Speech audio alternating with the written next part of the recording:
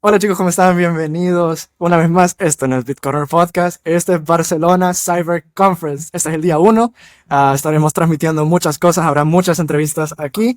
Luego conectaremos con el escenario y habrá muchos episodios pregrabados que estarán viendo, así que habrá mucho contenido sobre el primer evento de Barcelona. Estoy aquí con los organizadores Rafa y Fede. Bienvenidos chicos. Muchas gracias, Muchas gracias. Bueno, quiero preguntarles primero, esta es la primera conferencia de Barcelona, así que, ¿qué se espera del primer día? ¿Qué se espera del primer día? Sí, Bueno, esto, más que una conferencia, es una conference, hay mucha conexión con todo el mundo. bueno, sí, primero eso, ¿cómo es diferente esto a las Sí, conferencias? es una conferencia muy, digamos, de la comunidad para la comunidad, ¿vale? Y básicamente lo que se espera se habla mucho de lo que es la evolución cypherpunk a futuro, por eso tenemos a Max Hillebrand como la principal keynote. Tenemos ahora sesiones de historia cypherpunk también con Alfred, con Bebop, con Entropy, está súper bien. Y luego tenemos un taller de design thinking para llevar, definir, identificar y definir tipos de organizaciones paralelas que se pueden hacer a futuro. O sea, queremos que esto sea muy práctico. Luego tenemos temas también en pleb mining, o sea, bastante completo para todo el día de día. Wow, fantástico. Also guys, don't worry because we're gonna do like a Spanglish thing, so also the same question that I was doing. Well, first of all, welcome to Barcelona Cypher Conference. This is day 1. And Rafa, you can explain the short summary of what you told in Spanish for our English audience as well. Of course, yes. So long story short, so it's a very practical conference. We call it conference. It's by for the community and by the community. Today we're going to talk about cypherpunk, history of cypherpunk. We had the main keynote from Hillebrand about the future of cypherpunk and how we can take leverage of this. Secondly, we have a design thinking session that we're going to identify potential parallel structure and what would be the roadmap, the potential roadmap for those parallel structure. And third, we have pleb mining.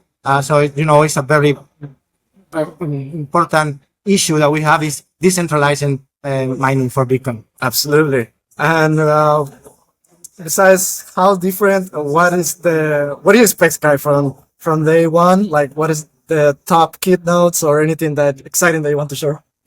For me, on this conference, what we want to show is to have a real cypherpunk spirit. What we want the people to take action.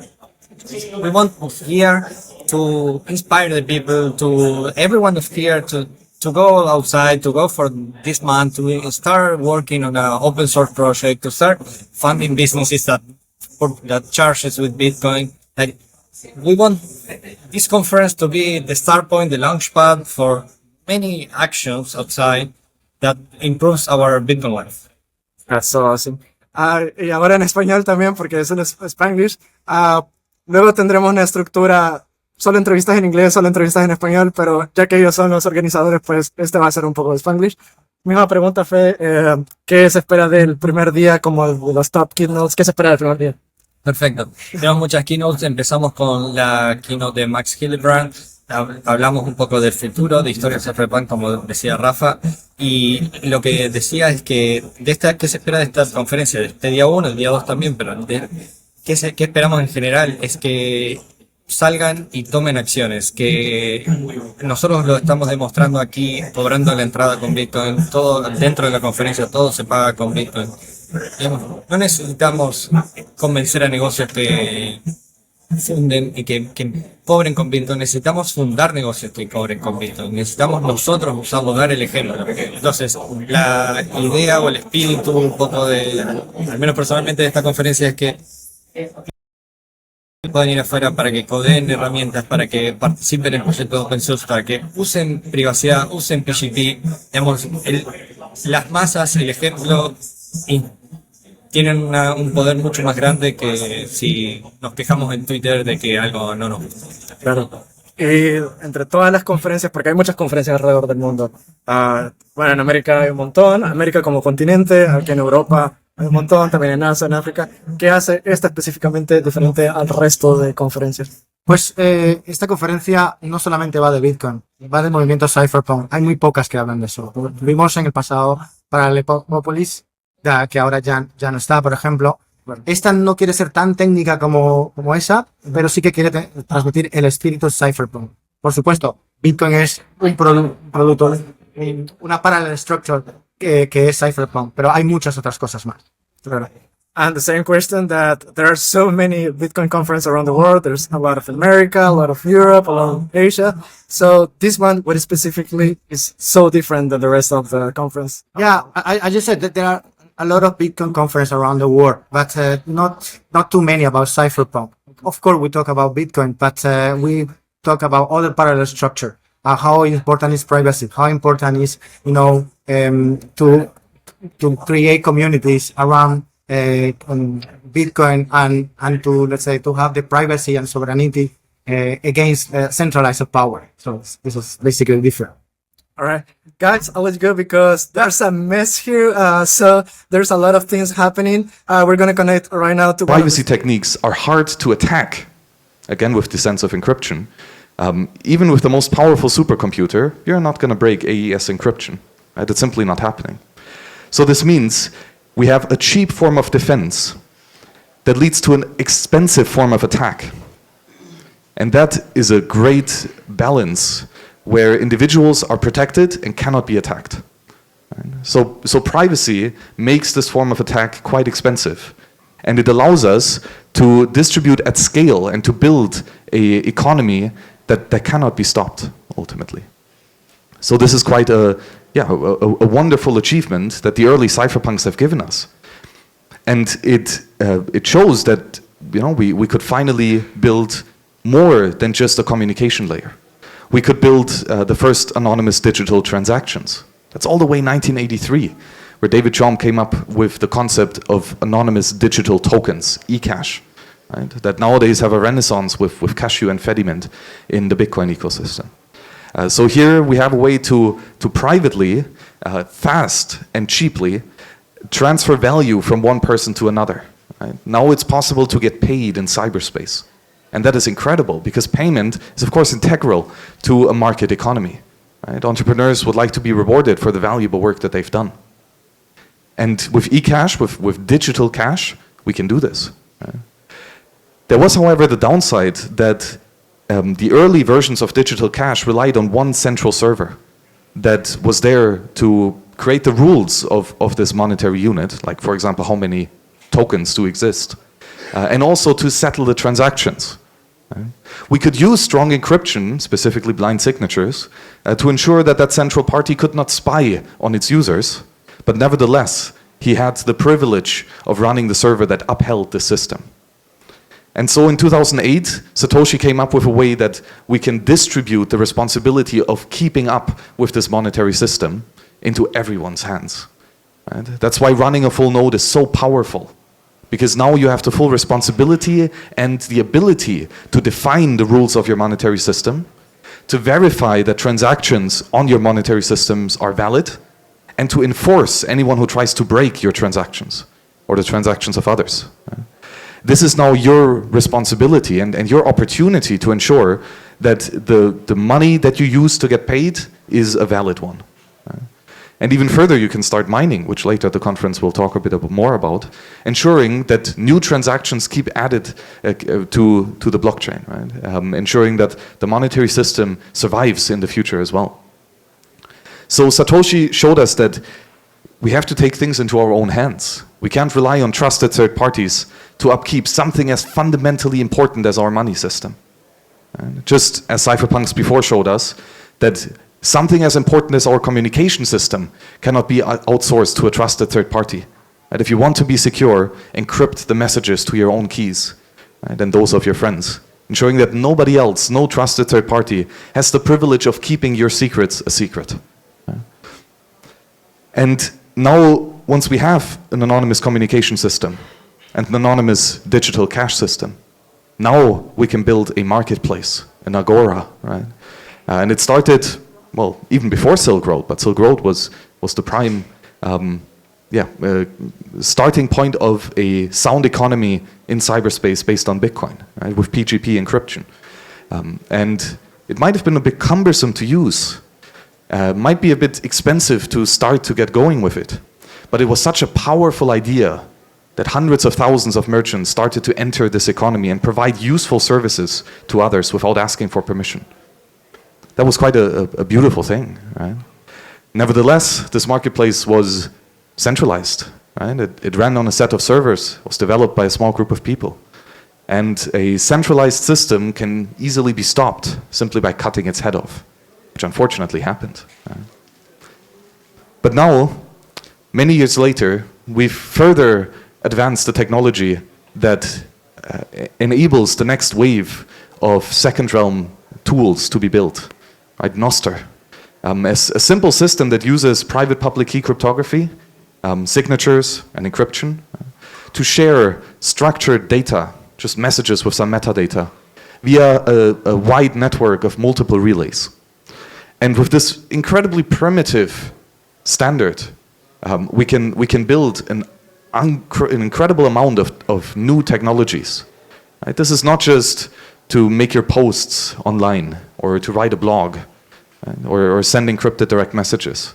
Oh, this is much more. Right? Now we can prove to others that we actually value someone's content by zapping him some money.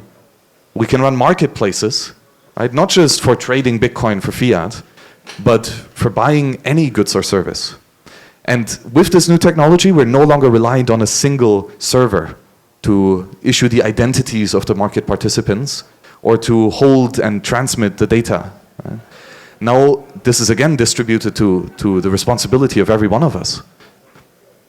And ultimately, this means we have not just 1,000 small marketplaces that are each kind of siloed. Now we have this network, a broader network, where any market participant of any one marketplace can trade with the others. Right? A shared order book that is commonly understood by anyone. And with the ability for any one of you to write a new software implementation that interprets and makes usable this marketplace. That's incredible, right? You can now, specifically with the help of AI, you can vibe code in a day or so a new marketplace implementation that focuses on the niche that you want to solve. And that's yet another incredible advancement that the cypherpunks have enabled to decrease the cost of building the tools needed for a second realm. So we're really at a quite breathtaking point if you look back. Like 30, 40 years ago, the number of cypherpunks was less than 10. Was a tiny mailing list that nobody cared about. Yet they have grandiose ideas of how to create a freer future for all of us. And because of their dedication and because of their curiosity and their drive to come up with something new and beautiful, now we can count the cypherpunks in the tens of thousands. We can even have conferences dedicated to cypherpunks. That's incredible, right? So it really shows that we've succeeded to a very large extent to spark that idea of freedom in the minds of many people. And ultimately, this battle will be won with ideas as well. Because ideas have people, and we need people. We need people to build, right? Not just the tools of the cypherpunks, but we need people to build anything. Food, shelter, right? Transportation technology, etc. Every single part of the economy is essential for the flourishing of humanity. So we not only have to build online tools, we literally have to build it all. At the moment, the vast majority of economic power is in the first realm, where it's hindered, right, and held back. And that is a tremendous cost to humanity that we don't actually have to bear. We can move all of these technologies into a freer alternative. Right? And that will be essential, because all the useful goods and services that we would like to utilize will sooner or later be thwarted and shut down in the first realm. It has happened numerous times, especially in the last couple of years, where entire market segments were simply abolished by the state. And there's something that we can do about that. Right? We can opt out. We can leave the first realm of coercion and violence and build something beautiful in the second realm. And this is all up to any one of us. to make that choice of build something delightful, something useful, while not asking for permission, right? While simply doing it and being awesome while doing it. This is possible, and I think we have an obligation to do so. This is not just for us, right? This is for humanity, for our children and their children's children. Because any capital that we accumulate now will pay back itself tenfold in the future. And the sooner we start with creating and accumulating this capital, the sooner we will reap the benefits of more large-scale economy in the future. I'd imagine if the Industrial Revolution was delayed by 50, 100 years, right, because people were too afraid to innovate and to build something new. We would not be here, right? Millions of people would not even be born because we couldn't have afforded it. Right? So it's on us for building that freer future. And we stand on the shoulders of giants, on the early cypherpunks, who've come up not just with the tools, but especially with the ideas. And we have a plethora of books, right? The Second Realm, a book on strategy. It's a must-read for anyone in this room. There's A Lodging of Wayfaring Men, right? A story of a group of the first cypherpunks in roughly the 2000s, built a first digital cash, first marketplace, first company registration system. In the 2000s, right? These ideas that we have nowadays, they're not new. They're quite old. And we can learn from the histories of the past to make sure that we're building something that will stand the test of time. So I think this was a long enough ramble. So let's take some questions. I'm curious to what you think about this topic and which area you want to hear more about. Thank you. Microphone runner.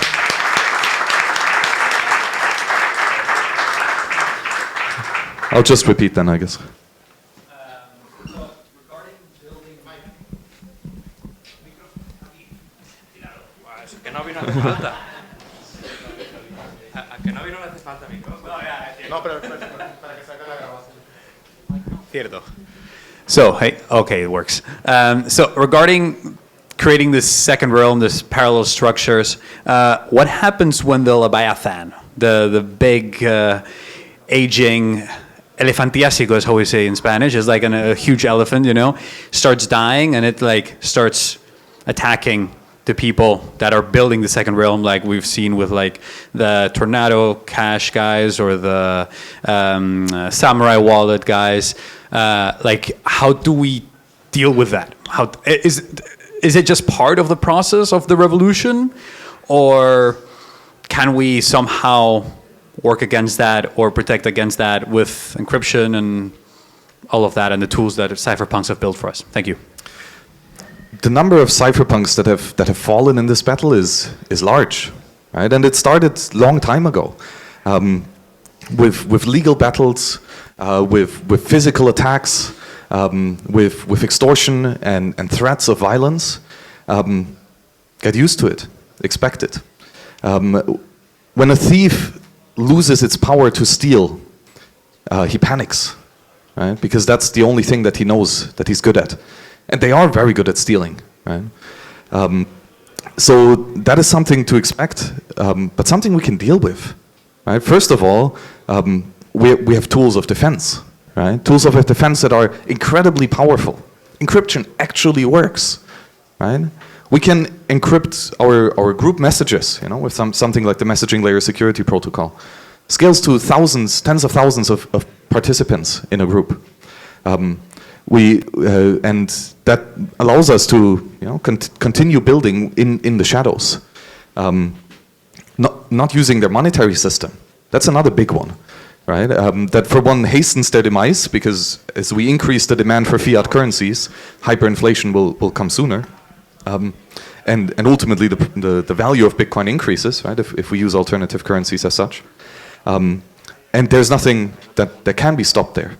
But ultimately, any security in cyberspace relies on the security of meat space. I'd imagine you create a new Bitcoin wallet and you write down your 12 words, but there's a camera behind you. Right? This little drone flying in the air with a telescope being able to see the words that you're writing down. Your meat space security is compromised, and so your security in cyberspace is as well. Your money is gone, your encryption is gone. Right? That is a big problem. So we do need to build alternative physical spaces that are secure. It's one of the big points of the Second Realm book, actually. How do we create secure physical spaces? But we can. And the good thing is that the world is a large place, right? Extremely large. And we just need, a small little cabin in the woods, where we can have a temporal autonomous zone, right? An autonomous zone that is free of violence and coercion, but it can be temporary. We don't need to live in this place for 100 years to come. Because when in the conflict with the state, de-escalation and evacuation is quite commonly a beneficial strategy. They have the money printer. They can outgun you. Right? So simply move. Take your capital, right? Take all the resources that you can, and start building in another place. Usually to gun it out with an adversary is not really that beneficial, because both parties will lose. Both parties will sustain tremendous damages. Building is much more productive than fighting. And since the world is such a big place, de-escalating at a point of conflict is quite beneficial. A great book on this is called Alongside Night.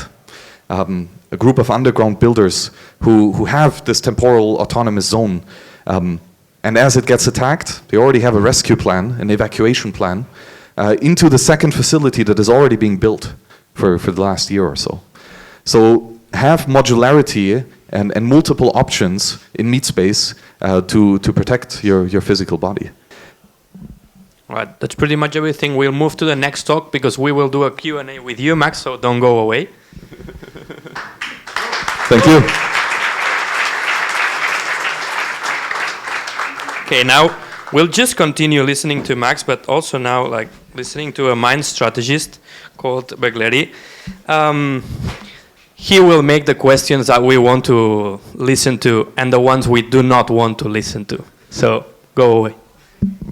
Thank you very much. First of all, excuse for my English. It's not my best language. And I want to ask about the idea of that Europe is going to become maybe the last cemetery. So we are seeing how inspirational Bitcoiners are moving from their countries to other places to build communities there, because you cannot build here in Europe. I would say that's the place where we can see Bitcoiners that are continue working and spending their time in fiat jobs to change it for Bitcoin, thinking that, okay, fiat economy is collapsing, so I'm just stacking. They are not investing their time in create or building these new communities. So all this capital is moving away from Europe. What is to expect from this adoption, the soft adoption?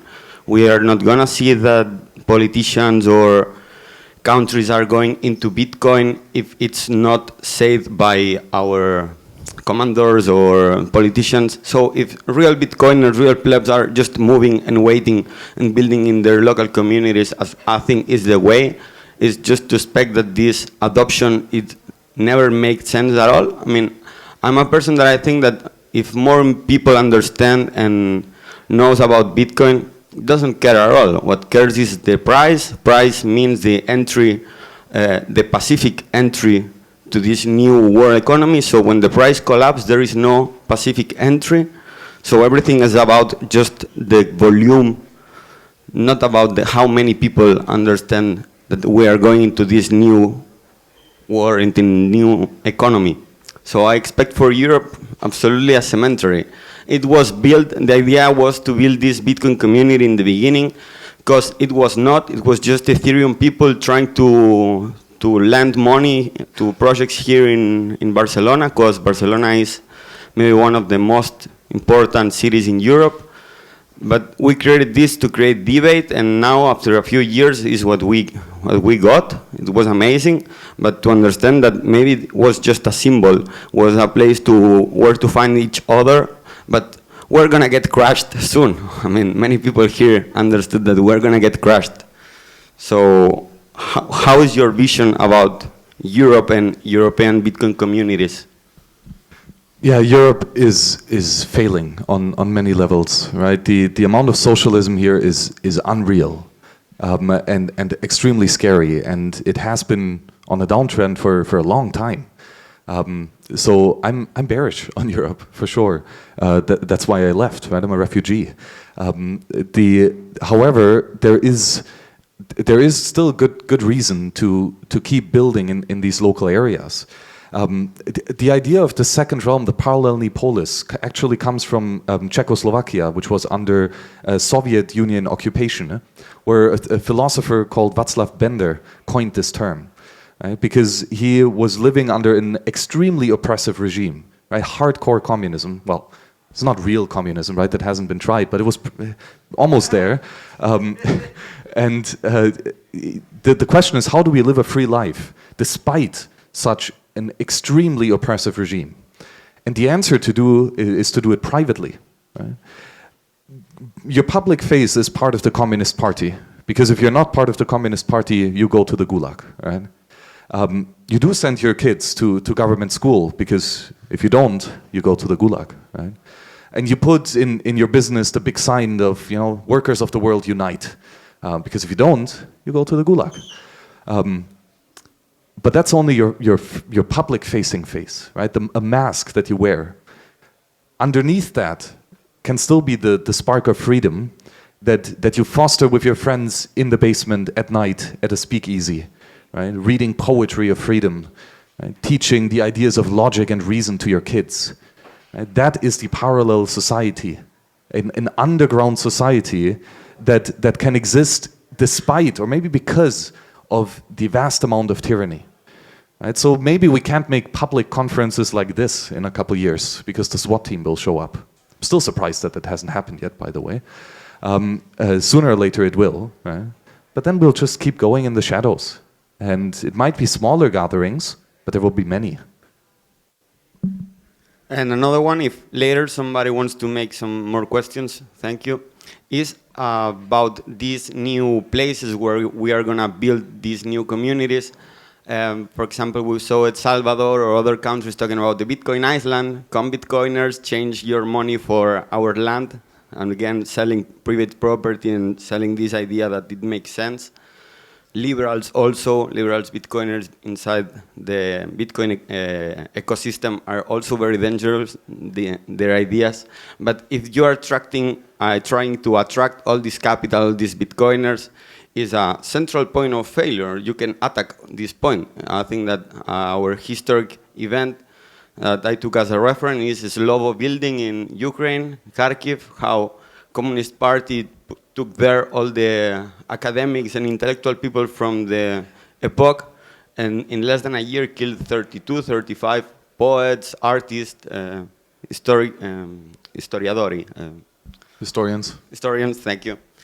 So if you put together all the people that you want to destroy, it's easier. So I'm not going to move to a Bitcoin Island or to the Bitcoin neighborhood, all these things. I think that we have to keep it just as we have been doing, making it something online communities as we are creating right now. But if we try to do something physically together, it's going to be something very risky, because there is not many people as here. I mean, we are not thousands of Bitcoiners that can lead or can revolution nothing. There is less, not that big amount of people that really has the understanding and bravery to really change things. So it's very risky to get involved in these projects. Yes, don't put all your eggs in one basket. Right? And this is where the concept of a temporal autonomous zone is so interesting, because we build it in mind that it won't last forever. And we have an escape route planned, and importantly, already a second facility. What I think would be the best strategy is to have a network of citadels, right? Not just one in one country, but hundreds, thousands, right? In all over the world. Again, we don't need to have the shiny castle on the hill. We can meet in someone's basement, right? Put up a couple beds there, have a couple computers, and that's it, right? It doesn't need to be fancy. It just needs to be free. And that ability to build these free spaces globally is extremely important and powerful. So to some extent, I appreciate all of you staying back in Barcelona in Spain, trying to save the country from utter collapse by building this parallel society here. That is important work. Just also build yourself the network outside of the country, because it might be very likely that you will not be able to save it here, that it will continue to escalate into the worst direction for a long time to come, and then you better have an escape plan. So build your communities, not just locally, which is extremely important, but also internationally. I liked a lot this solution. Thank you very much. Somebody else wants to ask something? Well, thank you for the talk. You said something interesting about being in the shadows, and I'm 32 years old, and I use MSN Messenger a lot. I think a lot of people here use the MSN Messenger. And my first email was called bostonslime@hotmail.com. I've never been to Boston, but I think everyone back then was trying to come up with the most creative email name, address. So I think it's the thing you said about the shadows. I kind of feel like back then everyone was trying to be anonymous on the internet without knowing it, as if it's the intuitive way of using technology. So I understand that encryption is a foreign concept to a lot of people, but at the same time, it feels like people that don't know about encryption tend to do encrypted things. You understand what I mean? Do you feel for a human to approach technology and networks? Thank you. That's a great question, and I would agree. I think freedom is the default, more broadly speaking. I think we're kind of indoctrinated or taught to accept slavery as a reality, but in reality, we all want to be free, right? And privacy online is, I think, a very common thing, right? Especially, it used to be in the early days, like everyone had nicknames. It was quite rare to actually use your public-facing identity online. And maybe this changed with Facebook, right? Because Facebook really made it the default of, hey, what's your name, what's your first name, what's your last name, what's your address, where did you go to school? And there we just see the power of technologies and that defaults matter, right? If the default is pick up any email address and that's it, right? Then people are likely to choose an interesting, creative name. If the default says name, last name, address, and so on, then people will just do that. This really shows how much of a responsibility we builders have, because the defaults that we build into our softwares will be used by the vast majority of users of the system. So really consider the creation of tools that do not require identity by default, right? That have strong encryption by default, that have private transactions by default, right? Where the user has the power to selectively choose whom to tell what. This is something that technology can do. Early technologies of the internet did do that, and then for some reason we went on a different path, which arguably was for the worse. But that also means that we can fix it, right? By using different systems. And I guess, for example, we see this with Nostr. A lot of people on Nostr use creative names. Right? There's quite few that have their first name, last name in Nostr on, to share their messages with. It's not zero, but it's not 100%. Right? So here, that makes me quite bullish that if we build technologies that represent the default desire of humans, which I would argue is freedom and privacy, then more and more people will use it simply because it's the default, and then they will realize that they like it, and actually double down in this direction. Yeah. Yeah. Thank you. Behind you. I'll just stick it there.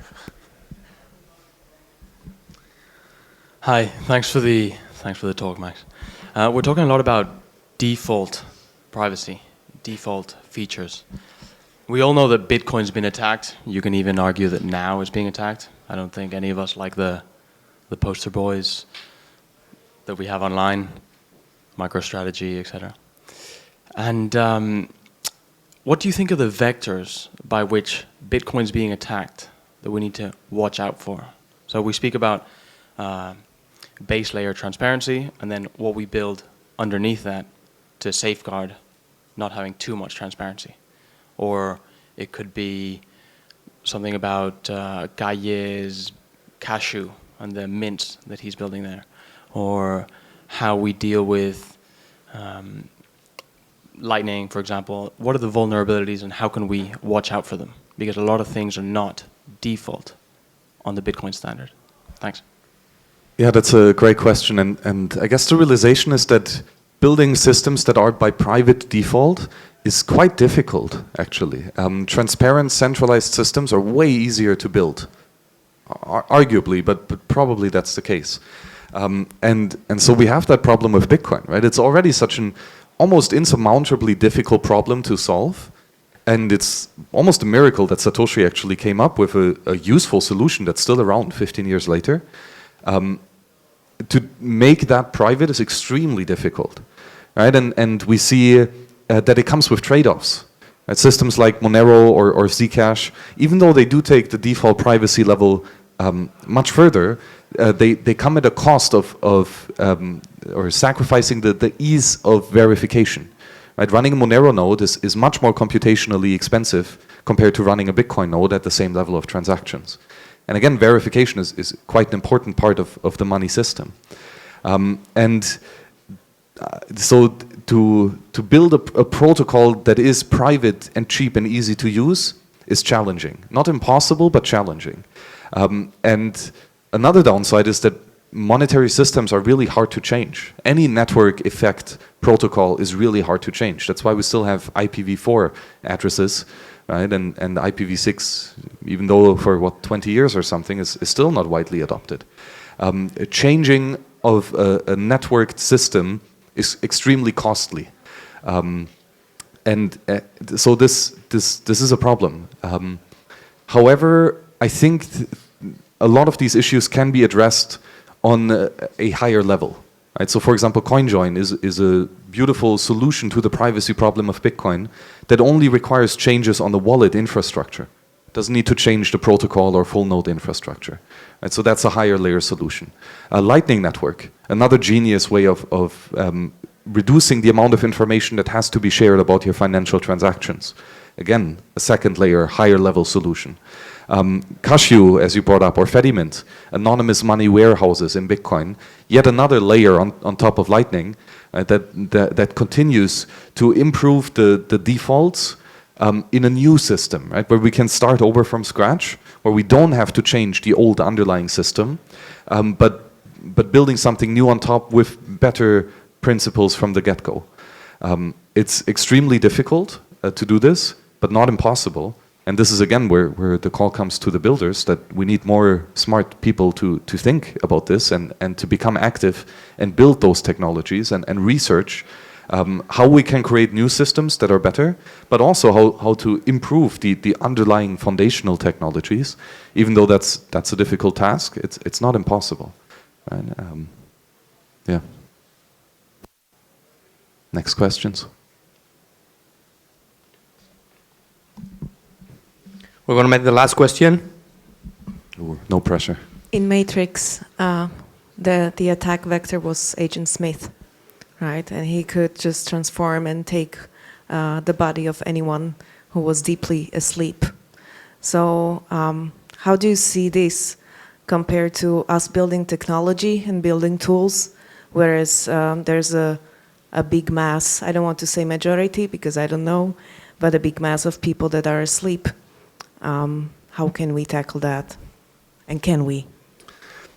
Yeah, Morpheus was saying in The Matrix, which is a great movie, by the way, you should all watch it, of course, that we don't unplug old people out of the Matrix. Right? They're too much conditioned, they're too used to the existing system, and that might well be the case, right? That people who have lived in a system of slavery, gotten used to it so much that they would even defend it if someone tries to take it away from them.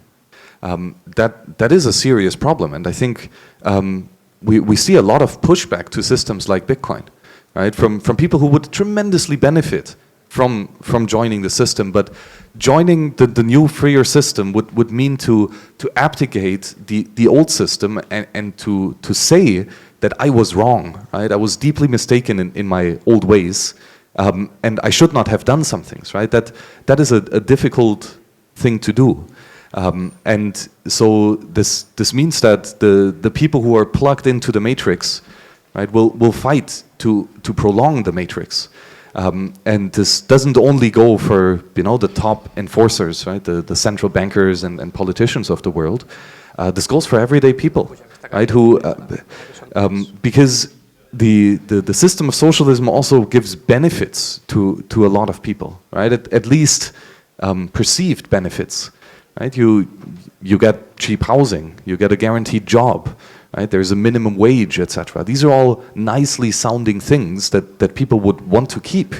Right? Freedom is scary to a large extent, and so that aspect that people would fight to keep the system going and to prevent you from embracing a freer alternative is absolutely a reality. I mean, maybe prime example was during the COVID lockdown. Your neighbors were snitching on you. Right? If you invited friends to your home, they called the police. Right? Like maniacs. But many people did that.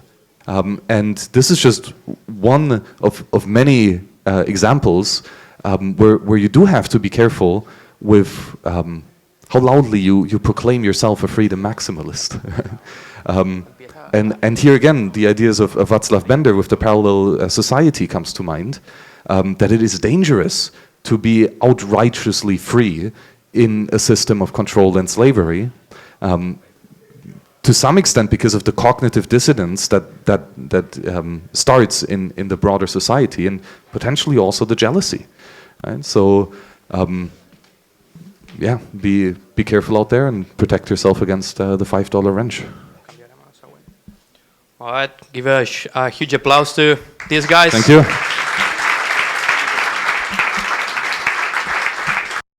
So welcome once again to Barcelona Cypher Conference. Khushbu, you're a special guest. You were last time in the Bitcoin conference. Welcome. Silali also welcome. Now she's joining as a co-host. So microphone. Thank you for having me. Yeah, so Khushbu, you have been around the world. Last time you have been in the podcast. There's a lot of things to talk about, but first, welcome to Barcelona. It's your first time here, right? Yes, it's my first time here, and you're responsible for it because last time when we were doing podcast, you just in fact mentioned that why don't you come to Spain? And I was like, whenever there's a conference in Spain, I'm gonna be there. So here I am, and I'm very glad that I'm at this high signal conference. Yeah, so when did you arrive here and how much have you seen on the first day? Tell us something that you have liked so far. It's just been 2 days and this is my first day in the conference and the conference has just started and I'm seeing some familiar faces, some Bitcoin maxis over here. I attended the keynote of Max, so it's a perfect start. That's so cool. Silali, Actually, guys, we are outside right now, so if you hear people clapping and cheering and discussing stuff, it's actually a good sign.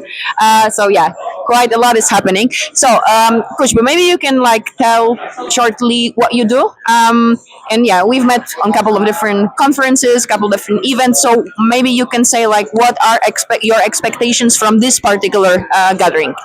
Okay, so I am a venture partner at Lightning Ventures. Lightning Ventures is a VC fund that invests primarily in Bitcoin startups.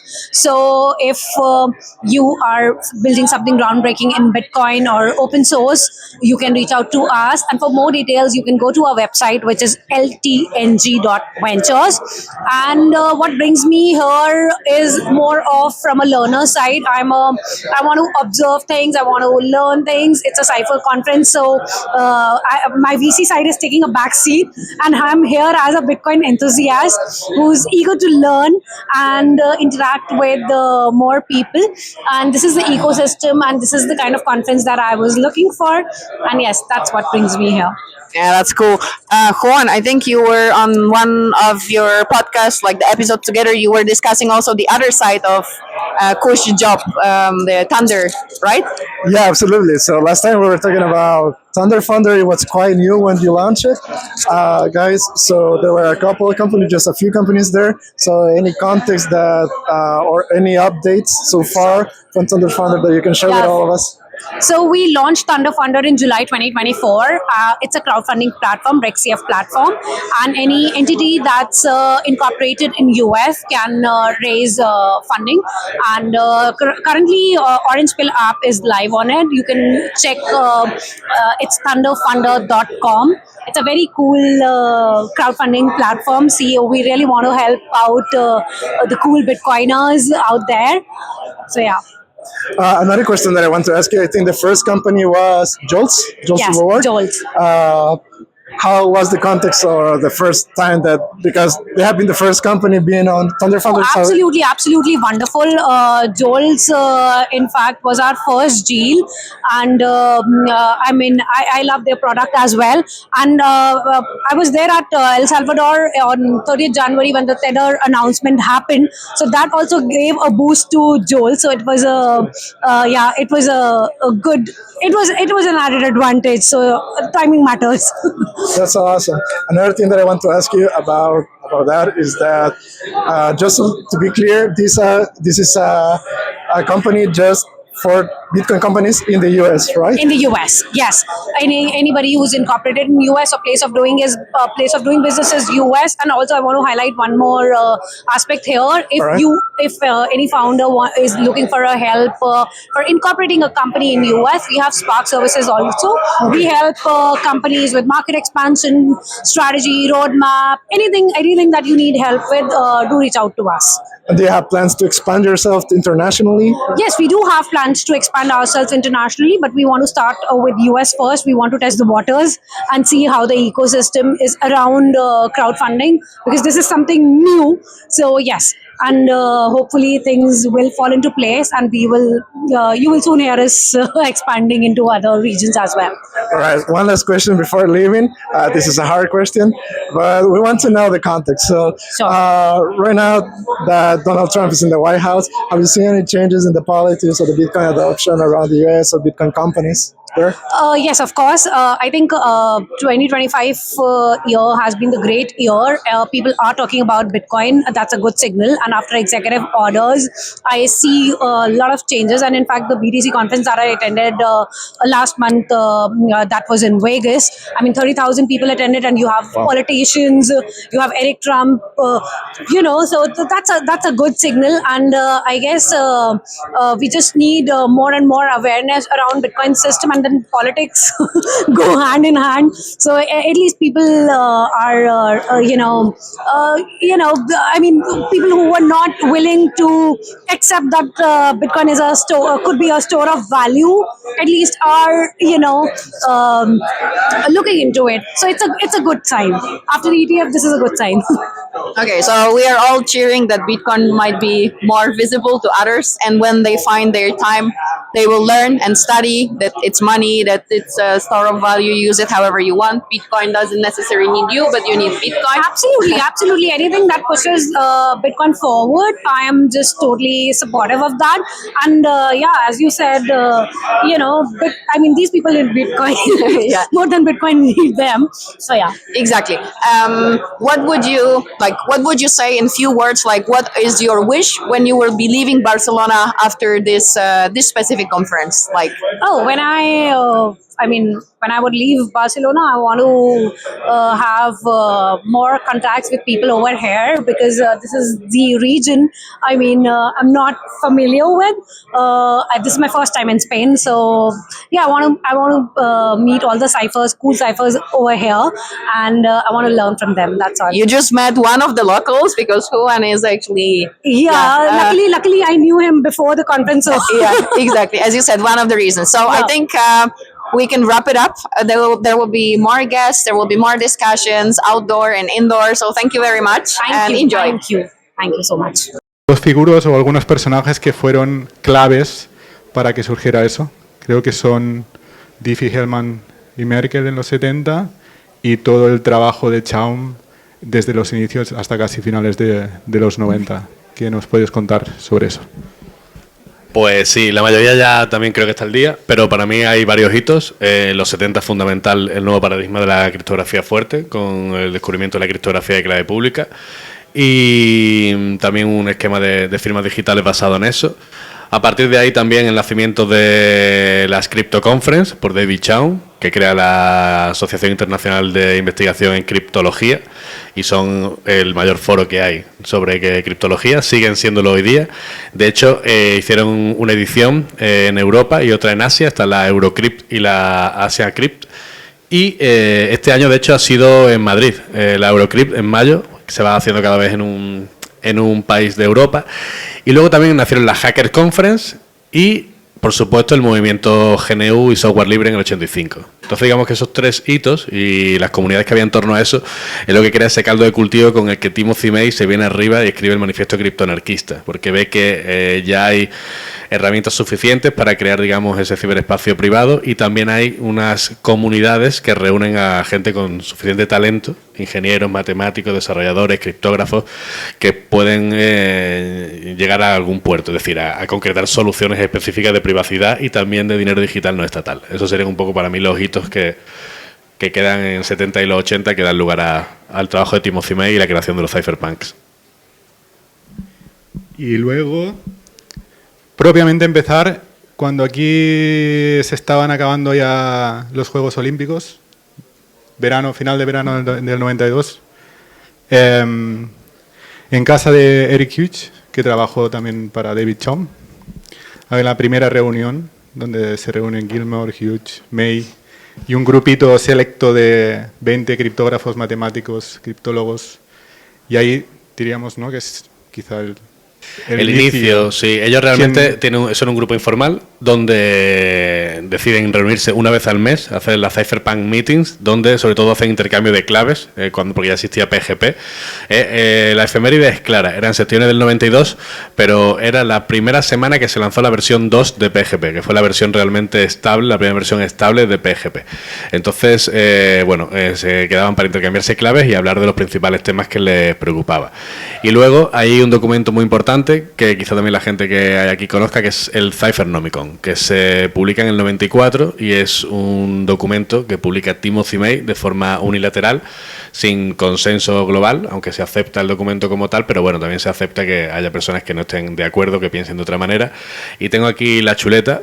Los puntos clave eran el gobierno, los puntos clave de los cypherpunks según Timothy May. El gobierno no debería poder espiar nuestros asuntos. Segundo, la protección de las conversaciones y los intercambios es algo básico. Tercero, estos derechos necesitarían ser asegurados mediante la tecnología más que por la ley. Y cuarto, el poder de la tecnología crea con frecuencia nuevas realidades políticas, que es lo que estamos viendo también un poco con el fenómeno Bitcoin y también con el fenómeno de la privacidad en general. Bien, ahí empieza el movimiento.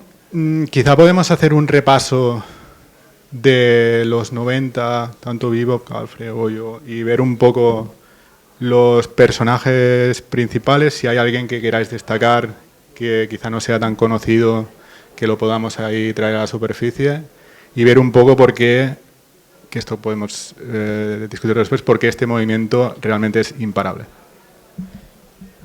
Hay bastante gente que conocemos, ¿no? Timothy May, Nick Chavo, Eric Hughes, Halfini, toda esta peña estaba. Y luego también había gente muy interesante en grupos que conocemos, por ejemplo, Brian Behlendorf. Brian Behlendorf es uno de los creadores de Apache. Todo el mundo que administra servidores o ya funciona con servidores sabe que es Apache. También es del equipo fundacional de Mozilla. Y también, por ejemplo, Brian Behlendorf me encanta porque es un friki de la cultura rave. Entonces él tenía un portal donde se administraban, digamos, el listado de todas las fiestas rave que había en Estados Unidos, especialmente en el estado de Washington y otros tantos. Entonces él ha aglutinado también las comunidades de la música electrónica. Y tiene una mente súper guapa. Luego también está Tim Pozzar, por ejemplo, que es el que creó Fidonet. Fidonet es, antes de que llegase Internet como tal y los protocolos TCP/IP, estaban los sistemas BBS, ¿no? Los Bulletin Board System. Entonces al final son sistemas de foros, ¿no? Al final eran programas informáticos que permitían crear foros y que la gente se relacionase a través de temáticas generales por etiquetas, sobre todo, ¿no? Fueron las primeras comunidades virtuales. Bueno, Tim Pozzar es el creador de Fidonet, sigue existiendo y es clave en eso. Gente también interesante, Mark Pesci. Mark Pesci es un flipado de la realidad virtual, también de los primeros que empezó a hablar de la etnobotánica, la relación de las drogas y cerebro y el uso de la droga como tecnología. Ahora tiene unas conferencias muy chulas que le ha dado la vuelta, que es la tecnología como droga, por aquello de las adicciones que genera las nuevas plataformas, redes sociales, digamos, la transformación que ha sufrido el Internet. O la Internet, Fem Lavalm, también, una persona súper importante y muy poco conocida, que trabaja mucho en el desarrollo de redes y privacidad, y también creador de Civic Action, que también podemos hablar luego, que bueno, es un portal que ayuda sobre todo a la administración a desarrollar servicios a la transformación digital de la administración con foco en la privacidad de las personas y en la eficiencia de los sistemas, básicamente. Y bueno, son algunos nombres que se me ocurren que también he apuntado porque sabía que me lo ibas a preguntar y quería destacarlos. Y luego, por supuesto, Mike Godwin, por ejemplo. Mike Godwin fue el principal abogado de la Electronic Frontier Foundation, en ese equipo de tres, de John Perry Barlow, John Gilmore y Mitch Kapor, que eran tres auténticos genios, pues incorporaron para cubrir el tema jurídico a Mike Godwin, que es también una persona esencial y lo podéis buscar, tiene escritos espectaculares. Y así, bueno, son gente que creo que es esencial y cuyo trabajo hoy día sigue en boga porque sus aplicaciones siguen funcionando o las novedades que trajeron a nivel, digamos, jurídico o tecnológico, pues crearon precedentes. Genial. ¿Queréis contextualizar un poco? Genial el contexto de Cypherpunks que nos ha hecho Alfred. Dejadme un momento, porque cuando me dijeron que estaría en la ponencia con Alfred, digo, yo de historia, ¿estamos con el repaso Entropy? Pues digo, repasar la historia, o sea, con Alfred aquí al lado, pues no tengo nada que hacer, ¿no? Entonces hablamos un poco y decimos, a lo mejor sí que sería interesante, luego del repaso histórico que nos ha hecho Alfred, y hablar de personajes que son un poco más personajes secundarios, hablar un poco de cómo es vivir hoy, en el presente, con los ideales que nos dejaron estas personas y que aún siguen algunos. Y creo que esto también pues, podría ser interesante. Y nada, yo aquí sí que puedo aportar también mi granito de arena como persona que investigó sobre la historia de Cypherpunk, los manifiestos, criptoanarquistas. Y la verdad es que empiezas a indagar con eso y te come la cabeza, y entonces empiezas a decir, ok, vale, código libre, ¿no? Montamos nuestro propio código, ok, vamos a buscar cosas código libre, vale, empiezas Linux, ok, Linux, genial. Luego Google te empieza a plantear, hostias, pues si quiero guardar mis fotos y quiero guardar mis documentos, voy a tener que empezar a saber gestionar mi propio servidor. Un servidor, una Raspberry. La Raspberry hizo puff, todos mis documentos hicieron puff, y nada, entonces empieza a indagar, nada, vamos a montar un RAID, que paridad de discos con un server, termina con un server, no exagero, de 45 kilos, en la habitación de mi casa, que hacía un ruido como si estuviera, bueno, eso que fuera un jet, ¿sabes?, que estaba ahí despegando. Y esa es poca de mi experiencia, que quería que, no sé, comentáramos con Entropy, con Alfred, algunas anécdotas así de locuras Cypher que nos hayan ocurrido. Sí, yo creo que estando todos con un pie en este mundo del ciberespacio y en el otro en el mundo cárnico, yo creo que sí que podemos analizar hay muchas fricciones. No somos pocos los que estamos ya construyendo otras estructuras. La lista de correo de Cypherpunks eran 700 personas al principio. Creo que somos muchísimas más ahora y se están viendo, hemos hablado antes del futuro, ahora del pasado, pero en el presente hay muchos que estamos siguiendo esa vía y nos encontramos fricciones que creo que puede ser bueno debatir para ver si podemos mejorar, porque una cosa es seguir tu camino full cypherpunk, cyberspace, privacy y tal, y la otra es cuando te tienes que relacionar con la otra gente en el mundo real. Yo, por ejemplo, no sé, van a salir muchos casos, creo que hablamos de algunos. yo, por ejemplo, me veo con Prometea, yo porque el tema del transporte es un gran tema a resolver. O sea, yo porque tengo que saber vuestro nombre y vuestra dirección cuando os quiero enviar un libro, ¿vale? El full doxing que hacemos para todas estas empresas de transporte y tal, podría existir un sistema de transporte que fuera con un código y que tú recibieras a un código. Yo no tengo por qué guardar vuestros datos para enviar un libro, por ejemplo.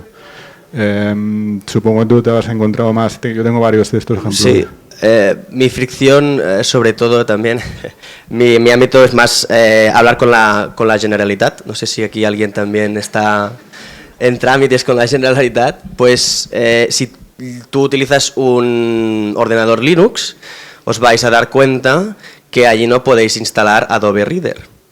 Y Adobe Reader es el programa oficial que utiliza la Generalitat para firmar luego. Y tú te descargas el PDF, yo me voy con Mulbat, me descargo el PDF y allí te dice, no, este PDF solo puedes abrirlo con Acrobat Reader. Descárgalo para Windows, iOS o Mac y Linux en este enlace. Ok, vas a este enlace, miras las opciones que hay para descarga. Oh, sorpresa. Windows 10, Windows 11, Windows XP, bueno, ya no, pero lo que sea, y Linux no, pues evidentemente no está.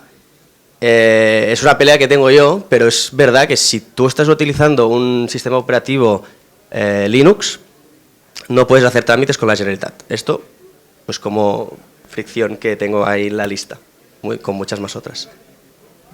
Yo creo que mucho, sobre todo con la burocracia que se exige, lo que hablamos antes, ¿no? Que se exige mucho, que se exige mucho a las empresas que protejan sus datos y tal, pero no pasa lo mismo con los organismos oficiales muchas veces. Y no hemos llegado al punto de implementar, por ejemplo, mecanismos de prueba de conocimiento cero, que serían muy útiles en vez de dar una ristra de todos tus datos para saber un dato concreto, tendrías que dar solo ese dato concreto. Yo creo que, Alfred, puedes dar un poco más de insight en cómo podríamos aplicar pruebas de conocimiento cero y a algo más burocrático estatal. Digamos que un punto claro que tenemos es la relación con la administración o las empresas, que de pronto, algo que ya decían en el ámbito de los cypherpunk, es que damos demasiados datos innecesarios para la generación de una transacción. Es decir, para que la empresa se cubra del fraude y el usuario también pueda recibir el servicio adecuado, no necesita dar tantos datos muchas veces, ¿no? Entonces, como decía Timothy May en el Manifiesto Cripto Anarquista, ya existen esas tecnologías que permiten hacerlo en la práctica y ahora están muchísimo más maduras. La prueba de conocimiento cero es del 85, que la sacó Safi con Silvio Micali, está operativa y se está implementando en temas de criptomonedas y también en otros ámbitos de la vida, vamos a decir, civil. En la administración le queda bastante. Deberíamos también, no sé si en Europa, bueno, en Europa no tenemos tanto ningún lobby como es la Electronic Frontier Foundation que presione, digamos, a la administración, ni ninguna organización civil que presione a la administración para implementar estas medidas de privacidad. Y surgen ortopedias como, por ejemplo, me estaba registrando el otro día en las GAE por cuestiones de derechos de autor, no solo para las canciones que hago yo, que ya sabéis que soy un freak y en eso también me gusta rapear, sino para otras composiciones que he hecho para terceros y cobrar mi correspondiente royalty para invertirlo en sats. Entonces, les mando a la ECAE la suscripción, ¿no? Le doy mis datos y me dice, pon tu DNI. Digo, por supuesto que sí. Entonces le mando mi DNI con una marca de agua y una serie de datos irrelevantes tachados por recomendación de la Policía Nacional y el Ministerio de Interior y el INCIBE. Y me devuelven un mensaje que no aceptan la inscripción, que qué pena conmigo y que vuelvo a hacer la solicitud entera. Entonces les respondo un mensaje, digo, pues esto es por recomendación del ministerio tal y cual, le pongo las pautas. Y me responden hoy, 2 semanas después, me pone, estimado Alfredo, bueno, ayer, estimado Alfredo, nos sabe mal, ¿eh? Pero es un requisito indispensable recibir la documentación sin tachones que tapen información del DNI, ya que debemos proceder a archivarlo en un expediente oficial. No sería posible tampoco subsanar errores de la solicitud por vía del correo. Recibo un cordial saludo del equipo de la SGAE. O sea, gente, o sea, estos putos ladrones, quiero decir, que han estado robando más de 2 décadas, no aceptan un DNI, ¿sabes? Con información básica borrada que no, digamos, evita que ellos confirmen que efectivamente mi persona es la que está solicitando el alta en esa entidad. Con esto quiero decir que al final la EGAE, que es una sociedad público-privada que defiende un derecho común y por eso hay que hacer una gestión colectiva en base a las leyes que hay de propiedad intelectual para que si yo en un momento dado hago una obra y genera royalty, ellos lo recauden por mí y me lo paguen, o sea, el colmo de los intermediarios, no permite que tú protejas tu privacidad ni aunque tú le mandes las directrices del Instituto de Ciberseguridad Español, ni el Ministerio de Interior, ni nada, se la pela. Entonces, con esto quiero decir que estamos desnudos y vendidos. Entonces yo creo que lo que necesitamos es, no sé cómo, os lo voy a decir porque no sé muy bien cómo, pero habría que... más allá de promover nosotros en Bitcoin la privacidad, como que también hacer esa especie de lobby, especialmente en los organismos que ya están, como el INCIBE, para presionarles más y que hagan que todo este tipo de gente y otros sujetos de la administración nos permita relacionarnos con ellos manteniendo nuestra privacidad.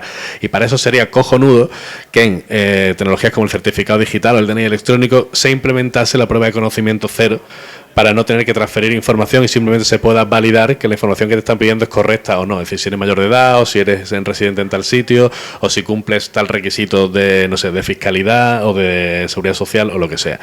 Y bueno, lo que quiero decir con esto es que realmente no es una cosa pasiva, no podemos delegar en los políticos que eso pase porque no va a pasar.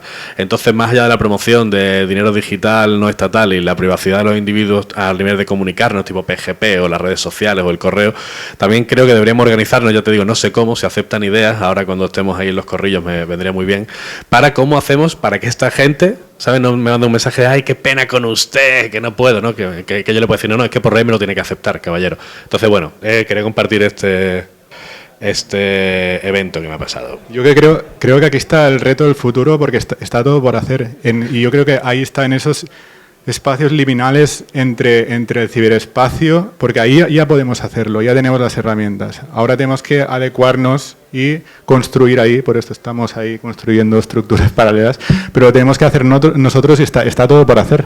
Pero tenemos las herramientas y ahí, o sea, no se puede volver atrás. Un poco para linkear con un poco de la historia y la charla de Max de antes, que decía, hemos conseguido con la criptografía fuerte, hemos conseguido una defensa que es muy barata de hacer contra un ataque que es carísimo. Vuelvo a leer el título de la charla, que era el código como revolución. Hablaba con un amigo el otro día que muy bitcoiner y tal, pero él siempre dice, hostia, y si esto falla porque no sé qué, porque se... Como las revoluciones que han fallado antes, decía, ¿no? Y hablamos sobre eso. Y es que durante toda la historia de la humanidad, cualquier movimiento ha sido aplastado por el poder y por la fuerza. Quien aplicaba más fuerza podía conseguir lo que quería. Esto hasta los 70. En los 70 cambió. Por primera vez en la humanidad. O sea, por mucha fuerza que apliques, no puedes reventar una fórmula matemática. ¿De acuerdo? Entonces, las herramientas las tenemos, están ahí, las podemos usar. Yo creo que buscar esos espacios, o sea, buscar construir en esos espacios entre el mundo estándar, normie, no sé, no me gusta usar la palabra, pero nos entendemos, ¿no? Y las herramientas que tenemos, y tenemos que hacerlo nosotros. Tú hablabas también de esas formas de soberanía, ¿no? O sea, vale, tenemos la soberanía monetaria, pero hay muchas otras formas de soberanía alimentaria, ¿vale? Y tienes que vivir. Hay una frase, la voy a parafrasear, la voy a decir mal, que quizá tú la sabes mejor, la de Hal Finney, ¿no? Que decía algo de si me explican cómo salir de la presión con no sé qué, ¿cómo era la frase esa? Cuando se hablaba de todo el tema de la vida digital y moverte de forma anónima, ¿no? Él planteaba precisamente la relación entre el mundo físico y el digital. Y decía, yo soy partidario de vivir de forma anónima y todas las herramientas que tenemos para hacerlo, pero que alguien me explique cómo se va uno desde el ciberespacio hasta la cárcel y viceversa. Es decir, en el momento que estás preso, ¿cómo hago yo para salir al ciberespacio? Show me the code, ¿no? Para salir. Entonces, precisamente él era un tipo muy interesado, de hecho fue el que empezó la discusión en los cypherpunk y ya lo había empezado en los estropianos sobre el dinero digital. Y él hacía mucho hincapié en, si no nos estudiamos la ley del dinero, no vamos a poder desarrollar una tecnología que deje obsoleta la propia ley. Que va de eso, que es lo mismo que dice Timothy May de proteger nuestra privacidad por tecnología más que por la ley. Porque al final la ley no deja de ser un derecho positivo aplicado e interpretado por una serie de actores que en un momento dado, si te llegan a dar la razón, ya tu privacidad se ha jodido por el camino seguro. Entonces, si tú con tecnología la estás protegiendo, por defecto, la vas a tener cubierta, ¿no? Y para anotar una cuestión extra a eso, que sería, digamos, el tip maestro que vengo a dar hoy, hay un libro de 500 páginas, para que no voy a 500 páginas de fricada de organización ciberespacial. Se llama Criptoanarquía, Ciberestados y la Utopía Pirata, que está editado por Peter Ludlow y está también publicado por el departamento de prensa del MIT. Aquí recoge todos los manifiestos, tipo la Declaración de Independencia del Ciberespacio, el Manifiesto Criptoanarquista y tantísimos otros, donde debaten en los años de finales de los 80 y los 90 precisamente estructuras de gobierno en el ciberespacio, de autogobierno, tanto con privacidad, con otro tipo de procedimientos y tecnologías. Y hay una cuestión muy guapa, porque también incorpora, por supuesto, críticas a, por ejemplo, la Declaración del Ciberespacio, que nos encanta tanto, la Declaración de Independencia del Ciberespacio. Voy a contar una cosa y le paso el micro aquí a mi coleguita, que le hemos traído para algo, ¿no? Para que también participe. Bueno, y dice un tipo, dice, yo me pregunto, lo estoy traduciendo del inglés, ¿vale? Si fallo, me perdonáis. Me pregunto qué significa eso de crear un contrato social en el ciberespacio, en referencia a lo que decía John Perry Barlow, ¿no? Decía, y más uno que tenga el tipo de autenticidad y autoridad de una constitución. Suena magnífico en teoría, pero yo realmente actualmente no vivo en el ciberespacio, vivo en Nueva York, en Nueva York City, en el estado de Nueva York, en los Estados Unidos de América. Supongo que quizá me estoy tomando las cosas demasiado literales, pero aparentemente mi mente sí vive en el ciberespacio y eso es lo que cuenta. En mi paquete de carne, también conocido como mi cuerpo, es el que vive en Nueva York. Gracias. Dice, gracias a Dios, ahora sé que gobierno, geografía y mi cuerpo son cosas obsoletas gracias al ciberespacio, el nuevo hogar de la mente. Entonces, es una crítica obvia, ¿no? Y relaciona precisamente de, vale, John Perry Barlow, está guapísima tu idea y me motiva, pero ¿cómo cojones hacemos para eludir luego la ley que aplica sobre las personas, ¿no? Sobre los DNI y el final paquete físico que soy yo mismo, porque mi mente en la cárcel a lo mejor no está tan libre. Bueno, pues este documento, que está abierto para su descarga en internet, se publicó en 2001, también ya avisaba un poco de lo que se venía con las corporaciones, y os leo una última cosa y ya corto el meeting.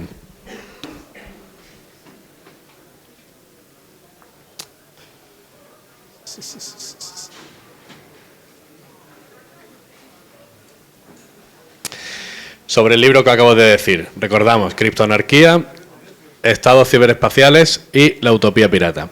Espero que esta colección refleje parte de la diversidad de perspectivas del mundo digital actual y que muestre la enorme creatividad y energía de sus habitantes actuales. En mi opinión, aquí es donde se celebra la verdadera fiesta del fin del milenio. Recordamos que se publicó en 2001. En los próximos años, la época de las burbujas de la .com y todo esto.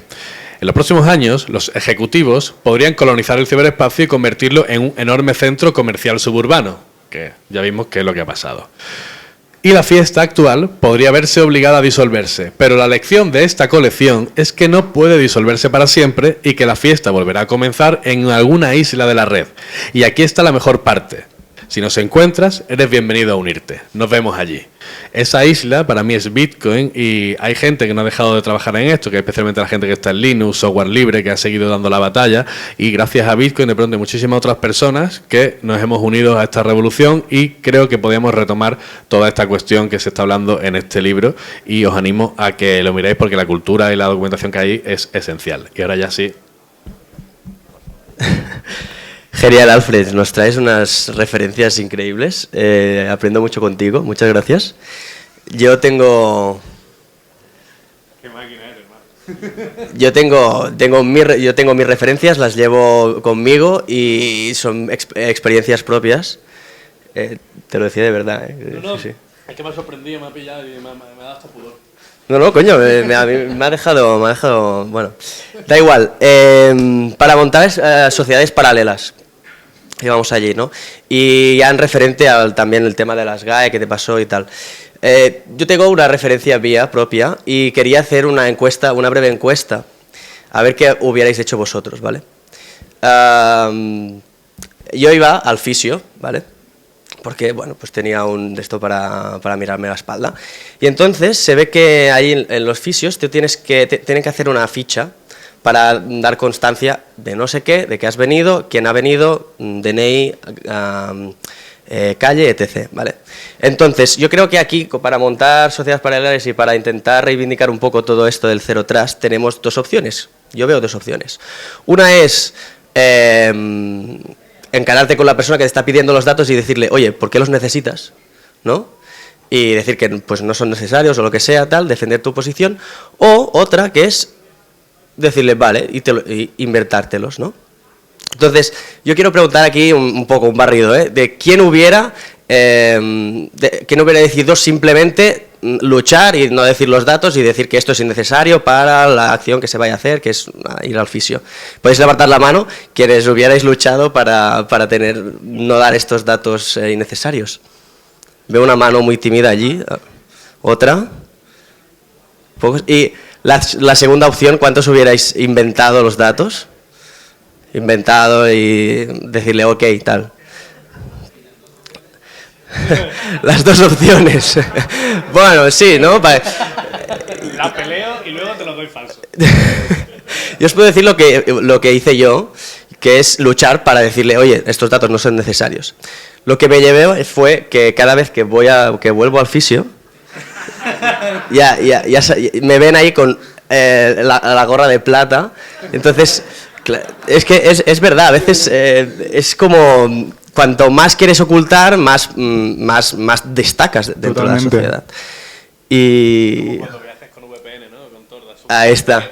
Herramientas que tenemos, cómo las utilizaríamos y luego contra quién estamos luchando, porque el que nos tiene el cuerpo físico tiene el monopolio de la violencia y con ello, pues, aunque tú te ocultes, aunque tú no sé qué, si te cogen y tal, pues de eso, cómo se va de la prisión al ciberespacio. Totalmente. Rafa creo que lo que decía que hay que tener varios perfiles y uno que sea full normie, y el otro día lo hablaba aquí con una amiga también que el mejor seudónimo es David Sánchez, ¿entiendes? O sea, ¿no? ¿Cómo se llama? David, ya está, ¿no? O sea, hay que contra esto es del catalán. Cuanto más a veces quieres esconderte, más destacas, totalmente. Es que me ha hecho gracia porque con una de correos tuve un tema también, me pasó y me pedí el DNI. Vino un paquete estaba en casa de mis padres y vino un paquete a nombre de mi hermano que estaba volviendo no voy a decir de dónde, había pasado años fuera de España y estaba ahí. Entonces llega un paquete de correos y me dice la tipa, el DNI, por favor. Y yo dije, ¿DNI para qué? Si soy su hermano, de verdad. No, pero DNI. Y digo, Y la tipa ya me miró sospechando y me dijo, me lo tienes que dar, y me lo tienes que dar el de verdad, porque mentira, yo soy funcionaria de no sé qué, y mentira a un funcionario del Estado es delito. Y la miré y le dije, señora, relájese, quiero decir, estoy simplemente dudando, no por nada, y le enseñé el móvil. Y digo, es que tengo un amigo que me envió un paquete certificado hace un año y pico, dio mi teléfono y mi correo, el subnormal de mi amigo. Y mira, tengo aquí SMS de phishing diciendo que recoge el paquete de correo desde entonces. Y creo que se han hackeado la base de datos. No me siento muy seguro dándote mi DNI. Pues me lo tienes que dar. Y el verdadero, recuerda, dije yo, no te preocupes para nada. ¿Sabes? Mientras estaba hablando, yo tenía aquí en marcadores DNI Generator, os lo recomiendo. Y me dijo, porque voy a saber si me lo dan mal. Por el típico checksum que tiene el DNI. Y le dije apunta. Y se lo di obviamente falso, a esa señora le salió el checksum de puta madre y me dijo, el verdadero. Y digo, sí, hasta luego. A eso es lo que voy, no es que no se lo quiera dar, es que no me fío de la seguridad de la base de datos y ese es el principal problema, lo sabéis de sobra, ¿no? Entonces, a colación de lo que ha dicho él, a veces batallas y de pronto te señalas absolutamente, ¿no? Entonces ya es la reticencia, ¿no? Ya va con la etiqueta de, hostia, este individuo es un puto friki. Pero bueno, sin más, que a veces también pues tenemos recursos para puentearlo, es lo que quería contar y compartir. Bien, ¿cómo vamos de tiempo? ¿Alguien ha contado? Faltan. Porque igual dejamos vivo. ¿Queréis comentar algo más? O dejamos a lo mejor hay alguien que tiene algún punto de fricción que quiere compartir. Sí. Vale. O cómo eludirlo, sí. Que haya encontrado algunas formas de puentes naturales. Si no, yo voy con otro. Dale. Vale. Ok, estamos hablando de sociedades paralelas, tipos de soberanía. Tenemos la monetaria con Bitcoin, genial. Falta una muy importante. Todos comemos, ¿no? ¿Qué pasa cuando tú quieres hacerte tu propia comida? ¿Alguien lo sabe? Sobre todo estoy hablando de temas de carne, ¿eh? Una lechuguita, pues nadie te va a decir nada, ¿no? Pero ¿alguien sabe qué pasa si tú quieres matar tus propios animales? El Estado no te deja. Y si te deja con ciertas excepciones, etc., etc. Entonces aquí también hay un punto de fricción y creo que de los más importantes en cuanto a montar sociedades paralelas, porque las sociedades se alimentan, beben y necesitan transaccionar, evidentemente. Puntos de fricción que son un poco peliagudos, pero en cuanto a eso, a tener querer hacer tu propia comida o querer matar tus propios animales, allí ya hay fricciones y son fricciones de alto calibre. O sea, estamos hablando de que nos exponemos a sanciones peores que del tráfico de marihuana, porque tienes dos delitos principales a los que estás incurriendo. Uno es maltrato animal y el otro es atentado contra la salud pública, porque el Estado, aunque tú te lo comas para ti, te exige que hagan las pruebas veterinarias pertinentes y tal. No, pero sí, este animal, yo abogo con mi responsabilidad de que este animal pues está bien y si me pasa algo, pues es mi responsabilidad. No. Tiene que venir el veterinario oficial a mirarlo y entonces, y si eso, y lo queremos suficientemente bien, entonces te damos el beneplácito para poder comerlo. Entonces, es un tema peliagudo que no se habla mucho, pero que los cypherpunks seguro que tienen y tendrían este problema al montar sociedades paralelas. ¿Quieres añadir algo, Alfredo? Bien. Yo quería, quizá no decir, tenía apuntadas varias fricciones. En vez de esto quiero decir una cosa que me viene ahora. Hablamos mucho del pasado, cypherpunk, historia cypherpunk, o del futuro cypherpunk future, tal, así que. Pero estamos en el presente, cypherpunk. Me apunté la definición canónica, bueno, una de las definiciones de cypherpunk, voy a leerla porque si no la voy a decir mal. Es cualquier individuo que defienda el uso generalizado de la criptografía fuerte y las tecnologías que mejoran la privacidad como vía para el cambio social y político en desmedro del Estado y a favor del mercado libre en medios digitales. Yo creo que la mayoría que estamos aquí podríamos englobarnos en esta definición. O sea, cada vez somos más. Empezaron 700, somos muchos. Las herramientas están ahí, ¿de acuerdo? Y yo creo que hay que hablar de presente cypherpunk. O sea, Vivo está con ello, Alfredo está con ello, yo estoy con ello, vosotros estáis con ello. Creo que une con el tema de la conferencia, ¿no? Vamos a crear estructuras paralelas, o sea, creed que es posible. O sea, vamos a creer que es posible porque yo creo que este es el primer punto de fricción, quizá, ¿no? El abandonarte a las reglas o el stream hay de pensamiento o de acción, porque es cómodo, ¿no? Porque nadie te critica, porque si te sales nadie te va a mirar mal, o te van a tratar como un raro cuando les digas el teléfono por primera vez falso y luego te envían un texto de confirmación y te digan, pero no, da igual, mil cosas así, ¿no? O sea, pero no sé, construyamos porque es que es posible. Yo creo que esta es la cosa que tendríamos que superar. O sea, ya estamos en un presente cypherpunk y vamos a construir estructuras paralelas. Y luego otro punto también es, nos solemos reunir de forma privada en los meetups y trabajar para nicho. Yo en Málaga lo estamos intentando y me consta que en otras ciudades también, y es también ocupar los espacios de gestión municipal, todos aquellos espacios culturales que estén pensados para que la ciudadanía los solicite y haga charlas o eventos, e intentar presionar ahí, intentar abrirnos al público general. El tema de fomentar la preocupación por la privacidad y las implicaciones que tiene estar despreocupado de ella, y la amenaza real que supone que la administración y las empresas privadas no tengan recursos reales, no tengan unos mecanismos, unos protocolos seguros, porque el que más seguro lo tiene también ha sido hackeado. Entonces, al final, necesitamos, por nuestra propia seguridad real, que creemos esta conciencia y que nos abramos, que llegue este mensaje a la ciudadanía, digamos, vamos a decir más, como decía el normio tradicional, porque la gente que a lo mejor no está tan preocupada por estas cuestiones, yo por mi experiencia en los meetups en Málaga nos llega gente no tan relacionada con Bitcoin, pero que sí ha tenido alguna fricción, algún problema con la administración o con una empresa donde sus datos se han visto expuestos o han tenido problemas reales y están preocupados realmente en cómo protegerse en sus rutinas diarias de mensajería, correos electrónicos, navegación y todo esto. Entonces, bueno, es simplemente un consejo y también os digo que por mi experiencia propia en este tipo de eventos y fomentando este tipo de mensajes, de pronto aparece gente bastante capaz con la que nos podemos asociar para llegar, digamos, pues un poquito más lejos. Y bueno, pues ahí lo dejo, que en la medida de lo posible pues le metáis caña con eso. Yo creo que es un buen cierre, ¿no? Dale. ¿Cerramos? ¿Una pregunta? Dale. Ah, vale. Vale. Tenéis el patio para hacer las preguntas.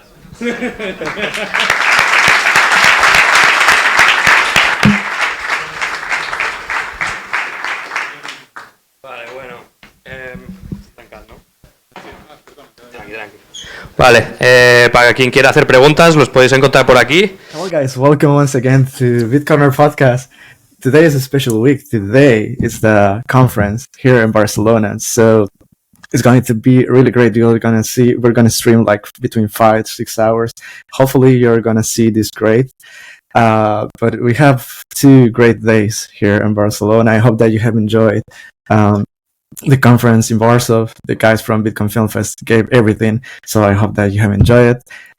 Also, I hope that you have enjoyed Lawrence Lepard episode. I know it was huge insights. We talked a lot in 60 minutes, and he says that he's coming back in a future episode, but I hope you didn't like it. I hope that you have been reading his book, The Big Print. It's really insightful what's going on right now, and also if you want to learn about macroeconomics and the history of the US. So anyways, today we have a great episode among everything that's going on here, but I want to welcome Ian. He's the host of Questioning Bitcoin. Welcome, man. Hey, what's up, brother? How are you? Man, first of all, like, well done with the whole Barcelona, like the whole conference thing.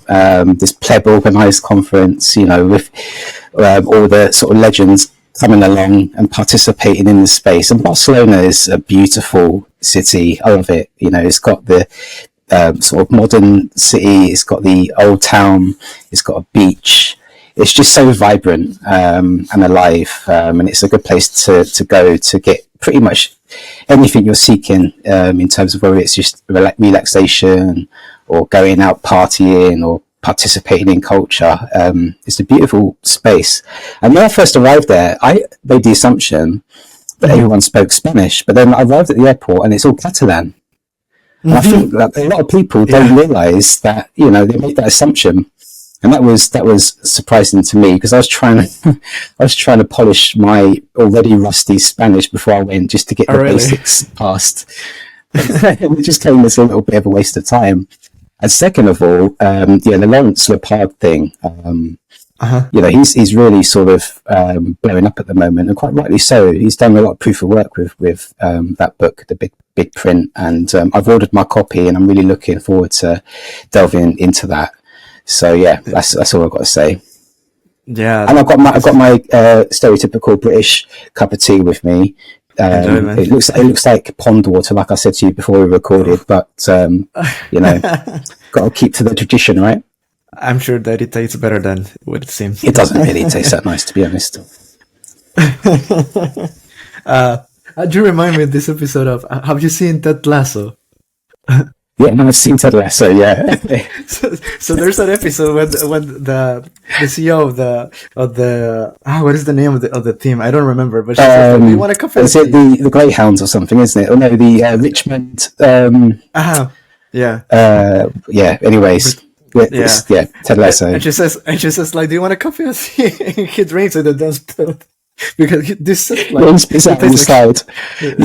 Yeah. That's so cool.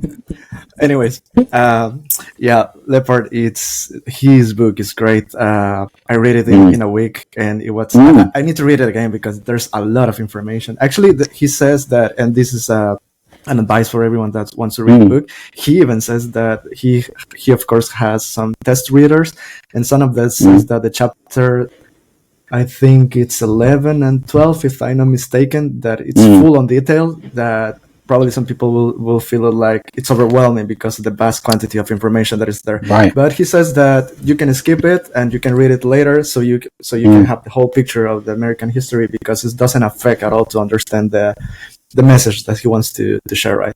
So that's if you want to skip it, it's fine. Then because that's what I did.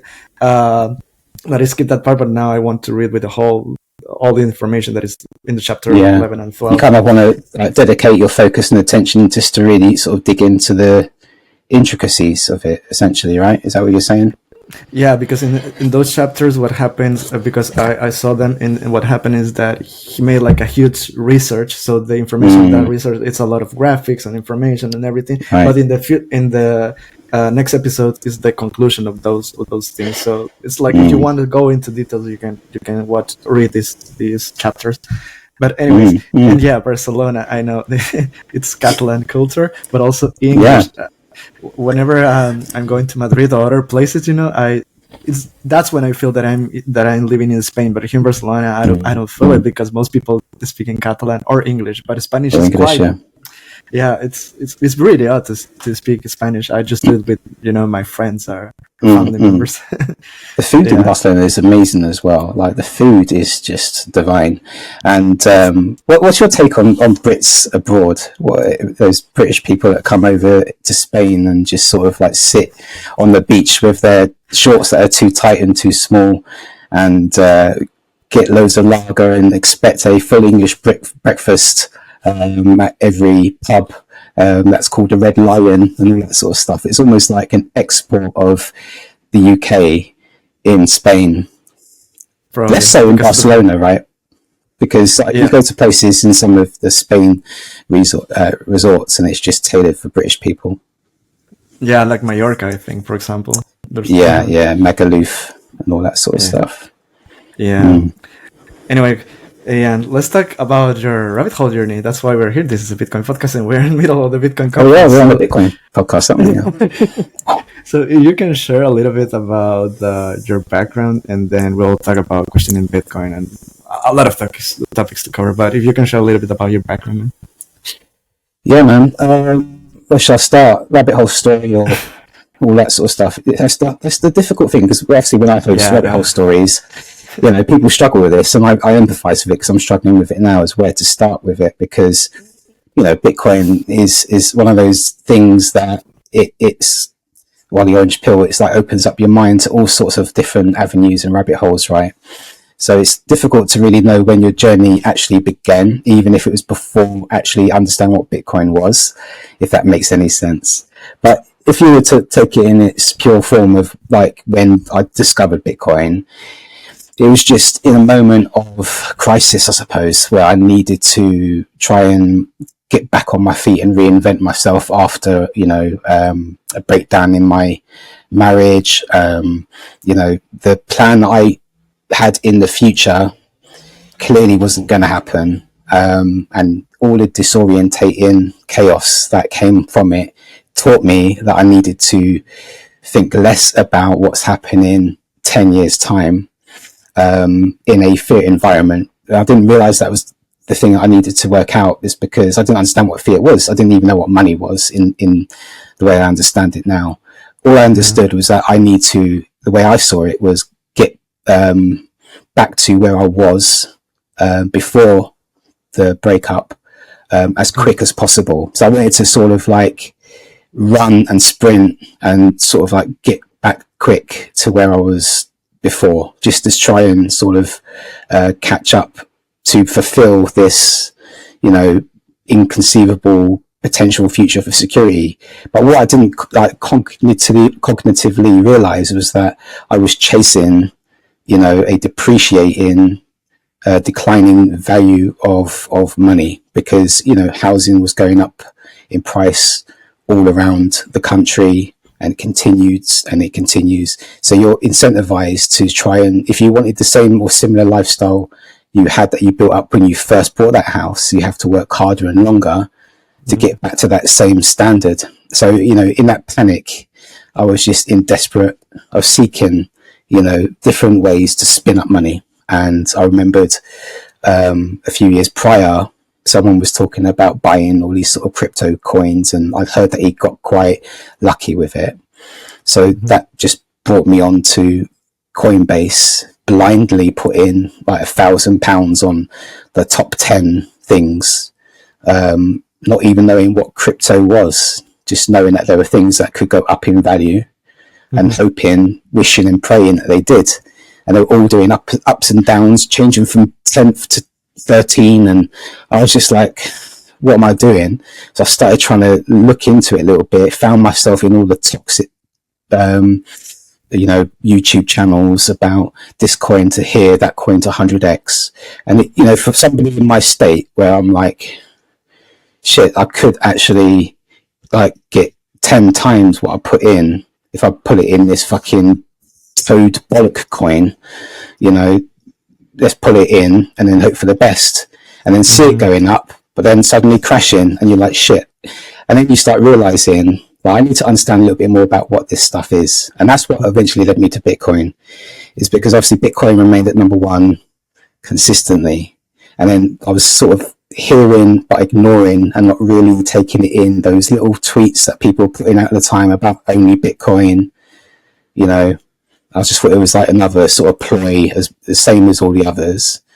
But the more I saw it and the more engagement I saw online, and thanks for obviously the Bitcoin ecosystem and their toxicity and then persistence at it, it triggered a little bit of curiosity for me to scratch a little bit behind the surface to sort of listen to what they had to say further. So I started watching a little bit more Bitcoin orientated podcasts like this one, and then realized actually there's something different here, and there's more of a philosophical kind of meaning behind it. There's this one stands out amongst the rest, and then how it's like, then it starts to, once you take this next step, there's a sort of trickling and then a sudden realization that this is not what I thought it was, and that's what led me down that rabbit hole. Wow. It's super concise. I love it. I noticed that you're a host, man, because you can condense everything.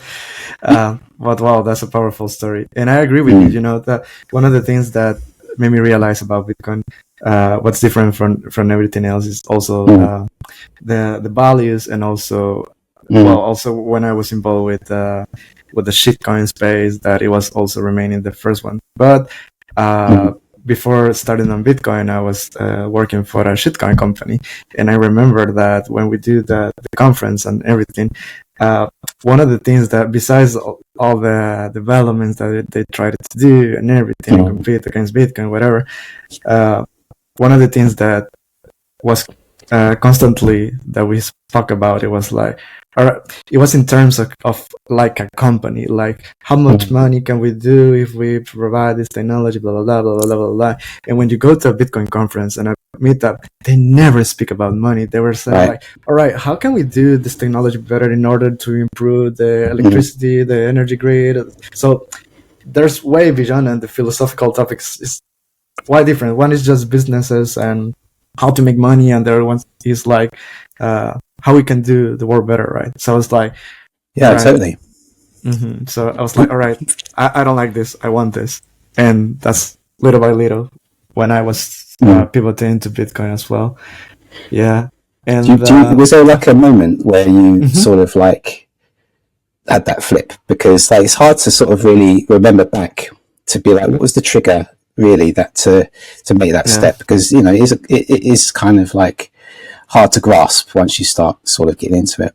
Was there like a moment in that story where you realized, or was it just sort of like it just occurred naturally for you?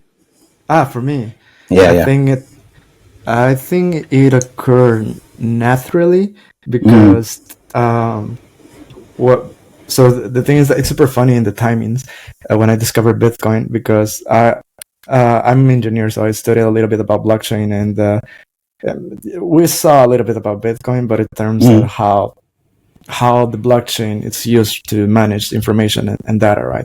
But it's all technology, actually. So I was like, all right, I think it's part of the culture of engineering and how to know another way to manage stuff, but I didn't pay attention of it. But that was the first time that I heard about Bitcoin. But then, fast forward a couple of years later, my sister also don't live in El Salvador anymore. She was living in Australia back then, I think. But then she came to Barcelona, and my parents were in El Salvador, so we had a conversation. We catch up like once a week or something, and we were in a call with my dad. And my sister said, I don't even remember how to start the conversation, but she says like something like, in Australia, Bitcoin is super popular because of this, because of that, and everyone has different stories, examples that she gave. But then, what got me curious that my dad also knew about Bitcoin, and he's a pediatrician, he's a doctor, he's not involved at all at finance, right? And he knew about Bitcoin, but he's a smart guy. I mean, he wants to invest money, to have his nest egg and to have something for his retirement, etc. Right? I was like, all right, here's something. And then I started talking with my sister a little bit more. And funny enough, like a couple months or a year later, we start hearing about El Sante, how it's going popular. And then a few months later, we start hearing about the rumors that Bukele wanted to make Bitcoin legal tender. And we were like, all right, something's going on back home. We need to pay attention about that. And if Bukele wants to make it legal tender, there's more than just an investment. We need to dive deeper into this. And I started reading more books. And back then I was a huge fan of, I think that's how my dad got attention of Bitcoin, because he's a huge fan of Max Kaiser. He has his show on RT. Max demands attention, doesn't he? It's hard to ignore Max. Exactly. So I think that's how it evolved naturally. And now we're here. That's wicked, man. Yeah, it's nice when there's that moment where all the stars align, and it seems like there was like your sister and your dad and you were kind of on this discovery together. That's brilliant, man. That's really cool. I think that's what accelerates everything, because it was not just me, which it's really odd, because normally in the Bitcoin rabbit hole journey, it's a lonely road, right? And then you start discovering another Bitcoiners and that you feel aligned with them. But when you have your family that also know about that topic, you can talk about it like any other topic, like, I don't know, food or travel or whatever, right? So it's super awesome. Yeah. I wonder how popular that is, where people, Bitcoiners, have the same kind of setup you have, or whether they're isolated within their close relationships, and Bitcoin is like they're a bit on the side, if you like. Absolutely. Yeah, I'm constantly like talking about, indirectly I suppose, and sometimes directly, well, more often than not now, actually, which is a good sign.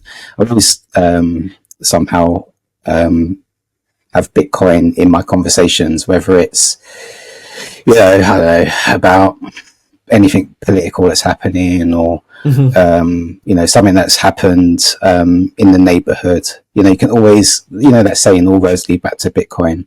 I have like the kind of fundamentals and principles of the way I understand Bitcoin in my head, which has kind of altered the way I see the world and how things have come to be in this way because of fiat incentives.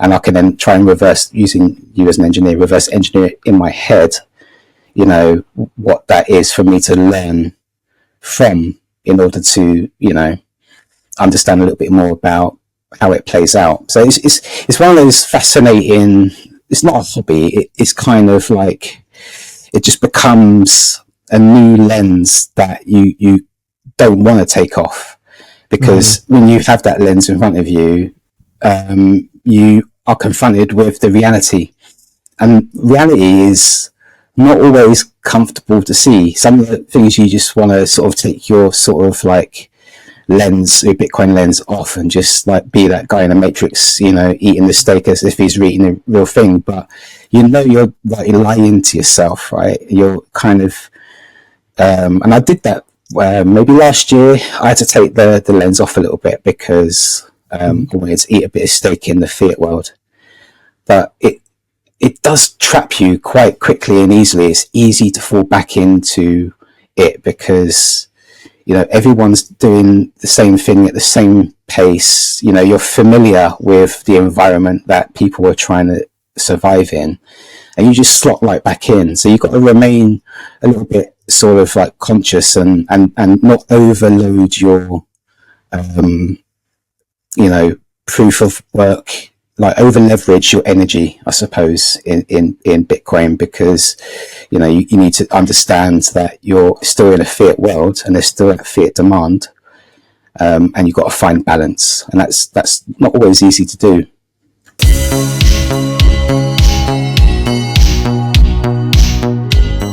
Cuando dejas tus activos digitales en un exchange o en custodia de alguien más, te expones a riesgos de terceros no deseados. A diferencia del sistema bancario tradicional, Bitcoin te permite tomar el control total de tus fondos utilizando tus propias claves privadas. Esto te permite ser soberano y esencialmente tu propio banco. Al tomar el control de tus Bitcoins, puedes evitar riesgos innecesarios de terceros.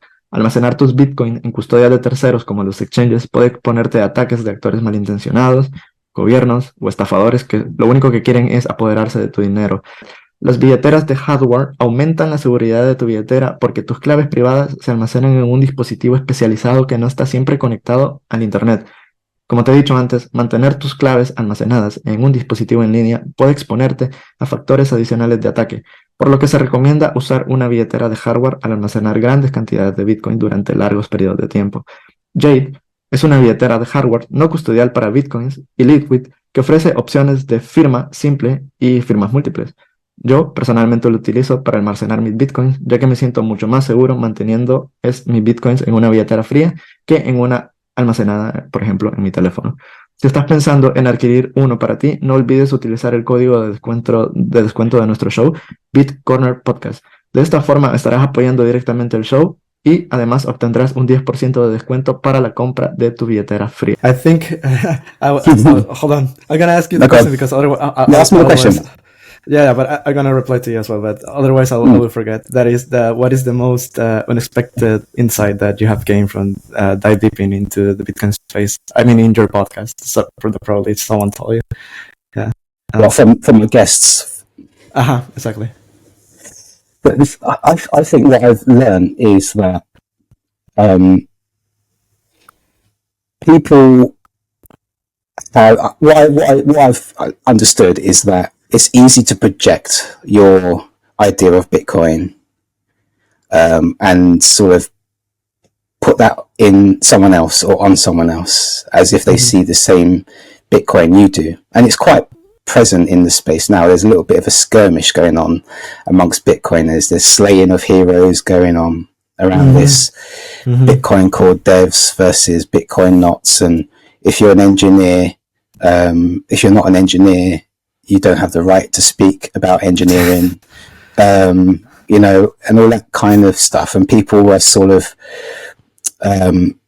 suspicious of some of the authenticity behind some of the opinions that people who are quite influential in the space, how independent or influenced they are with their narratives and directions within Bitcoin. And this is something I was kind of vigilant about pretty much always, I think. And I assumed, probably wrongly from what I can see now, that people have sort of just assumed, and I hear this saying often in not only my podcast, but in others, like, we might all disagree, but we're all Bitcoiners, we all agree on Bitcoin. It's quite clear we don't all agree on Bitcoin. How could we? Because we don't understand and see Bitcoin from the same lens and the same perspective and the same professional insights or skills that we have as individuals, right? And I'm sort of thinking, well, just because I've still chose to adopt Bitcoin, spend time in the space, try and contribute what I can. So, I've got value, but only limited value. And I can contribute what I'm good at. And people will decide whether or not they want to listen or engage with that, which will give me feedback as to whether or not I'm good at it, or not, and how I can grow and develop or change and do something else. But people, I think, get lost in this not the rabbit hole, but they get lost down a particular sort of route or in a little part of the rabbit hole, and that's their kind of safe space that they want to stay in. But it's ignoring the bigger picture. Go exploring in this rabbit hole. Don't just take in other people's value, because that will give you value in return, even if it's an uncomfortable truth, right? I respect the fact that I don't like to hear some of the things people say, and it makes me feel uncomfortable, or it makes me doubt myself. But that's something that you can build on, right, and grow from, because you might, by sitting in that discomfort, change your mind. And if you've changed your mind, aren't you more closer to the overall truth than you were by not engaging with that discomfort? And there's a lot of people sort of like shit posting at each other, and that's going to happen. Of course it is. People they're just trying to drive engagement, or they're just sort of like, getting involved in arguments just to sort of wind people up. And I respect Bitcoin for that, but it also frustrates me, because you've got to try and find the signal amongst it all, Yeah, but how do you start the Question in Bitcoin podcast? Well, it's the Rabbit Hole Stories podcast, but so it's me and Joel. So it's just me and Joel. We were just sort of at the London Bitcoin meetup a few times, and we got to be friends, and we wanted to like do something. I wanted to do something. He wanted to do something. And then we were just sort of like, let's just meet up in the pub next weekend and just spitball some ideas and see what we're good at and see what we can come up with. So we thought I would just do like a podcast, call it Rabbit Hole Stories, and then have it as an archive of people's discovery of Bitcoin. So we like say, tell us your Bitcoin rabbit hole story. What's your origin story? And then we just open the floor up. Then it's not sort of structured. It's not pre-prepared questions or anything like that. Because we wanted a space where people can bring themselves and sort of like reveal a little bit about their insights of Bitcoin, what their interests are, what their sort of whatever they want to talk. We'll just go with it, like we're doing right now. And it's been really valuable because it connects people to other people. People realize that they've got similar interests or ideas and perspectives outside of Bitcoin as much as in.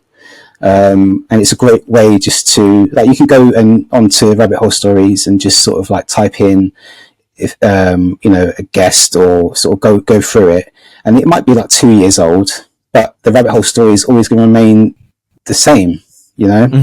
People's opinions, obviously, 2 years ago about Bitcoin and things are likely to have changed. I've hoped, because like if you haven't changed your opinion in a couple of years, then But so you should take really watching these Rabbit Hole Stories.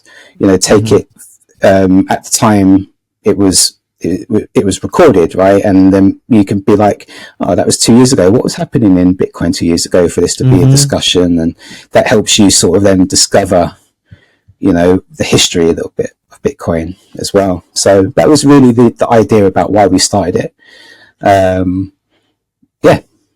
So it's not something that we constantly drive to get the numbers up and stuff. It's very low key, and if and when we can do it.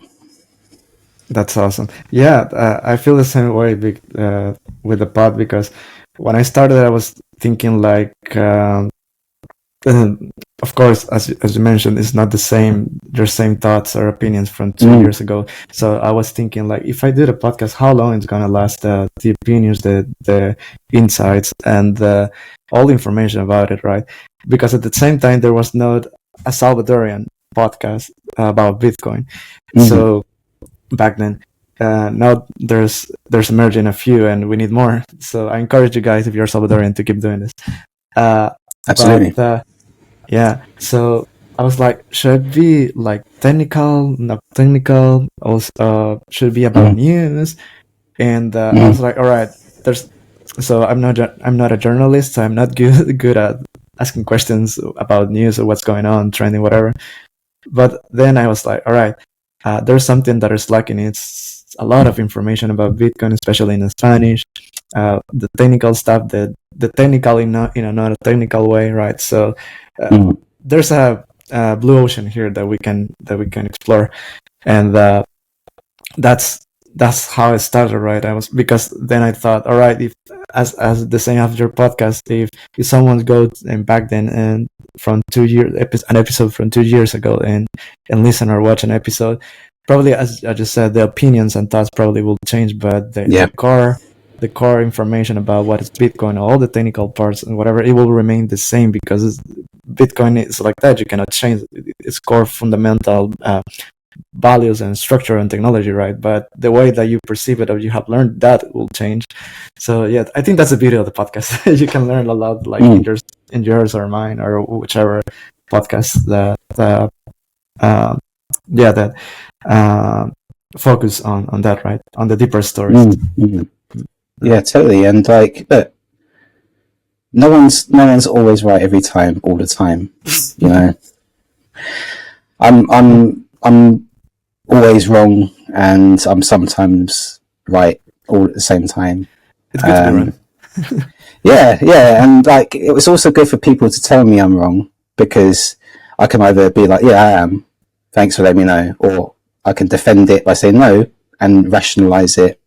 So it does create, like, opportunity for engagement and learning.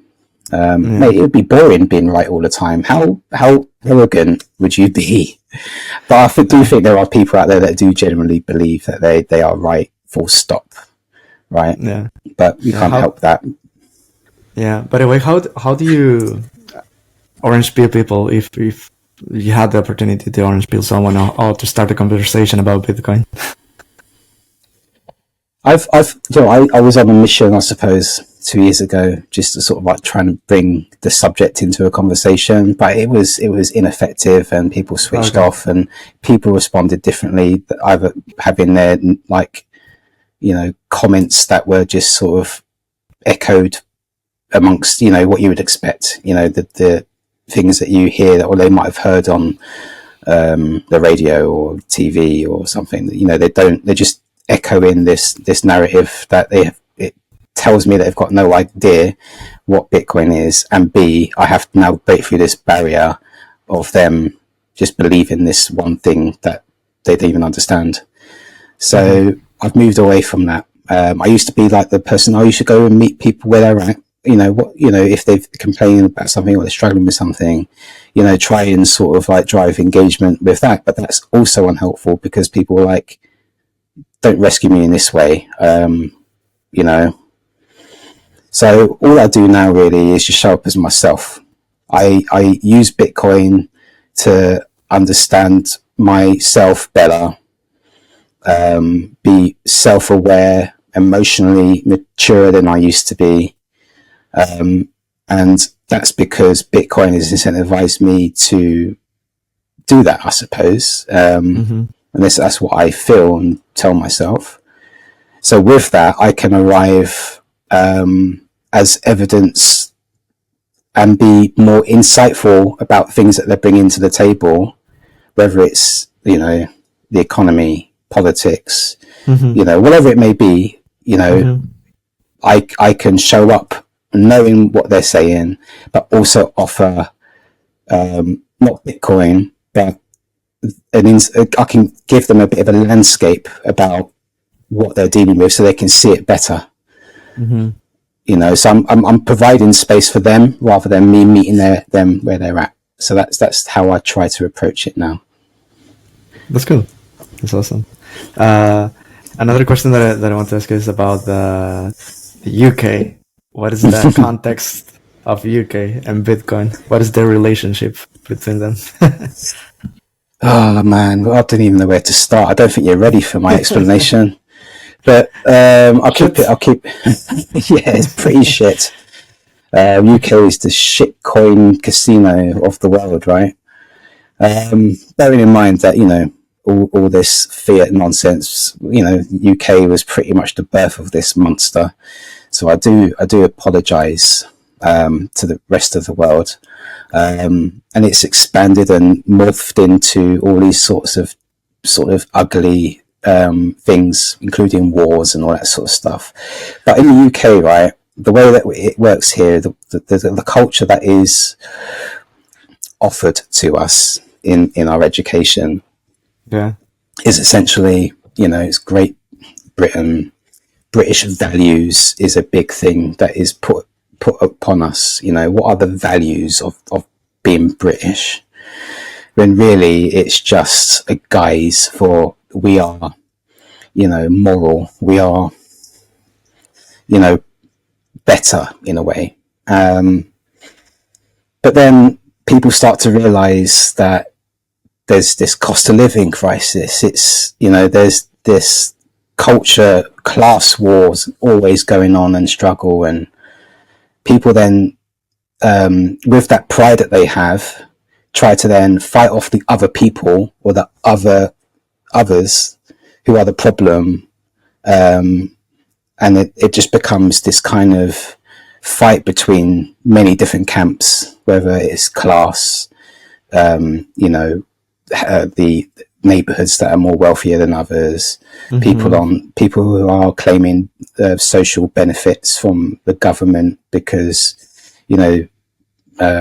they're working class and all that sort of stuff. So it just blends this culture of resentment and sort of passive aggressiveness. So I'm not really selling the UK well. It's a beautiful place. The weather is unpredictable. There's so many there's so many different beautiful historic places that go back thousands of years. You can go to places where there's a building that's been stood there for many hundreds of years. There's thousands of years old sort of relics. So it does have a deep sort of history of like early civilization. And that kind of arrives with this kind of thing is like, we've got this long ancient history, and it just adds to that kind of, entitlement, I suppose. Yeah. So it's very complex. Yeah, and we've got this guy called Gary's Economics out there now. I don't know if you've heard of him. He's annoying and he sort of insists on his presence everywhere. Really? He's a millionaire. He comes across as working class. All right, mate. Yeah, blah blah blah. I grew up poor, but he made his millions doing trading during a financial crisis.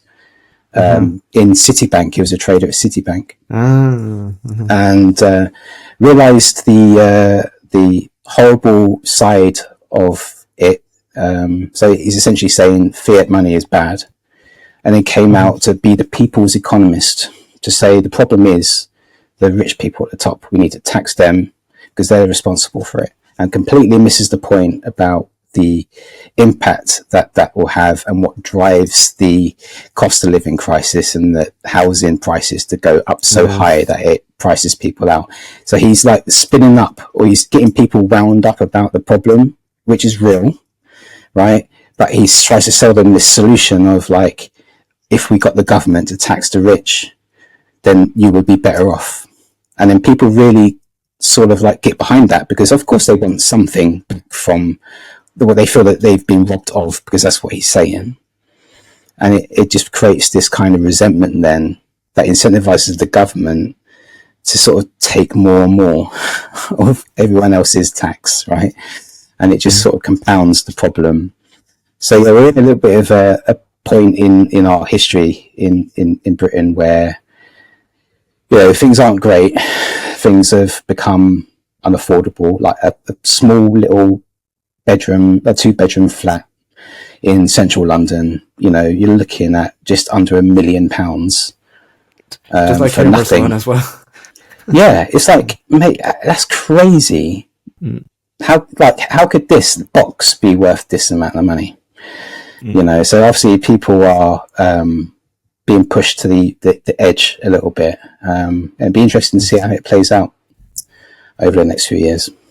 Yeah, and I think it's global because, and it's part of the thesis actually of Lawrence Lepard. The thing is that now it's an everything bubble, and it comes with the dollar, right? So the dollar comes, it's really attached because it's the currency of the world right now. So If that's inflated, everything will be inflated. Yeah. Yeah. And like, obviously, with the US dollar being the world reserve currency, and things are happening, changing geopolitically at the moment with tariffs and stuff. So, the world is going through a little bit of a big shift at the moment. Some people might call it the fourth turn-in or whatever, but it's certainly bubbling at the surface. Are you calling it fourth turn-in? Well, not here, but I have heard that term. Yeah. Mostly because of the podcast and that, Yeah. So we're living in interesting times, right? Is that all I could say? Mm-hmm. What is and now I want to know about your perspective, or well, if you want to share, if you have heard from the people of the UK about the perspective about El Salvador and everything that's going on, not just Bitcoin related, but in general. I always like to ask my guests if they have some insights or opinions about it. About El Salvador? Yeah, it's a Salvadorian podcast, so people, my audience, it's mate. First of all, I've got to say, from what I've seen, El Salvador is a stunningly beautiful place. Like, you should go, man. Yeah, no, I will go, and it's definitely in my plans to do that. Everything I've seen, everyone seems so friendly, so welcoming. And obviously a lot of the sort of podcasts that I see, like Joe Nakamoto, when he goes out there and stuff like that, and what he's done recently, I don't know if you saw it, he went to the Bitcoin beach, and he was talking about how Bitcoin's growing there, and there are some issues with Bitcoin being accepted at all places, but what you do see is a huge development around that area. And that's obviously the Bitcoin is driving that development as well. And obviously there are some things to work out in relation to that, because you got to negotiate how that looks. But it's positive to see the direction that El Salvador is going in. The media over here, like the UK, if I switch on the great big indoctrination news channel that is the BBC. El Salvador is pretty much sold as a place where there's this huge prison. They acknowledge that the crime rate has like gone down to whatever percent, which is positive. But what they focus on is it's come at the cost of people being put in this huge prison under these horrible conditions, and that can't be right. So you put into this kind of, he must be a dictator then, and all that sort of stuff. And people are so easy over here to sort of like come to an assumption without them being explicitly told about it, which is quite manipulative. But I would love to come out, and probably next year. But I really want to spend time there. I don't want to just go to like Bitcoin Beach and then piss off back home to the UK. I want to spend some quality time there. It seems like there's some sort of like it's the adoption of Bitcoin and people accepting it seems to sort of be a struggle. But I don't know if you can tell me if that's true or not. It's true, but it's not like the media share it right. It's of course it's not 100%, but it's not a few. The thing I don't know exactly what the war in general expected, that making it legal tender that everyone will accept it by default, right? But it's quite interesting, and I know why it's not accepted. It's not because of Bitcoin per se, it's because, or at least that's how I perceive it, is because in El Salvador back then we had colones, that was our currency. That was before the 2000s, it was in the 90s. But in the 2000s, I think 2001, one of the presidents make the dollars legal tender. So because we were not hyperinflated, but we were in the road of being hyperinflated at some point, right? So he wanted to prevent that back then. But what happened is that, of course, back then the value of the colone was around $1. It was 8.75 colones. So imagine your savings being divided by 9. So I remember my grandparents, my granddads and my grandma. Wow. They have I mean, they didn't have enterprises or whatever, but they have a decent nest egg and savings for the rest of the life, and then suddenly just to see your savings divided by 9, just rip it up. Mate, that's craziness. Yeah. So, but anyways, that's the story of El Salvador, and there's a big rabbit hole. But in the end, people is accepting it. That's why this podcast exists. There's a lot of efforts there, and like Mi Primer Bitcoin, Old Nation, and so on and so forth. Now they're launching this new book that it's What Is Money that Lina Sage made with that little hodler, and there's a lot of effort. Oh yeah, nice. Yeah, so we're gonna start wrapping up because we need to continue this madness in this conference. But before leaving, you know that I told you there's a little game in the podcast that my previous guest had a question for my next. I'm anxious to know. Go on. Yeah, so that will be the last question for the podcast. And don't leave, guys, because this is just starting. We are in the middle of a conference. So yeah, I'm gonna show the questions. This is a huge one. My previous guest was Lawrence Leopard. So no pressure at all. Alright, so here it is. Let me share with you really quick. Here it is.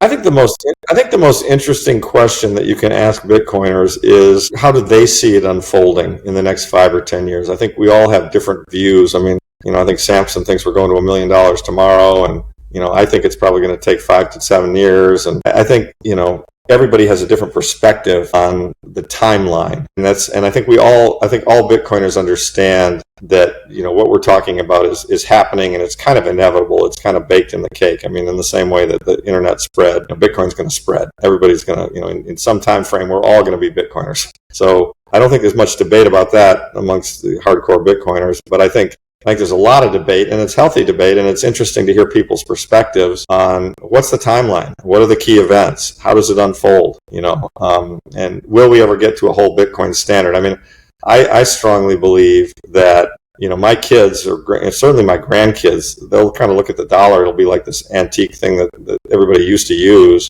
And now, things will be priced in Satoshis. In dollar terms, I'm not sure what a Satoshi will be worth, but, a car will have a Satoshi price, and a hamburger will have a Satoshi price, and everything will be priced in Satoshis. And so I think that's inevitable. But in my lifetime, I don't know. I mean, it could be 40 years from now. I'm not sure, but I think that's where we're going. And I'm always interested when almost everyone I speak to in Bitcoin land, I kind of say, hey, give me your perspective. What do you think the timeline is on this? So I would ask your next guest, I would say, hey, what's your timeline for, full Bitcoin adoption, for all priced in Satoshis and fiat has failed? And I think that would be a very interesting question. Mate, that is an interesting question. We should have a whole episode on answering that question. Yeah, but this is the last question, so let's wrap it up. First of all, what a beautiful guy. What a lovely guy. I'm looking forward to reading his book. And I don't know, I struggle with that one. I struggle with that one because sometimes I get excited. Sometimes I'd be like, but then I think, that's too soon. I think realistically, it's going to be like 30 years before really it established itself and starts to solidify. But I really do think within the next sort of 10 years, it will be so recognizable that people would understand that you can pay in it if you wanted to, and more people will be.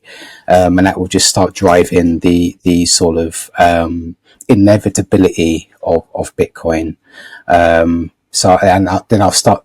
I do think there will be a tension in a time where people will be resistant to that. Peter Schiff, for example, will always be resistant to it. But for example, there'll be people that really sort of don't want it to happen, maybe through their ignorance or that they're benefiting from the fiat system. But it will just be TikTok next block, get out the fucking way, Bitcoin don't care. That's what I think. But that's a whole sort of episode in of itself, so I'm going to restrain myself. Yeah, absolutely. Unfortunately, we should continue. Thank you for stopping by. Thank you for stopping by, not just in the podcast, but in the conference. 100% going to invite you. Also with Joel, it will be interesting to make an episode, the three of us. That will be cool. That'd be brilliant. I'm looking forward to it. All right. Thank you very much for stopping by. And guys, don't leave because we're continuing. But yeah, if you're not watching the conference, then see you next week. But that's it for tonight. Podéis montar un servidor en vuestra casa. Como nos ha comentado antes Bebop, que me ha dado como sudores fríos, recordando como un estrés postraumático, tener un servidor en casa, antiguamente era una cosa de un friki flipante, o sea, de que decías, hostia, tengo ahí un monstruo que chupa toda la energía, que hace un ruido que no te deja dormir y es un caos y tener que manejarlo todos los días, siempre se cae, da problemas y eso es horrible. Hoy en día, con un sistema operativo como el nuestro, eso cualquiera lo puede hacer. Podría tenerlo incluso vuestra abuela en su casa. Ya te digo, es algo que realmente hemos trabajado muy, muy duro para que esto sea terriblemente fácil y cualquier usuario medio pueda tener acceso a ello. ¿Y por qué querrías tener todo esto? Dirás. Porque ahora mismo vivimos en una sociedad casi que distópica, yo diría, donde todo realmente se vigila, todo lo que haces, con quién te relacionas, con quién hablas online, todas tus transacciones que haces por la banca de toda la vida. O sea, es que esto ha llegado a un punto que no puede ser. Realmente estamos vendidos. O sea, la privacidad no existe, estamos controlados por gobiernos, por grandes empresas. Para ellos, en el fondo, nosotros somos un producto. O sea, ellos venden un producto, pero nosotros somos más importantes para ellos. Todos nuestros datos que recopilan, como aquí han mencionado antes también, si tú compras cualquier cosa, antes podías ir a una tienda y comprabas con cash tu bocadillo. Nadie sabía ni cómo te llamabas, ni les importaba. Eso no apuntaban que Pepito se ha comprado un bocadillo de chorizo. A nadie le importaba. Pero es que ahora todas las empresas quieren, o sea, tú vas al dentista, te apuntan, vas a no sé quién, te apuntan, y todo eso va a una base de datos que no está protegida por nada. O sea, es que realmente está ahí abierto, que es una locura. O sea, esto ha llegado a un punto que nadie se hace responsable de la seguridad de vuestros datos. O sea, que tienes que tomar la responsabilidad y tomarla tú, la responsabilidad de tu vida digital.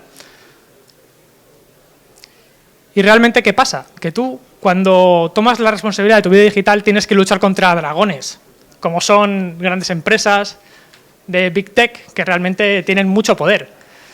¿Y cómo haces esto? O sea, tienes que realmente echarle ganas y de otras maneras costaba muchísimo. Y hoy en día, ya te digo, con sistemas operativos de código libre es muy simple. O sea, realmente os voy a explicar un poquito así por encima, pero ya te digo, es algo que cualquiera de vosotros podéis hacer, incluso si ya sois expertos en el tema. O sea, no os voy a invitar a hacer cosas, sino que a lo mejor habléis a gente de vuestra familia, amigos, de que hay formas de entrar en este mundo sin ser una persona realmente avanzada en términos de saber de informática, de servidores, de tal. No es necesario.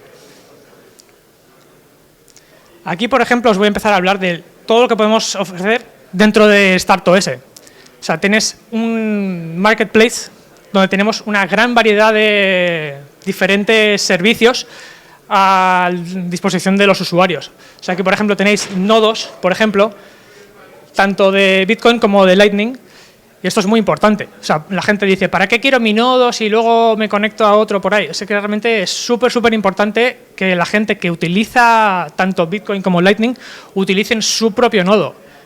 Aunque parezca complejo a primera vez, pero es bastante simple cuando te metes a ello y le echas ganas. Todo esto requiere que la gente estudie un poquito y se ponga a ello. O sea, no te metas a esto realmente de cabeza, sin haberlo ni siquiera investigado ni preguntado a nadie, pero poco a poco y con instrucciones muy simples que tenemos y hablando en comunidad, esto todo se puede hacer de manera simple y fácil.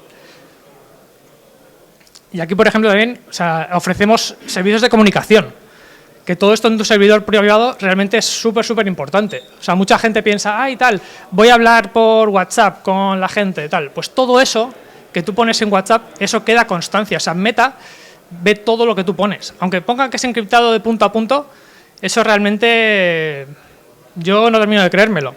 No sé si es que tengo gorrito de papel de plata o qué pasa, pero no me lo creo. Porque todo eso pasa por un servidor suyo donde realmente lo filtran.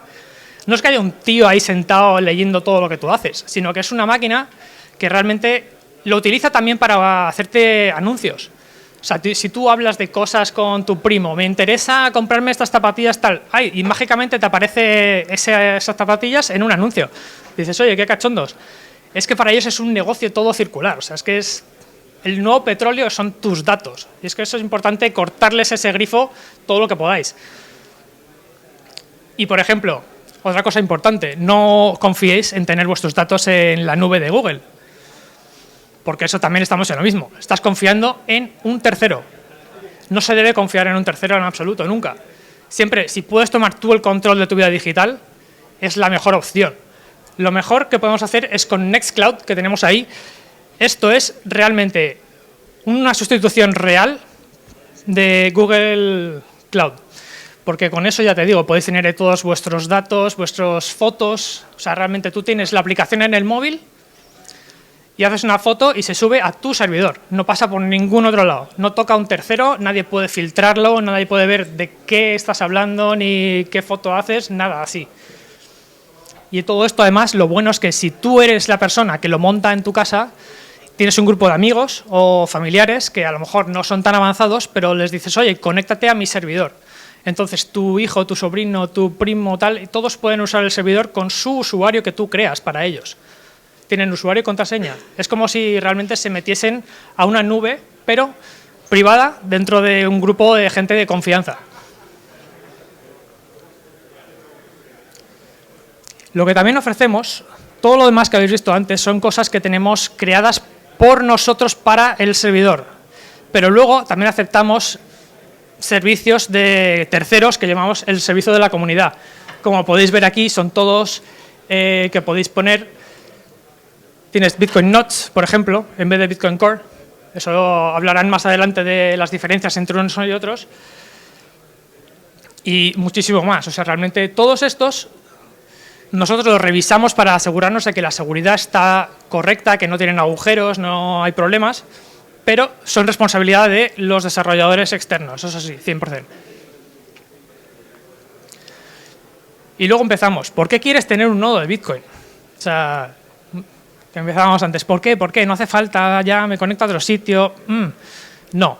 Esto realmente, si tú te haces responsable de tu vida digital y de tus finanzas y quieres transaccionar con otra gente de manera totalmente descentralizada, o sea, tener tu nodo es súper importante, porque con eso tú puedes comprobar que todo lo que pasa en la cadena es correcto. O sea, tu nodo es tu versión de la verdad total.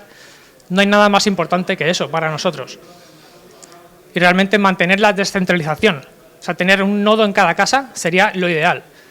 Realmente hay gente que lo tiene por tenerlo, pero tenerlo y utilizarlo. Aunque hagáis pequeñas transacciones, tales que todo lo que se mueva por ahí, eso crea descentralización y ayuda muchísimo a la red en general. Aquí lo que os contaba antes. Si tú, por ejemplo, tienes datos importantes, ¿por qué vas a tenerlos en manos de un tercero? O sea, datos médicos, datos de financieros, o sea, todo ese tipo de cosas es una locura, si lo piensas, tenerlo en manos de alguien que lo puede vender, se le puede escapar la clave, le pueden hackear, o sea, es que no tiene sentido. O sea, tú si tienes algo muy, muy privado tuyo, ¿por qué no tenerlo en tu caja fuerte? Esa es la gracia. Y todo esto además está protegido por un cifrado muy potente que realmente es casi imposible que te entren. O sea, un servidor centralizado es lo que llamamos en este mundillo el honeypot. O sea, es como el sitio donde van a ir todos los hackers a atacar a la muerte y a lo mejor no entran de manera hackeando como tal, sino que hacen ingeniería social. O sea, engañan a un empleado, le extorsionan, le hacen chantaje, cualquier cosa para que les dejen acceder. Y en ese momento ya estás vendido. Y aquí, por ejemplo, ya te digo, tú cuando tomas responsabilidad de tu vida digital es súper, súper importante, y esto no solamente si tienes un servidor, sino con cualquier otra cosa que tengas en un ordenador o en un móvil, es hacer respaldos de seguridad. Esto es algo que todo el mundo tiene que meterse en la cabeza. Ya te digo, si no me hacéis caso de nada más de lo que he dicho, O sea, por favor, esto tenéis que meteros en la cabeza a vosotros y a toda la gente que conozcáis. Es súper, súper importante. Porque cuando tú te haces responsable, si no tienes respaldos y hay una catástrofe, digamos que hay un incendio, una inundación, te roban el ordenador, se pierde todo. No hay nada que te salve. O sea, tú eres el último responsable. En casos como este, nosotros tenemos un servicio para hacer respaldos, tanto locales como a cualquier ordenador en tu red local. O sea, puedes enchufarle un disco duro externo o a otro que esté en cualquier ordenador de tu red. Lo importante de eso es que cuando tú hagas respaldos, el disco duro externo, cuando lo pinchas, esto luego te lo lleves a un lugar externo. Digamos que lo pones en casa de tu primo, de tu abuela o de yo que sé quién. Todo eso da igual que alguien lo encuentre e intente abrirlo porque está cifrado. Eso no se puede ver. Entonces, cada vez que haces algo importante en tu servidor, respalda y vas cambiando. O sea, lo importante en estos mundos siempre se recomienda la política del 3-2-1, o sea, tener 3 respaldos y al menos 2 de ellos en lugares separados para evitar cualquier problema. Ya te digo, en caso de catástrofe mortal, o sea, cae un meteorito, o sea, no es posible de que eso se te destruya porque siempre está descentralizado, que en el fondo es lo importante, siempre, siempre descentralizar. Y luego ya empezamos con la gracia de la censura, que hemos empezado a verlo en más sitios de los que parece. Y esto ha llegado a un punto que Orwell tenía razón. O sea, ya no hay privacidad, ya todo lo que hagas se controla. Realmente da mucho miedo cuando tú ves en X o en otros sitios donde hay gente que si comenta cosas o postea de temas que se consideran polémicos, ha llegado hasta el punto en ciertos países, como en Inglaterra, de que la gente les visita a la policía a su casa y les pueden hasta detener por tener una opinión contraria a lo que se considera correcto. ¿Hasta qué punto hemos llegado que eso se ha normalizado, que te vengan a casa y te puedan detener por eso? O sea, es que es un caos. Entonces, ¿qué haces para evitar esto? La gracia es, en vez de utilizar herramientas como X y mostrar toda tu identidad y todo esto, es usar herramientas como Nostr. O también con X puedes hacerlo, pero tienes que mantener la privacidad y es más difícil. También, cuando tú quieres compartir datos más seguros a través de un servicio en el móvil, nuestra recomendación siempre es SimpleX, el simbolito que veis aquí. Esto es como si fuera Signal o una versión, incluso para quien no lo conozca, es un sistema de mensajería en el móvil que es lo más privado que hay. La gracia de esto es que no dependes de un servidor de un tercero. O sea, tu Signal, la historia es que siempre rebota en un servidor que está en otro lugar, que tú no controlas y no sabes realmente hasta qué punto eso se filtra, se puede ir a otro lado, pueden mirar lo que dices. En cambio, con esto, si tú tienes tu servidor de SimpleX metido en tu servidor, realmente es imposible, porque todo va por Tor. Por ejemplo, yo mando un mensaje al compañero, va a mi servidor y directamente a su teléfono. O sea, no pasa por ningún otro lado. Eso es imposible que se pille, además va todo a través de Tor. Esto es totalmente privado, no hay nada más potente que esto. Y como os he comentado antes, Nostr para transmitir datos en comunidad es de lo mejor que hay ahora mismo. O sea, realmente es el futuro, porque X, quieras que no, se ha demostrado. Ahora está pasando menos, entre comillas, pero sí pueden llegar a censurarte, a bloquearte, a hacer que se te vea menos, o sea, te hacen el shadow ban, como se llama, y eso llega a un punto que, por ejemplo, en Nostr eso no puede pasar, porque está descentralizado en nodos esparcidos por todo el mundo, de los cuales además tú puedes tener uno de esos nodos. O sea, puedes tener una copia de todo lo que tú pongas en Nostr guardada por ti. Así que si por alguna razón te conviertes en la persona que odia a todo el mundo, que nadie quiere que hables, que quieren ir a por ti a muerte porque tienes una visión del mundo que a nadie le gusta, no te pueden borrar. Porque siempre, aunque te borrasen en todos los nodos del mundo, cosa imposible, pero si llegase a pasar, tú tienes la última copia. O sea, realmente esto es... te vuelves ingobernable. Y aquí estamos en lo de los hackeos, que ha llegado a un punto que es realmente preocupante. O sea, tus datos, si están en manos de empresas, de gobiernos, de cosas, de gobiernos realmente hasta este momento no te puedes escapar.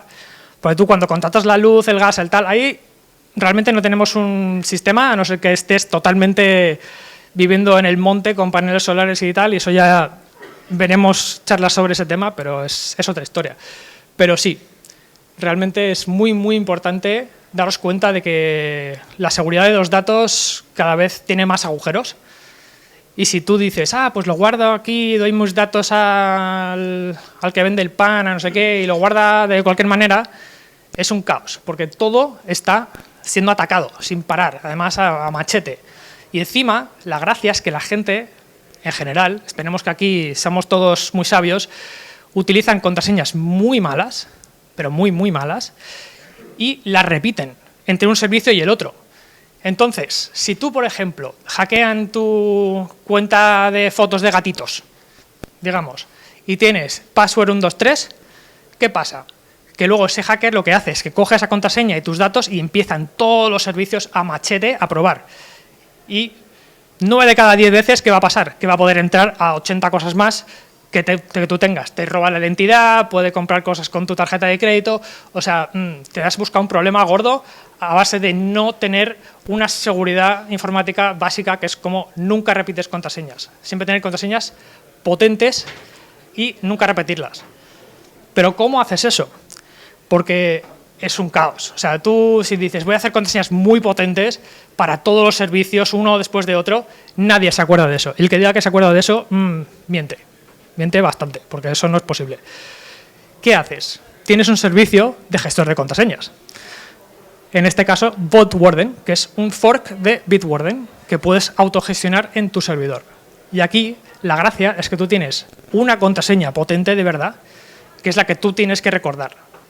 Y la creas y te acuerdas de algo, pero fuerte, fuerte. Hablamos de 5 o 6 palabras separadas con símbolos, con números, tal, pero que es algo que tú recuerdes a muerte, pase lo que pase. Y eso es la llave maestra que abre todo lo demás. Tú con eso, además, en cada servicio, automáticamente puedes crear contraseñas increíblemente fuertes que se autorrellenan solas. Tú entras a un navegador y tienes la extensión de Bitwarden. Y tú para tu email entras y le das y se autorrellena, pum. Y ya está. O cualquier otro servicio online, y ya te digo, esto es lo mejor que puedes tener. Además, todo gestionado en tu servidor. Es imposible que aquí te entren y puedan verlo todo. Y realmente, aquí hemos llegado al punto de que he hablado de muchas cosas que a lo mejor dan mal rollo, estoy pareciendo a lo mejor paranoico y estas cosas, pero siempre hay un rayo de esperanza en el que dices, oye, hay empresas, hay equipos que están trabajando en código abierto, libre, donde poder realmente hacer al usuario medio más accesible este mundo, porque esto es algo complejo y realmente si solamente lo usamos los cypherpunks, o sea, esto es algo que no se va a extender. Tenemos que crear herramientas que hagan fácil a la gente normal el uso y realmente tenemos que fomentar y ayudar a la gente de la calle a entender que estas cosas no son tan complicadas y por qué son importantes. O sea, podemos hablarles de cosas muy complejas y llega un punto que dices, oye, no hay que... Porque la gente de la calle realmente esto les causa mucha fricción. Si tú les hablas de, tu ciberseguridad, tus contraseñas, tus tal, les causa rechazo, porque realmente están pensando en otra cosa, no tienen tiempo, están tal, o sea, realmente hay que hablarles, intentar traerles al redil un poco, es muy, muy importante. Y aquí tenéis, si queréis tomar una imagen de datos de contacto de la empresa, y aquí tenéis todo lo que son la web, toda la documentación. Realmente, bueno, lo que no he explicado antes, que se me ha ido la olla, es que al ser software libre tenéis las dos opciones. Nosotros vendemos servidores ya hechos, que es muy fácil, se enchufa y va, o podéis descargarlo e instalarlo en cualquier ordenador que vosotros queráis. siempre que depende para qué queráis, no usar un ordenador no suficientemente potente. O sea, digamos, para tener un nodo de Bitcoin Lightning tal, ni se os ocurra una Raspberry Pi.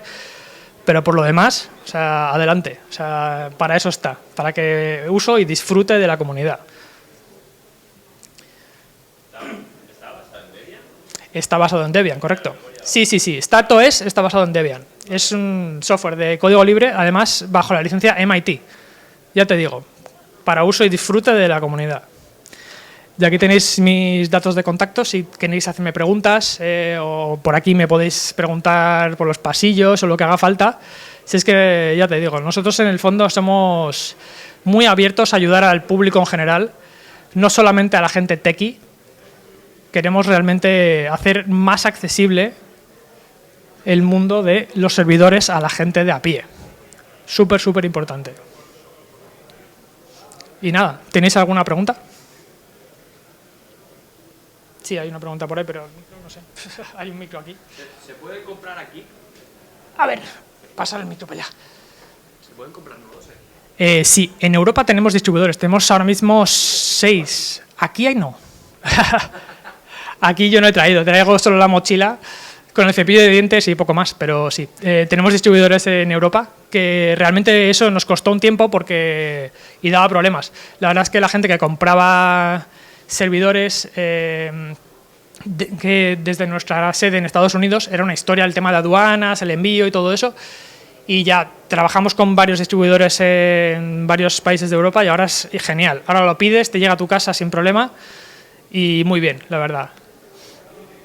¿Había otra pregunta? Espera, no va, sí, no sé.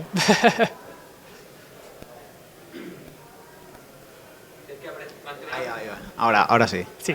Quería preguntar, bueno, gracias por la presentación, Nada, genial, fantástica. Quería preguntarte, ¿esta solución también es directamente aplicable, por ejemplo, a una pyme, a una empresa que de 4 o 5 personas? Y si no, y la siguiente, es que concateno preguntas. Sí, no pasa nada. Y la siguiente es la de, oye, ¿qué características a lo mejor consideras que tiene que tener el terminal o los terminales? Por ejemplo, me estoy planteando una pyme, tiene 4 o 5 empleados o 6 empleados y quieres empezar de algún modo pues con las infraestructuras pues lo más finas o pulidas posibles. ¿Qué características podrían tener esos terminales, ¿vale?, en relación a potencia o almacenamiento para que Star9 funcione bien? Por ejemplo, 1 o 2 terminales o 3. Sí, no, la gracia es que tú tendrías que tener solamente uno. O sea, la gracia de un servidor es que tienes tu servidor y luego accedes a él a través de lo que llamamos clientes. A través de móviles, tablets, ordenadores portátiles, o sea, ahí puede acceder 100 personas, 200 personas, no hay ningún problema. La gracia es que todo está centralizado en tu servidor. Esto, si tú tienes una pyme, de hecho tú puedes montar tu tienda online con BTC Pay Server también metido aquí. O sea, es súper simple. Y todo esto realmente, ya te digo, tus empleados acceden a ello desde su móvil, desde una tablet, desde tal. O sea, es que realmente esto es parece mágico cuando lo ves. O sea, hemos trabajado mucho y de hecho los que lo conozcáis sabéis que llevamos tiempo trabajando en una nueva versión que está ya a punto. De hecho, de aquí a un par de semanas ya está en beta público, que podréis probarla y darnos feedback y todo esto. O sea, realmente está ya muy terminado. Que sea fácil de actualizar. Sí. Muchas gracias. Nada, joder. ¿Alguna pregunta más si tenéis? Hombre, Paco. ¿Se oye? Sí. Vale. Te hago la misma pregunta que te hago en todas tus presentaciones, que es sobre el tema de las conexiones remotas. Sí, conexiones remotas. ¿Tienen pensado implementar algo parecido, por ejemplo, como a Nostr Wallet Connect, o no es posible hacerlo para conexiones remotas? Porque, claro, me he dado cuenta con el tiempo, como cliente, de que al usar conexiones por Tor, que la idea es que se me incentive a no usar conexiones públicas ni cosas de código cerrado. Como la conexión por Tor no suele ser buena por cómo es el protocolo, termino a veces teniendo malos comportamientos, como es tomar notas de las claves y luego meterlas en casa con el Bitgarden y tal. Cuando sería mucho más fácil tener una conexión que funcione como algo ClearNet. ¿Es posible hacer algo Sí, tipo, esto usando algo parecido a lo de Nostr Wallet Connect, que funciona súper bien con las wallets que ya están Sí. dentro de... De hecho, o sea, Nostr Wallet Connect se podía utilizar y de hecho, tipo Albi Hub, funciona muy bien, pero... Sí, funciona de maravilla. Claro, puedo pero decir por tenemos experiencia. ahora con la nueva versión nuevas formas de conexión remota, porque hasta ahora todo lo que fuera local en tu red iba muy bien, era muy rápido. En cambio, todo lo que fuera externo, si yo, por ejemplo, desde aquí me quiero conectar a mi servidor en casa, todo va por Tor. Entonces, está muy bien, es muy privado, pero da problemas. Es lento, Tor se cae. De hecho, Tor está siendo atacado constantemente por gobiernos, por gente muy seria, o sea, Corea del Norte, China, tal. O sea, todos esos van a muerte a por Tor porque es lo que usan los disidentes, los periodistas que van a por ellos. O sea, es que esto... Entonces, la nueva versión va a dar opción a nuevas formas de conexión a través de ClearNet, que es el Internet normal para el que no sepa. Pero lo que debo decir es que es importante que no va a ser a lo bestia todo abierto. Tú vas a poder elegir el servicio que tú quieres. No todo quieres que vaya por ClearNet. O sea, tú si quieres, tienes tu... Si quieres subir, por ejemplo, un vídeo a tu Nextcloud, pues a lo mejor si lo quieres hacer por Tor te vas a pegar un tiro, porque es que no va a funcionar. Va muy lento y no. En cambio, en ese momento lo conectas por ClearNet, lo subes rápido y a correr. O si quieres hospedar un blog o una web, hasta ahora solo se podía hacer por Tor. Que montabas una página, una tienda por Tor, no había problema, pero, claro, tienes que la gente entrar a una conexión de Onion, tal, o sea, es que requiere, hay una fricción grande. Si quieres hacer algo más mainstream, sí que vas a querer hacer una web normal, hospedada en, yo qué sé, en un .com o lo que sea, o sea, es que puedes realmente acceder a ello. Y todo eso se va a poder hacer a través de esto, con VPNs, con diferentes formas de proxies, o sea, esto todo va a estar súper bien explicado en la documentación. En eso estamos además a muerte haciendo pruebas como unos locos, sin parar, y dentro de poco vais a poder hacer pruebas también vosotros con la beta, o sea que está al caer. Voy a tener opción de poder comprar un dominio desde el Ethernet.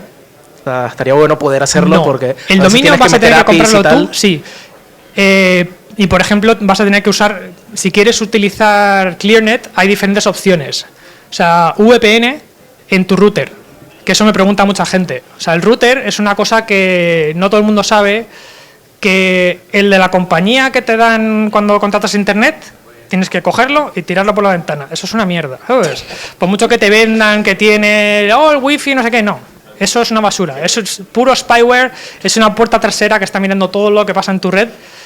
Y lo importante es eso, tú tienes un router donde tú puedes instalar sistemas operativos de código abierto como OpenWRT o pfSense, y ahí tú instalas una VPN.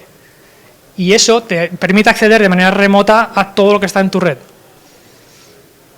Es un paso extra, un poco más complejo, no para la gente a lo mejor de a pie, pero bueno, con tutoriales se puede hacer. No es una cosa que es una locura que requiere ser ingeniero de la NASA.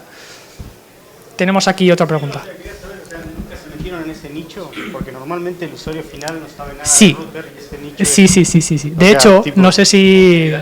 Esto lo sabe poca gente, pero estamos trabajando... Sí. No sé, si no se habían metido en el nicho del router, tipo, no me acuerdo cómo se llama, Freedom Box. Sí. Me hace gracia que lo menciones, y esto lo saben pocos usuarios. De hecho, hace un tiempo sacamos un crowdfunding de un router. De hecho, estamos trabajando en un router que va a ser realmente... Estamos creando, además, el software que va por detrás, que está basado en OpenWRT, solamente que está creado para ser increíblemente fácil de usar. De darle a 4 botones... Eso es. Estamos trabajando en ello, solamente que es un trabajo duro, porque encima queremos hacer varias cosas con los routers y hacerlo lo más seguro posible y encima que sea fácil de usar. Que realmente en este mundo es muy complejo el equilibrio de la facilidad de uso con la complejidad y la potencia de cifrado y todas estas cosas, que llega un punto que es un equilibrio. Ya no hay más preguntas, asumo. De acuerdo, pues muchísimas gracias a todos. Un aplauso. So, welcome back, day one Cyberpunk conference in Barcelona. Yeah, of course, Juan is with us, and then we have a very special guest. You might know him as Kenobi. That's it, yeah, Kenobi. So, super cool to have you here. We actually know each other for a while from few different projects. Couple of years now, Couple like of years. 2-3 years, I would say, yeah. Yeah, at Been a minute. least. Yeah. So, I know you from European Bitcoiners, like one of the, let's say, brain behind and like the supporting power. Well, I don't. Yeah, you could say so, but it was mostly Monk, and it was also a lot of us. So Yeah, not it was just a me. lot of us. It is a lot of It us. is, Yeah, exactly. It's still live, but I see there is something special written on your T-shirt, and I think Juan was. This is the important part, and I think Juan, you know a little bit more about it, or maybe you would like others to know more about it and ask a question. So, man, I have known you also for a couple of years. You have been working on very interesting projects in Bitcoin, but now you have one new one that is called Demand. So, Demand. Yeah, exactly. So you talk a little bit about that in our small monthly Bitcoin meetups. It was super nice. So you can check it out on their on their YouTube channel. But we're here in Barcelona, and people probably is the first time knowing about it, or hearing about it. So you can give us a little bit of context about what is demand. Man. Yeah, 100%. So, yeah, as Celale said, we've known each other for a while. I've been in the industry and also in the community for at this point 3 years, 4 years, more or less. And meetups have always been part of it. And what you were talking about was a meetup I did on Bitcoin mining and also Bitcoin mining history. You can find them either on Barcelona Bitcoin Only or Barcelona Bitcoin Hub, in case people want to like check out my presentations. But yeah, what I'm currently working on, Demand Pool, is the first Stratum V2 pool out there. So we want to fully implement Stratum V2 in order to decentralize block template generation, because people may not know this, but even though mining is pretty cool and pretty decentralized, it could be better. It could be better because nowadays I think it's like 60% of the hash rate is controlled by two entities, and not just control in the sense of like, oh, they can like, I don't know, they have a say. It's not like they decide what goes in and what goes out of a block. They decide how they look like.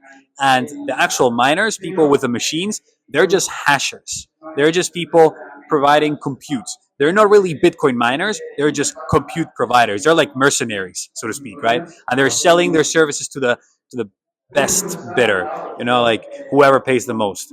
And in a way, that's how it should be, right? Like whichever pool provides the best like payments, that's where miners should go. But they should still be miners. They should still be providing their own block templates, because otherwise they're just mining blind. They don't really know what's happening, and they're just being used by the pools to like mint whichever blocks they want, and that's not what we want. So my CEO and CTO, the co-founders of the Manpool, Alejandro La Torre and Filippo Merli. Well, Alejandro has a long history in Bitcoin mining pools. He's the only person who's ever founded or created two different pools and taken both of them into number one spot, 2018 and 19, BTC.com and Poolin. And then after that, in 2020, after COVID and all of that, he started like to realize that he could do something in order to like fix that, because he had been the belly of the beast and he had not liked what he saw. He didn't like what he saw, so it was like, we should do something. And that's when Stratum V2 was, starting to brew, and that's how he met the co-founder or the CTO, Filippo Merli, because he's the one who started Stratum reference implementation. So the reference implementation of Stratum V2, which is the protocol of communication between miners and pools, that gives the power back to the miners. So like the pool is less powerful, and once the project was mature enough, Alejandro was like, "Hey, Filippo, let's make it a reality." Because all the other pools, they're like the government with money printing. They're too comfortable. They don't want to give it up, right? So somebody has to come in and say, "Hey, we're going to do it better, and we're going to do it with a new technology that gives more power to the people." and that's where we're at now. Yeah, actually, I want to make a comment that I don't know if you have seen it, but in the mempool, I think it was this week or last week that the last 3 or 4 in median rounds of blocks mined were from the same company.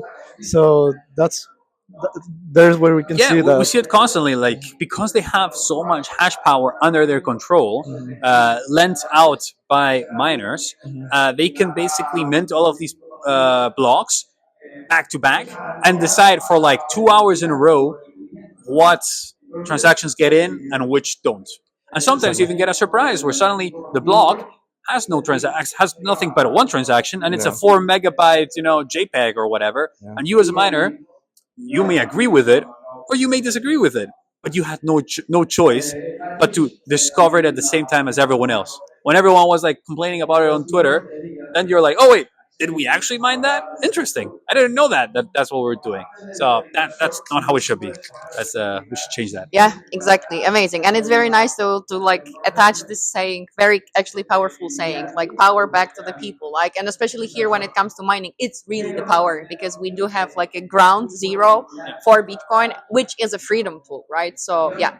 Okay, pretty cool. So speaking of freedom tool and like locals, I think, Juan, I can also call you a local temporarily. You're from El Salvador. Like, yeah, podcast is El Salvador podcast, but also you're local. This guy You're- has yeah. welcomed me so good, so I'm part of them. Okay, cool. So speaking of like power back to people, high signal and locals, you were mentioning that you were discussing the demand on some of the meetups before. Maybe I'm wrong, but let me tell a perspective like this. I know that before COVID, so like before 2019 even, there was a high chance for Barcelona to have a strong Bitcoiner community, like Bitcoiner, maybe local European hub. So there were some gatherings, there were like some ideas, and then this whole pandemic hit, and also the rise of like crypto, Web3, all this kind of stuff, which probably also disturbed the entire scene. So how the two of you guys actually feel about this particular event now? It's cyberpunk, high signal, privacy tools, not huge, not shiny, no overhype. How do you feel about it as locals, the two of you, and what are your expectations for the future? Perhaps Juan, it's best if you answer first because I actually know all of the background because I've been running the meetups and all of that, and we actually met the people running the meetups before. So I'll let you give Go your first. All right, so I don't remember exactly when did I joined you guys, but probably around 2021 maybe that I started going to the meetups, and must have been like 2023 or something because we started the Yeah. meetups around 2022. It's All right, our so maybe third there- year now. Yeah, I think so. Actually, I remember that the first time that I went, it wasn't even a meetup. It was the Bitcoin Pizza Day where I met you. It was the first time, I think, and it was super cool. But then I started to go to the meetups because I wanted to connect. I mean, all the Bitcoiners that I knew was online or back in El Salvador. A lot of people like doing a lot of projects, but I didn't know how. I don't know how to say, but that how many people are here in Barcelona. They have a lot of projects around Bitcoin. So I don't know the context back then, but I'm really surprised because uh, all the quality of the meetups are super good, and all the people that I have met are developers or that are currently working on some Bitcoin projects, but like right now that they don't need like big funds. They are developers, so they don't need like a huge company coming and to provide some sponsor to them. They are working hardly passionate about that, and yeah, I'm really surprised with all the cyberpunk that they have. I don't know if that's true, but I think I saw on YouTube that one of the first guests that you had a long time ago, it was Antonopoulos. Antonopoulos. Yeah. Well, I guess I can take over now because Yeah, that's you're getting into like the whole Yeah, story I of don't know. Barcelona. All right. Like Barcelona has been, and yes, I'm gonna say that word, blockchain. It's been a blockchain capital for a long time. Cut. No, get him out of here! Get him out of here! You said the wrong word. Censor him. No, I'm kidding. So back in 2012, 2013, like the whole like blockchain and Bitcoin, new technologies was getting started, and Barcelona actually was a bit of a hub because I mean it's a great city. It's kind of like Los Angeles, but like in Europe, kind of like good weather, close to the beach, like the culture. A lot of all that. expats as A lot of well. Good expats, conditions, right? like young people, Also, fresh blood. well Yeah. connected internationally. It's not like in the middle of the mountains nowhere, in the middle of the coast in Spain, right? You can take an airplane and in one way be connected without like any like layovers to many major cities in the world, right? So that already was like a major calling for a lot of people. And there's actually a few Bitcoin OGs in the city, but they're like low key and secret. Like they have a couple hundred Bitcoins, a couple thousand Bitcoins. That's what I thought. That's the thing that I saw when I started to go to the meetups. Yeah. I don't know if they come. We actually don't know how much But Bitcoins each person from has. hearing you and all the But stories, yeah, but that's we know, what like we have had contact with people that they But okay, have. going But- out of OGs, big names and stuff, But like, yeah. So that's how it got started, and there was a meetup back then. And it started very well, right? Like with the whole Bitcoin stuff. But we got to remember, Bitcoin in 2014 is not the same as Bitcoin in 2024 or 2025 or 2023, right? After COVID. So back then, Bitcoin maximalism wasn't even a term. Being Bitcoin only wasn't even like really understood. Small size, small blocks versus big blocks hadn't even been discussed yet, right? So like everything was very shaky, right? Nothing was very clear. So the meetup, even then though, it was still very focused on Bitcoin. And yes, Antonopoulos was invited around 2015, I think, or 16. And actually, the guy who like invited him, he would join us later on. But I'm getting ahead of myself. Like he's still Surprise. around. He's still around, so to speak. Basically, what happened is the meetup. It had like a peak around 2016-17 with a peak of Bitcoin as well. And then 2018-19, it kind of degenerated from what we've heard. Like it stopped becoming relevant. It started like lots of infighting also amongst the organizers and whatnot. Well, there was some infighting.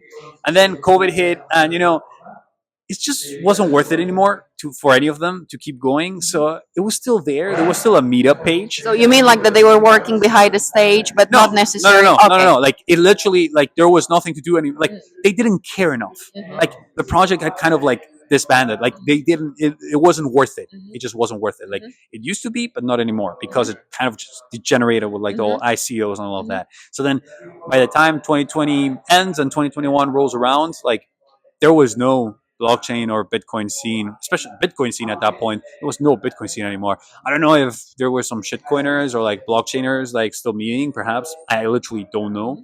But Bitcoin or like something called a Bitcoin meetup didn't exist anymore. But then around 2022, with European Bitcoiners, like a few of us in Barcelona met, like gathered around, and actually two of the organizers of this conference kind of like started. We're like the core kernel of the new meetup. And one day we just got together. We just decided like, hey, let's organize a meetup in this random place that one of us knows, like some co-working in the middle of Barcelona, and let's have a meetup, whatever that means. Like we didn't even know what a meetup was, and we just got there, and it felt like a Alcoholics Anonymous, like everyone in a circle, like, hey, say your name or like your pseudonym or like what brought Yeah, you but here. this is exactly just a proof that it's a very genuine thing, and it's just a spark coming from the people, Yeah. right? You don't need like to Exactly. overthink. Just let it go. Don't ask for permission. Try, do, Exactly. and then naturally, organically, kind And of like. we just got there with no idea of what to do. And the funny thing is, it was like 12, 13, 14 of us around that number. Suddenly one of us asked, like, how many of you runs a node? Actually, it was this like more like blockchainy crypto type of guy. Like we gave a presentation. Oh yeah, I work in a Bitcoin mining company. Oh yeah, I work in this, work in that. Everyone was a bit like, yeah, Bitcoiner, like in that direction. And then this guy was like, oh yeah, I built a monetized You crypto. got applause, Kenobi. You see from the next room. You see, guys, this is how it works. Such a good speech. But this guy was like, oh yeah, I build and monetize crypto communities, and immediately was like, oh, all right. And he came from like somewhere like the Caribbean or like somewhere like like Dubai or something. We're like, oh okay. Then he made this like question to see how much he could play there. And he was like, oh yeah, how many of you guys run a node? And like I think 90% of us got our hands up. I didn't run a node back then, but I was already like quite maximalist. It's just that I'm not technical. I'm more like business economic side of things. But yeah, most of them, they run a Bitcoin node. And he was like, oh, all right. Like he was taken aback. Like the rest of us, we understood, okay, he's a shitcoiner. And like we're all kind of in like the same brainwave. And after that, he left kind of quickly, like 20 So minutes that later. was, you were saying 2022, 22, I think, yeah, around Okay, so 2022. from this we can And- say that the group was like kind of restored and started. But what happened in that very meeting, which may be a bit controversial nowadays, is that we all got together and we made like a pact, like almost like in Lord of the Rings, where they like were the pact of whatever, I haven't seen Lord of the Rings in a long while, so I forget. I'm more of a Star Wars guy, Kenobi, that's kind of a thing, not Lord of the Rings. And we made a pact of like, hey, we're gonna start a meetup, not next month or whatever, but like September, like with the school year, so to speak, we're gonna start a meetup. And we actually did an up return at that meetup, at that like gathering of like, hey, we are the ones like that founded BBO, like BBO has started. And we said, Barcelona, Bitcoin only. We wanted it to be in the name, like Bitcoin only, no other bullshit. We were that maximus at that point. We created a Telegram group and we were just like, let's do it. Let's get the infrastructure ready, like the sense of a website or like a meetup.com, a Telegram group chat, connect them the two, and then we somehow made the first one in some art gallery that was kind of like crypto blockchainy. We did 2 meetups there, or 1, I think, and the presentation was kind of meh, but like we had a turnout. Like the few people that were still Bitcoiners in the city that we were able to reach out or that they noticed, they came around, and that's where we come around to the, let's say, the old guard, let's call it, because we're the new guard, because we were all new. Like we're all new Bitcoiners from like 2018 to 2021. And one day, after a few months of like doing meetups, suddenly one of the guys goes like, "Hey guys, apparently there's like an original Bitcoin meetup," and the organizer contacted me, and we were like, "Oh no, is there gonna be like fighting or something?" And he was actually super chill. He was super cool. He was like, "Actually, no, I just wanted to see what's happening," because it was pretty cool to realize that there's now another meetup, or like the meetup is there again of Bitcoin, of Bitcoin, and very maximalist. And he basically joined us, and he also helped us like integrate the old group, the whole meetup. Again, Bitcoin ethos. You don't need to be fighting. You don't Exactly. need to be competing with Get each other together. in this kind of sense. And You're that just that takes us to today of like, after 3 years of like doing meetups once a month, except on August, because in August Barcelona shuts down except for tourists. We had already been talking about this internally between all of us of like, hey, we should create like a conference, because like Barcelona is so great, right? We should make it Bitcoin only. And you also related it to the note. Speaking of the name of the conference, Exactly. Yeah. And at the end, 3 of the organizers, 2 of them were the original ones, right? Plus another organizer of the meetup that we onboarded later. They just said, "Let's do it." Like you can, like there's this thing of like you can just do things, And they just decided, "Hey, we're just gonna do it." And now we're here, and I think it's absolutely incredible that we have this thing. So yeah, a lot of context, a lot of story. Now you know the whole story of like how things happen, and I think the summary would be, you can just do things. Exactly. No, I just wanted to give a little bit more context about that, because when I joined the first time, sadly I came from a shitcoin company, so doing the events here also in Barcelona. But then I took the orange pill like a lot of times. So once I was a total Bitcoiner, I was looking around, because at the same time it was all happening in El Salvador, right? So I was far home, but somehow wanted to be involved besides the podcast, because I wanted to meet Bitcoiners in here in the city where I live. So I look around from then, and when I went, first I was like, I wanted to know if it was a real Bitcoin only company, in the terms that, because I have a rule in the podcast that we don't talk about numbers. We talk about developings, everything happening, but we don't talk about numbers. We don't talk about how many Bitcoins you can do. And when I went to the meet, I was like exploring, you guys like testing, like these guys are like doing FOMO, just looking for the numbers. But no, none of the Bitcoin meetups that I have been personally, the numbers is not on the table. They just The talk price about doesn't matter. The price doesn't matter. We don't talk about it. one Bitcoin at the end of the day, One right? Bitcoin is one Bitcoin. Exactly. Yeah, exactly. So that's what I love the most, because all the things that they discuss on the meetups are about projects. What have they been developing? How can we make Bitcoin more mainstream, or not mainstream, but that adopted easily for the people? How can developers can make it quite easier? So that's what I love about that. And then I knew also the story about the two Bitcoin meetups, and I asked them because I also had the sense that, oh shoot, so there's something beef around here. But no, what Kenobi said is the truth, that now they joined together and they have made this wonderful meetup, and now we can come here to this conference. Yeah, exactly, guys. So I hope, like personally, I don't know, of course, hard to say. It's just the day one, right? But I hope that this event can continue. That they will have capacity. They will have, let's say, friends and funds in a sense, like people coming and contributing and helping. Because I'm also working on events like Bitcoin Film Fest. I'm helping also other initiatives, and I know that actually it matters. Like all of us matters. If there wouldn't be a person coming to the meetup, if there wouldn't be one kind of step forward, things are not happening without us, right? So I hope that this event here can continue next year or every second year. I think, yeah, at least the agenda and so far what I see and I feel, it's high signal. It's, yeah, again, I will repeat this word, is not overhyped. It's really focusing on building, on constructing, on like things that matter if we all care about the future of Bitcoin and sovereign nations. So yeah, maybe just to wrap up, because there was already a lot of good content. What is your expectations, for example, Kenobi and Juan, you as well, like after this event, and how maybe the scene in Barcelona can look like expectations and dreams? Well, my expectations is that we just keep going at a steady pace.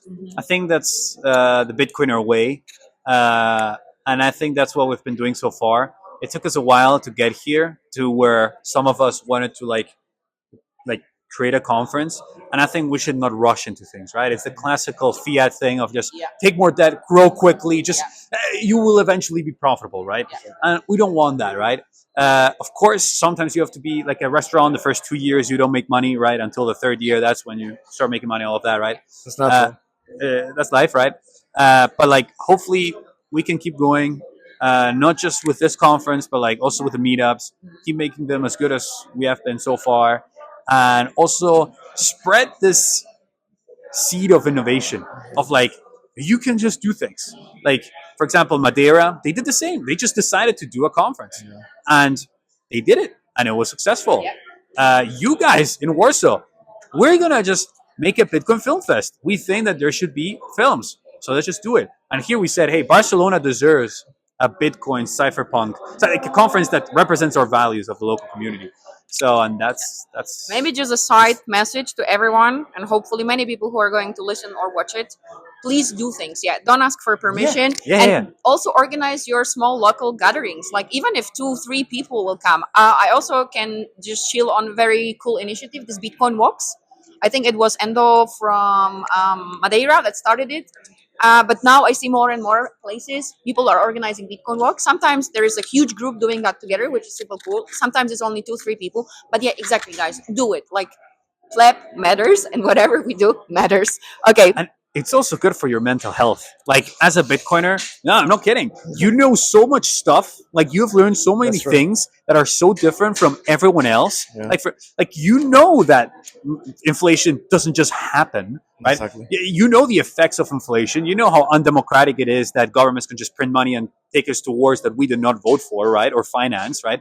Like, you know all of that, plus many more other things. And just being by yourself in your home, like, yeah, there's the Twitter friends, but like, when you meet someone in person and you have a beer with them, even if it's just one-on-one, right? And you're like, hey, so you know 21 million? Yeah, I do. And you run your note. Yeah, you do. Can we talk about meat, for example, and like health? And can we talk about like economics and how money printing is bad? And can we like discuss? And hey, perhaps you have a different idea, but like you already have so much covered ground that you don't need to explain them again. Like, okay, so taxation is that, you know? Yeah. So, and so even if it's just 2 or 3 of you, as you said, do it. Get started, because you never know. Perhaps it's 2 or 3 of us. The cypherpunks, Max Hillebrand this morning was saying the same.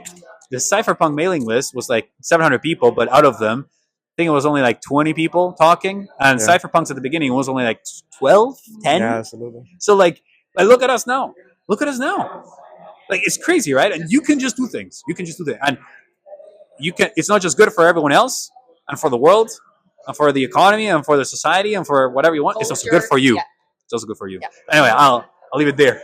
Yeah, no, I think we covered pretty well. But what I'm just amazed that seeing all these people working together, and I love that it's pretty decent conference in the sense that it has for me, I think it has the right amount of people where you can actually exchange information, to talk to people, not going to a rush. Also, you have the right time to go to every stage and learn whatever you want.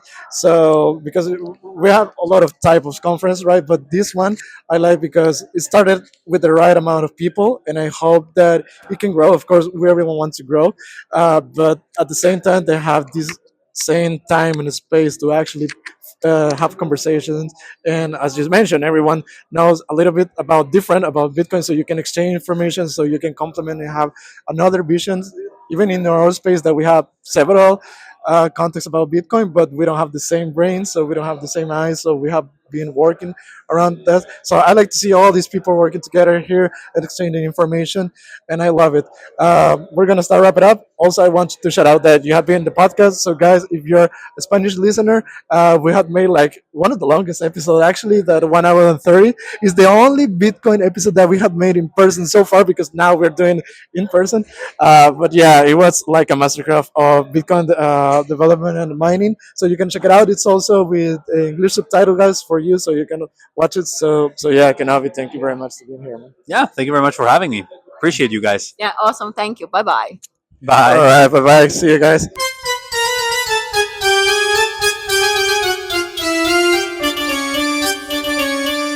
Scary, man. Can I just like start typing and then it? Yeah, once you start typing, it will run the time. Ah!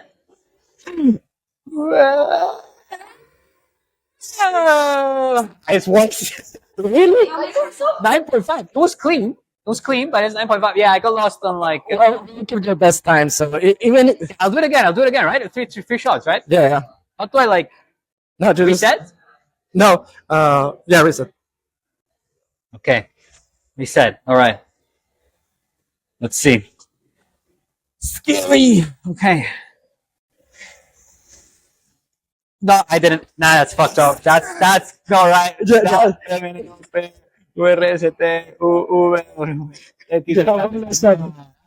good. I brain farted. That was like. I know. That's not good. We cannot see if you don't want to have the pressure. No, still the pressure is the camera, you know, like. All right, your final shot. Fucked up again. All right, let's do one more time. Listen. Let me just finish this one. Worst time you will ever record. I'm clip. Okay, whatever. 15 seconds. Criminal. Oh, okay. Nah, I think the first one was the best one I'm gonna do today. Because now I'm like, you know, you can do it one last time. It's more than ambitious. Yeah, like, you can do it one last time, but let's see. Okay. You know, like there's another one.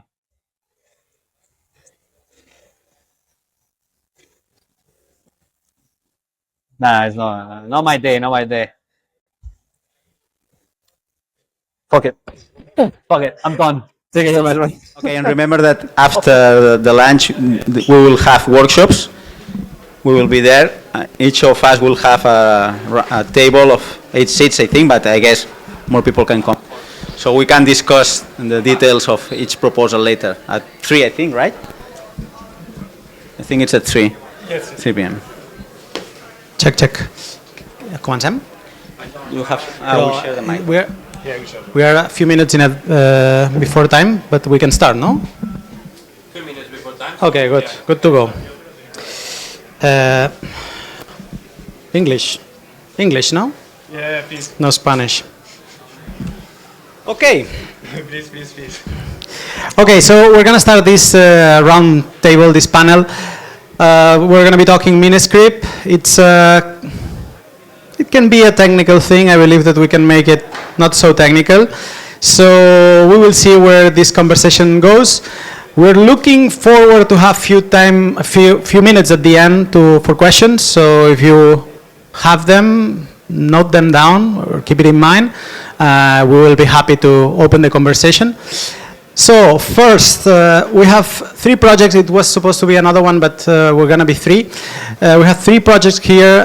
I would like to ask you, as an icebreaker, if you could do some intro about yourself and what is, in really simple terms, the project you work in, you represent.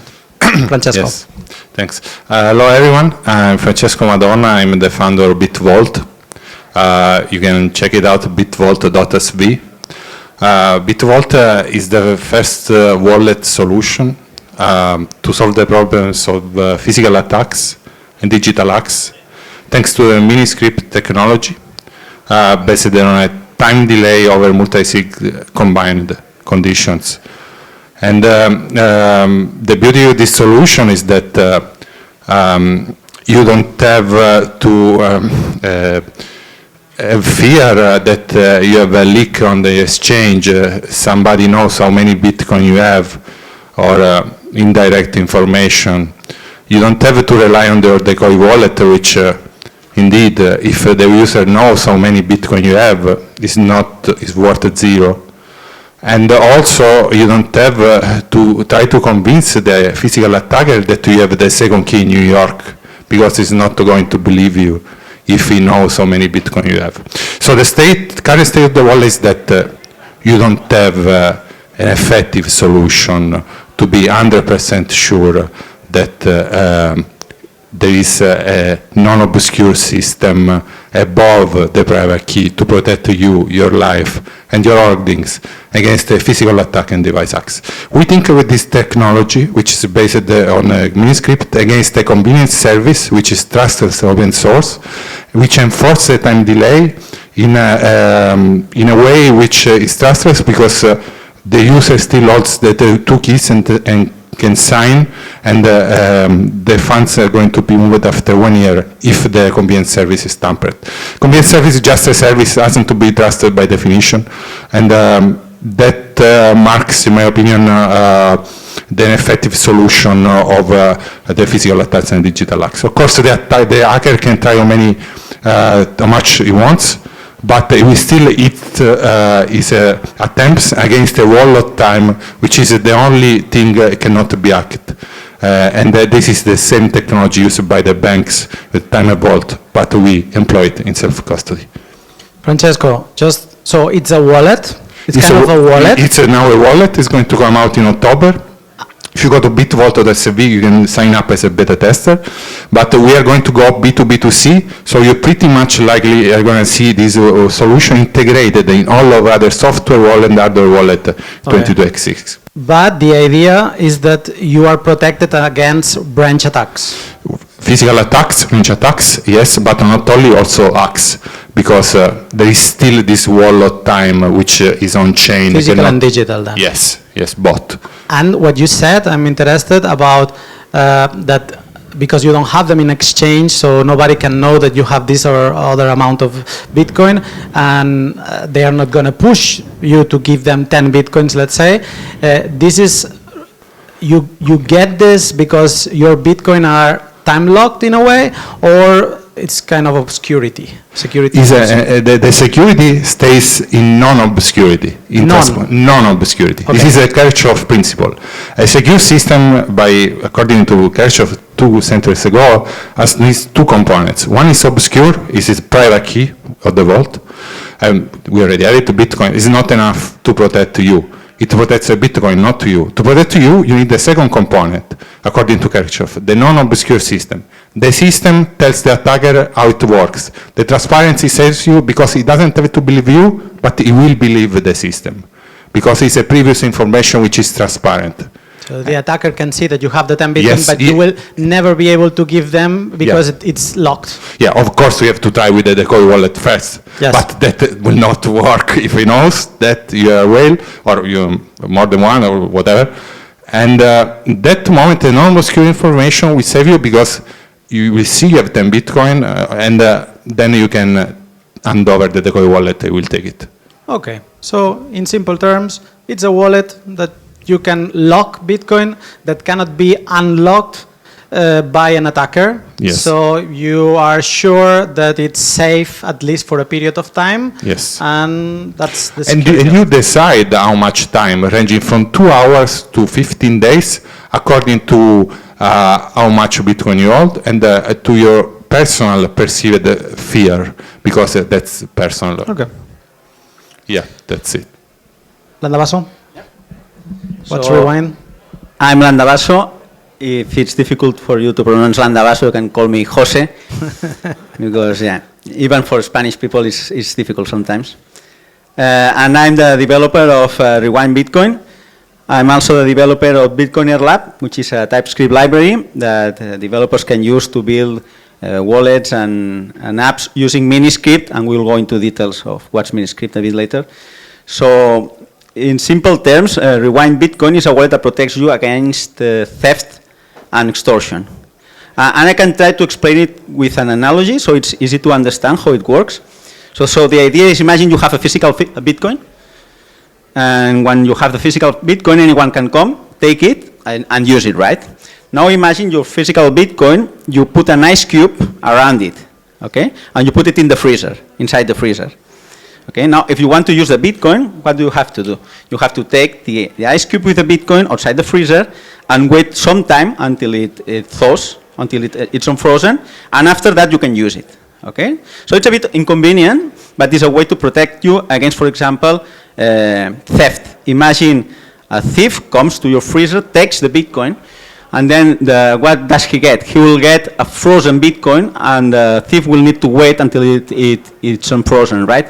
So in this time period, while this countdown is running, you can send this Bitcoin inside the ice cube to your emergency address. Okay, so this is basically a Bitcoin vault, right? So this is what Rewind Bitcoin does. You can download the app now.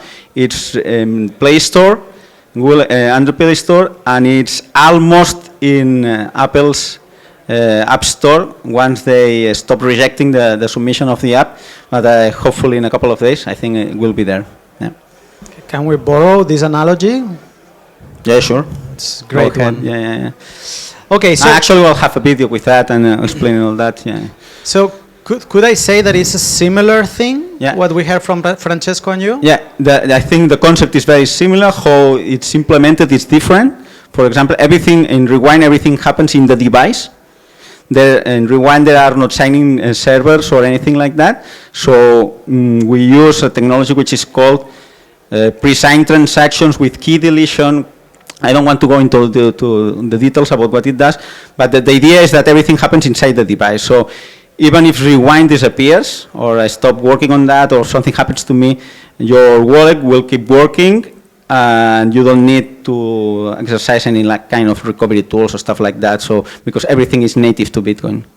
And it's easy to backup? Yeah, actually the backup is automatically. Yeah, you only need to backup your 12 words, and all the vaults and all the metadata of the wallet is automatically encrypted and backed up in a peer-to-peer network. So you don't really need to worry much about doing the backups. I mean, you can, of course, you need to support this peer-to-peer network if you want. You can run a node, but if you trust, I mean, for example, I run a peer-to-peer node, and then my family doesn't need to run one. So yeah. Okay, so Francesco was in beta, or it's about to be able to use it, but here you said that it's right away. Yeah, it's production ready. It's in the Android Play Store. Mainnet. Yeah. So mainnet, actually, we had like 100 something beta testers for a few months. There are thousands of vaults done on the testnet, and on mainnet there are a few ones already. Yeah. Okay, good. Eduardo. So I'm Eduard, I'm the lead developer of Liana. Liana is a product from Wizard Sardine. Wizard Sardine, we are a small Portuguese company. We did the integration in Bitcoin Core of Miniscript in 2022. Liana, what is it? It's a simple wallet in the sense that it's a one sig or multi-sig, where you can stack multiple recovery option on it. The idea is you lost your key, your spending key. After 1 year, let's say your wife key can move the funds, and your wife key and my key are two different keys. There is no exchange of secrets. Okay, so there we had like a product more focused in branch attacks. Here, would that work the same, or is it thought more into what you just said, inheritance or? The focus was mostly inheritance on recovery in general, or safer backup. I want to take the example of when you have a nice bitbox, for example, you will write your 24 words, but it's nice to have a nice hardware wallet. But what if someone breaks into your house and take your 24 words, you lost everything? So what I can do with Liana, for example, is I write my 24 words of my bitbox, and I just generate a new one, a new 24 words, that I put in a temporary evidence bag and behind the time lock. It means that every year, once in a year, if I put the time lock to 1 year, it's a maximum that you can do on the Bitcoin consensus. Every year, I can just check if someone opened the bag. And if someone opened the bag, I know that my primary key, the bitbox one, can still move the funds to another setup. If after 1 year, I lost my bitbox and I still have my bag untouched, I can open the bag and recover the funds. And that's just one example of what Liana can do. We have a lot of ideas, but yeah, we can discuss later. Okay, so more flexibility in solutions with Liana. We talk products here, and we understood, I think it's very simple and straightforward with Bitbolt and Rewind, because it's like one solution for one problem. I believe that with Liana is like, we can talk about many problems we can fix because it's more flexible. But we are able to talk about this because, first of all, we are in a Miniscript roundtable, so I suppose we're going to be talking Miniscript. But it's because we're using Miniscript. So for somebody not knowing what is Miniscript, maybe I will ask you what is Miniscript, but in another way. I will ask you, what if you didn't have Miniscript? Could Liana, Rewind, and Bitbolt do what you do or not? If we didn't have Miniscript, we will invent Miniscript. In the sense that, okay, let's just to explain just from the beginning what an address. An address is a hash of a Bitcoin script. So it's a commitment to how your coins will be spent later. You went the hard way, huh? Yeah. So this script in Bitcoin, Satoshi did something incredible. He shipped Bitcoin with writing code. He didn't try to do a theoretical work before. It means that he did a script language that is very complex to work with. It means that you have a lot of food guns if you're a developer. It means that if you can lock your funds for thousands of years and you can recover it after 1,000 years. And the idea of Blockstream that invented Miniscript in 2019 was to do a high-level language that do a tree structure over this Bitcoin script. And thanks to Blockstream, we are now able, as a developer, to have the tools to be sure that when we write script, it's a sound way, it's a correct way, and we have a nice way to derive it in multiple addresses that follow exactly the script that we defined. Can I digest what you just said, maybe? Okay. So, correct me if I'm wrong, but Miniscript, so when somebody wants to send you Bitcoin and you provide an address, that address is a lock, like a lock how you log your bike on the street, yeah? But we use simple locks. Very stupid, simple locks, like they are unlocked with a key. Everybody knows this kind of locks. Okay, but Bitcoin is programmable money. That's what they promised. This is what Andreas Antonopoulos is saying constantly, no? Programmable money. The truth is that we're using stupid locks, very dumb locks, just a key.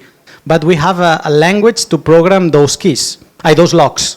We can add timers. We can add 2 keys, 3 keys. We can do like a NASA. But it's very complicated, no? And what you just said is that thanks to this development of Blockstream, it was Willa, who was Polstra and Sankiet, I think yeah. So thanks to this development, now it's easy to go nuts developing these locks and don't lock Bitcoin forever without knowing what we are doing. So basically, we unlocked the programmability of Bitcoin. Yes? Actually, Miniscript is a tool for developers. So it's also a buzzword, but at the end of the day, the end user doesn't really need to know what's Miniscript and how to use it.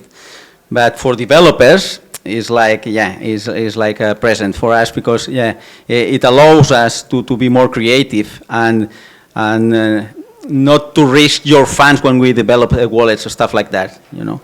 So actually, technically, the first question that you asked, could we build our stuff without Miniscript?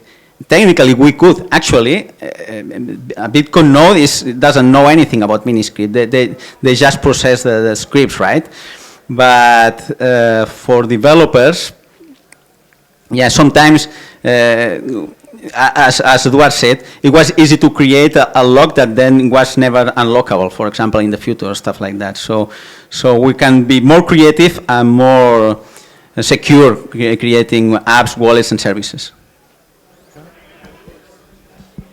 Yes, I think if we didn't have Miniscript, as you say, we would have made it another way, or could have attempted to activate some covenants which with higher risk. So the fact that we always have to put the user in the center with his needs, what is better for him. Sometimes to run too fast, we can go towards some mistakes for activation of covenants, whose problems are solved by Miniscript.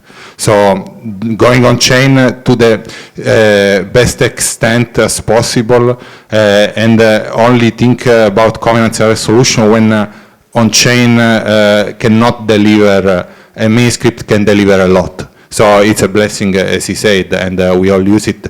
And it's astounding the fact that to date not many solutions have used it. And I think everybody knows here that it's a safe technology, but the fact that a few people use it can put some shadow on the security of it. And we should praise, and the community should really try to bolster this solution to show that if it's used, it's because it's safe, and vice versa. So we should create a loop inside of the on-chain to avoid to give room to something which is unnecessary, which can be pushed like a covenant, or without first going to expand at the maximum the on-chain possibilities.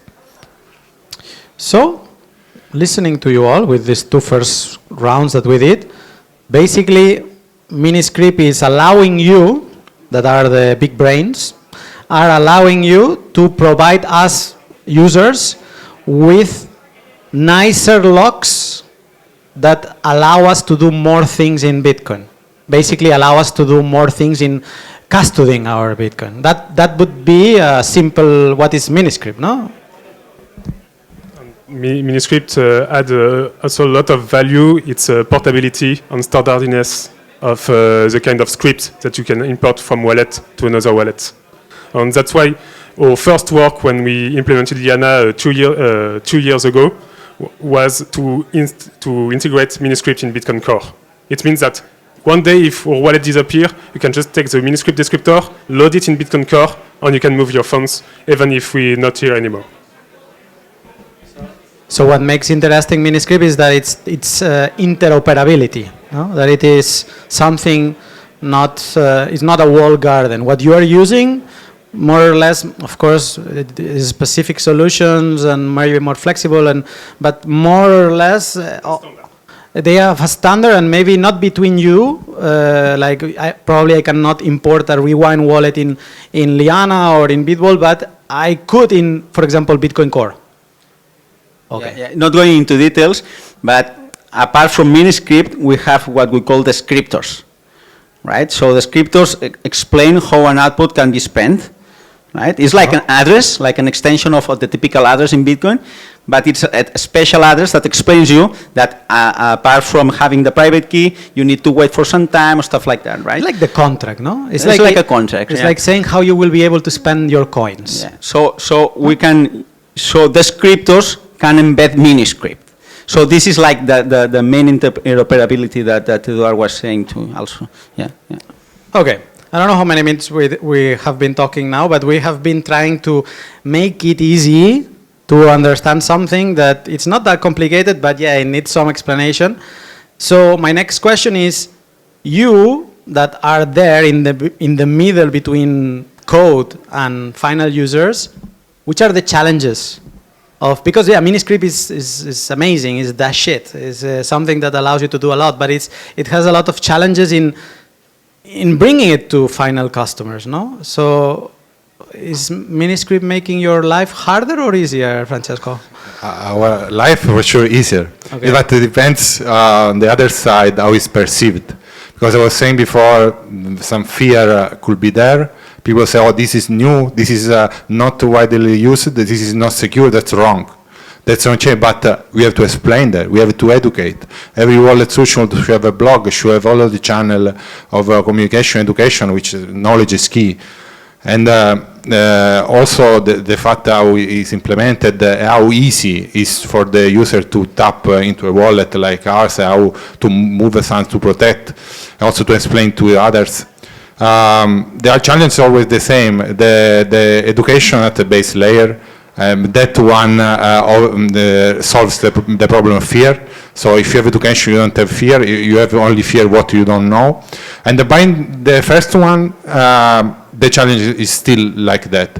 Everything moves slow in a Bitcoin for the reason we know. Even adoption is low. But I really think we have to create the market now, not to sell, but to educate.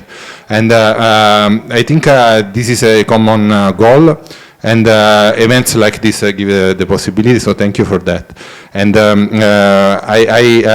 we have like 400 beta testers, so I think there is a real interest from the people in this solution. We also mention as hundreds. We see how they respond, but it's very important to give him a easy UX. That's key. So education and easy UX. That's the solution to a challenge. It's very nice 2 points, education and UX. I'm gonna add to the question, do we even have to be talking still about Miniscript when talking to the user or not at all?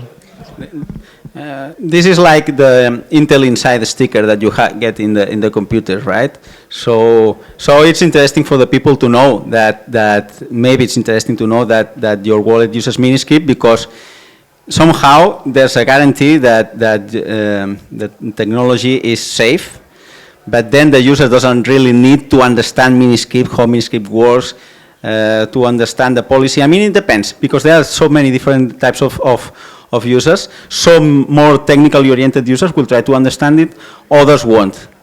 And I would say, same as you, Francesco, said, that the user experience is key. We have to, somehow, developers have to stop being very technical at some point and try to build solutions that are very intuitive for the people to use and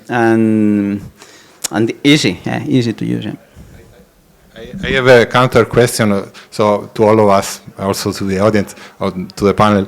Do we think that the word mini script belittles the power of this technology? We should call it just by use case, like Vault technology, or on-chain technology that feels more mighty, because going back to the fear of the user, that might think, because people know nothing, right? They just approach Bitcoin like 2 days before and they find this solution and they think, oh, that's a mini script.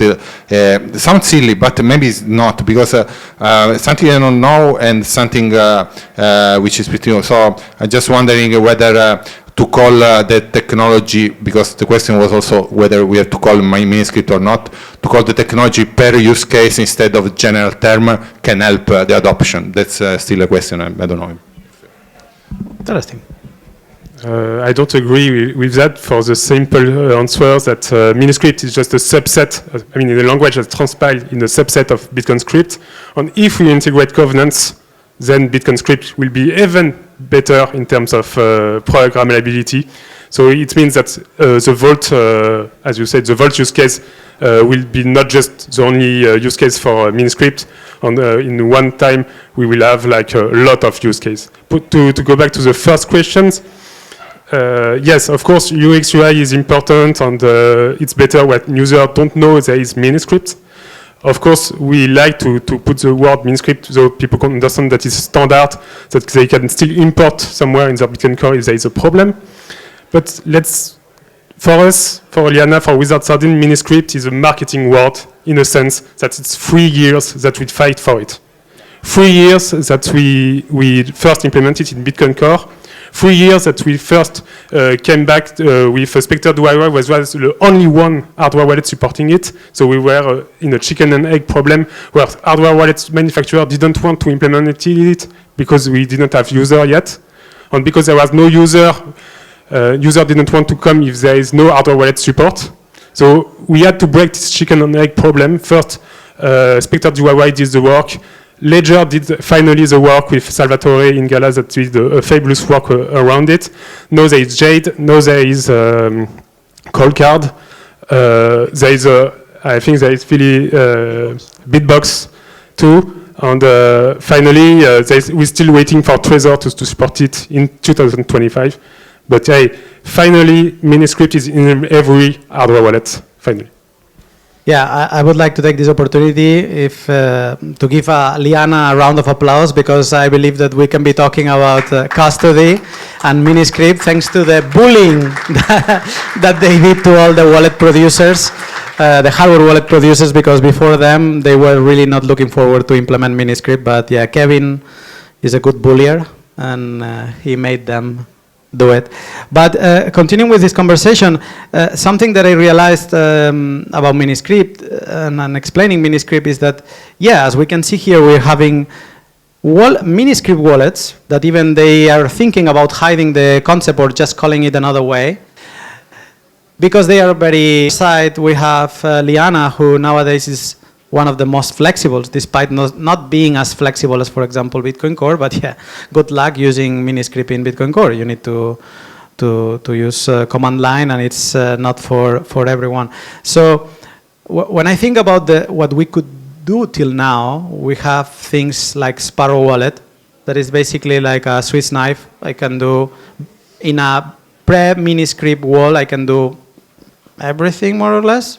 Maybe lacking Lightning contracts, but okay. Maybe then I can talk about Electrum that also has Lightning. I don't know. There is this kind of Swiss knives, but it feels that with Miniscript it will be hard to have like that. The norm will. It doesn't look like it will be like that. It feels that it will be more product specific. Do you agree with that or not? Yes. It will be product specific, because every use case should have a software design behind it, and then that shows to the UX in a specific way. And there's no beating around the bush, but at a certain point, however, integration is key. I mentioned before we are going to go B2B2C, also B2B, so we build in Rust, because Rust is compatible, also Liana, I know it's Rust, it's compatible with pretty much all of the languages. So the SDK is very easy to integrate into other wallet. So we might end up with a solution which is solution oriented, with a wallet solution which is oriented to the task it has to solve, but can be integrated in all other wallets. And that solves what you asked, because you have the user utilizing it without knowing is utilizing it in a task-specific oriented way. So integration is key here, I believe. So maybe I don't know if Landavaso, you have something to say. I wanted to add something to what we were discussing in the earlier round. So in addition to the push of that Liana was doing, just to be, in addition to what they were doing, pushing Miniscript and all that, when I first learned about Miniscript, which was introduced to me through Salvatore, because I was trying to create this vault. Rewind is a vault, right? So I was trying to implement it, and Salvatore told me, no, you don't have to use Bitcoin script, you have to use miniscript. And I what's miniscript? And then he explained me that, and then I started researching stuff about miniscript and vaults and all that. And Liana, they have this Wizard Sardine team, right? So actually they were the first ones implementing a kind of a vault. It's called Revolt, right? So yeah, these guys have been pushing for that a while now. For a while. Not only miniscript, but also solutions with miniscript, apart from Liana. And your question was. It's not that important. We can move on. I lost the point. Because what I wanted to say is that, it was that if solutions of miniscript are going to be product specific for the future. Now we need few more actors, but not many more. Not much more people is doing miniscript solutions nowadays, like for end user. I believe that the sparrow of miniscript is Liana nowadays, in the way that is the most flexible. But yeah, as Francesco was saying, it feels that it will be more specific to use cases. And also there will be a spectrum of different wallets for different users. Yeah, so more technical will want a more flexible tool, and others that are only worried about physical attacks, then they will use a specific solution. So I guess, yeah, they will have different solutions. And then I suppose that every different solution will have a tutorial of how to import this wallet in Bitcoin Core as the backup solution in if everything goes wrong. It's not that easy. For example, in Rewind, we make use of this concept of pre-signed transactions with key deletion. So actually, Rewind, what stores is a set of pre-signed transactions. So this you cannot import to Bitcoin Core, for example. So it's not that direct to import from one wallet to the other, because there are some specific parts sometimes. Yeah. Yeah, but at the end it's Bitcoin transactions, so you could access them in a way. But if they are pre-signed with a signature and all that, this you cannot import. You don't even need. Because you just need to you don't need, broadcast at some point. But the solution cannot be imported 100% from one wallet to the other. Understood. But I want to stress what is the standard. The standard is basically the most used solution. So that's why I was talking about the integrability, because we might end up, it's two different solutions, different use case. But then if those are integrable, the user will converge by asking to integrate into other wallet or just by using it. So at the end of the day, we'll end up with a set of commonly accepted solutions, the standard, because coming from the user. The scripter probably, no? Being like the most interoperable solution. Yes, that's a valid example. So I think the same thing will happen, like everything happened in Bitcoin, just for the user from the grassroots, user from the demand of people, and then it will converge in a standard. My integration is key. Okay, we're 30 minutes in, and I don't want to be talking the whole time here. I would like to hear some questions. So I'm going to go with one last question. I feel that now in 2025 we have superpowers with having miniscript between us, and just inviting some people to use Rewind, like, yeah, download it and you can log it's easy. Or if you want something more advanced, you can ask people to use Liana. And really, we have superpowers nowadays with miniscript, and looking forward to see what Billboard will provide. But do we lack something in Bitcoin custody? Do you feel that we are lacking something more? And I will put on the table, there is a lot of conversation about music. There is also a lot of noise about covenants. Do you feel that we lack something, or we are good enough? You first. Difficult. For us, I mean, when you said about standardiness, I understand that we will have some kind of standard because there will be a market fit at some point to understand where people are agree to put money to pay developers for specific products. For me, it's difficult till now to know exactly what user want. It's very difficult. Even with Liana, you have people coming for inheritance, others that want some kind of decaying multisig, something for organization. So we have a lot of multiple profile coming. It's very diverse. So it's very difficult for us to understand where we should concentrate our effort. And that's why it's difficult for us to know what really we want. Of course, we want music too, because it reduces the footprint on the chain. Of course, we want this kind of innovation. Of course, if we have governance, we have the perfect vaults where you don't have to delete keys and stuff like that. So yeah, we can want a lot of things, but at the same time, we need to have more users to really understand what they want. And yeah, for now we have technical users, so it's fun, but even them, they don't know what they want. Yeah, regarding governance, if you ask me what do what are we missing here, I should say probably governance, but I'm not that sure that I want governance. Actually, it depends on the week. You ask me tomorrow, I say yes, and so I change. So I don't have a clear idea. So if you don't have governance, what you can do is what I do in Rewind is like you create a transaction, then you delete the private key you used to create the transaction, and then you are forced to use that transaction only, right? So it's like a covenant. But now you have to trust that the software has deleted the private key.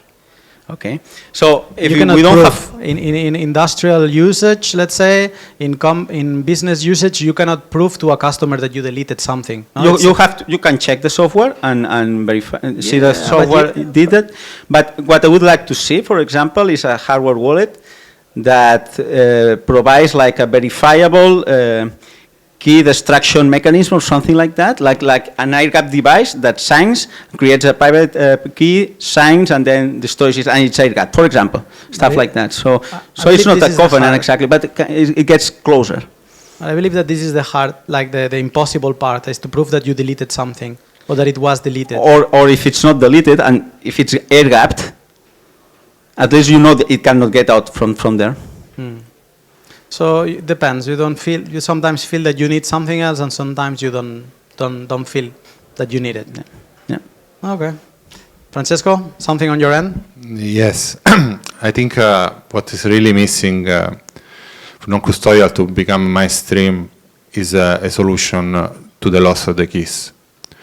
Giving mean that we should come up with a solution where the user who only a small subset of people want to be free. Okay, maybe this conference, but the majority, they don't. No, it's too. But why? Why that? Why that? Because they don't want any responsibility. If you lose the key, who is guilty? They are guilty. No, they don't want that, so they put the money in the bank. Now, we want a solution where they can put the keys in their custodian, but the custodian cannot collude. In that case, you have marked the end between non-custodial and custodial, because everything is going to be non-custodial. Now, to come up with this solution, maybe, very likely, we need the covenants. And, but I believe that, talking maybe CTV, but I believe that if we can show that this solution works before activating covenants and brings non-custodial to the world, then there is a reason to activate it.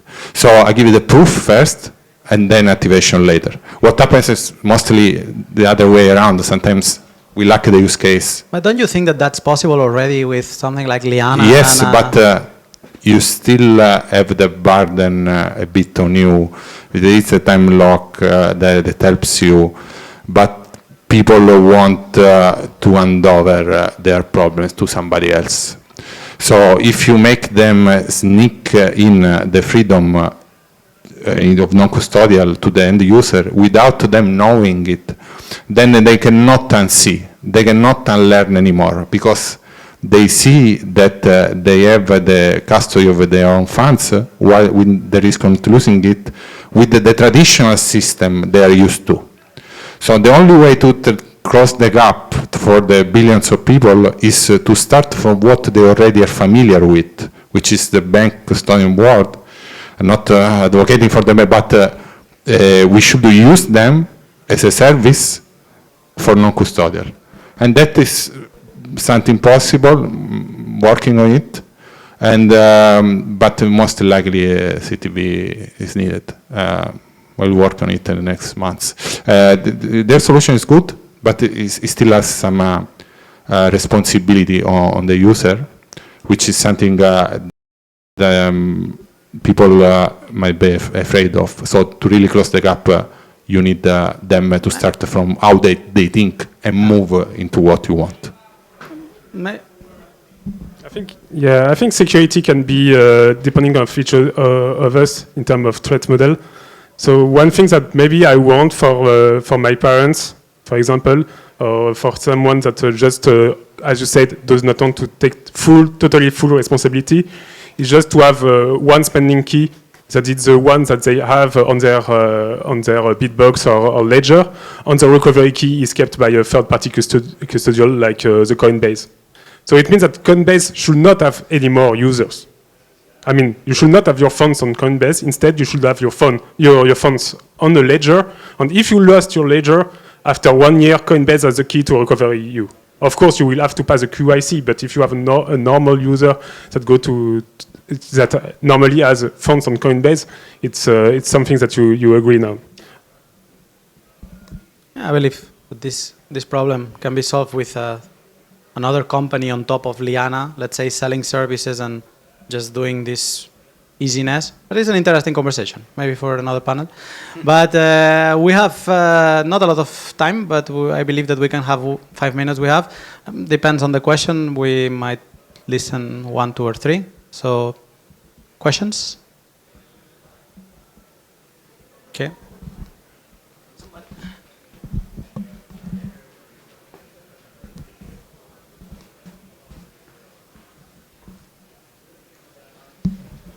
Hi, hello. I don't know if I'm going to ask a stupid question, but I'm going to ask it anyway. So, can a script or a mini script, or I mean, probably it's already been done.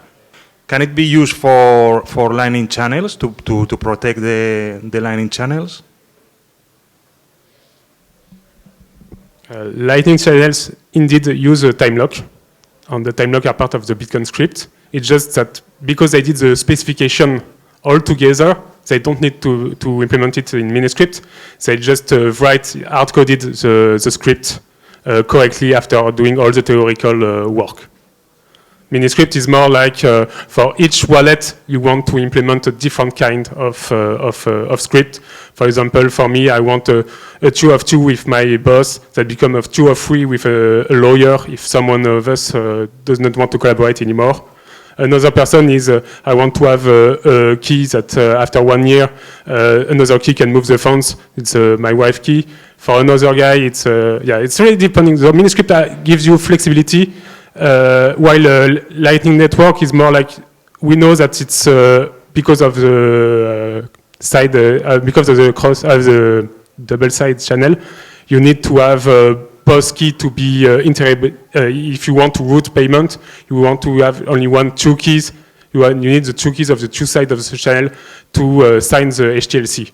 So you have really fixed formatted script. You don't need to change it like a miniscript all the time. Can you add probably a condition that once this channel is closed, funds go to wherever and stay locked for time?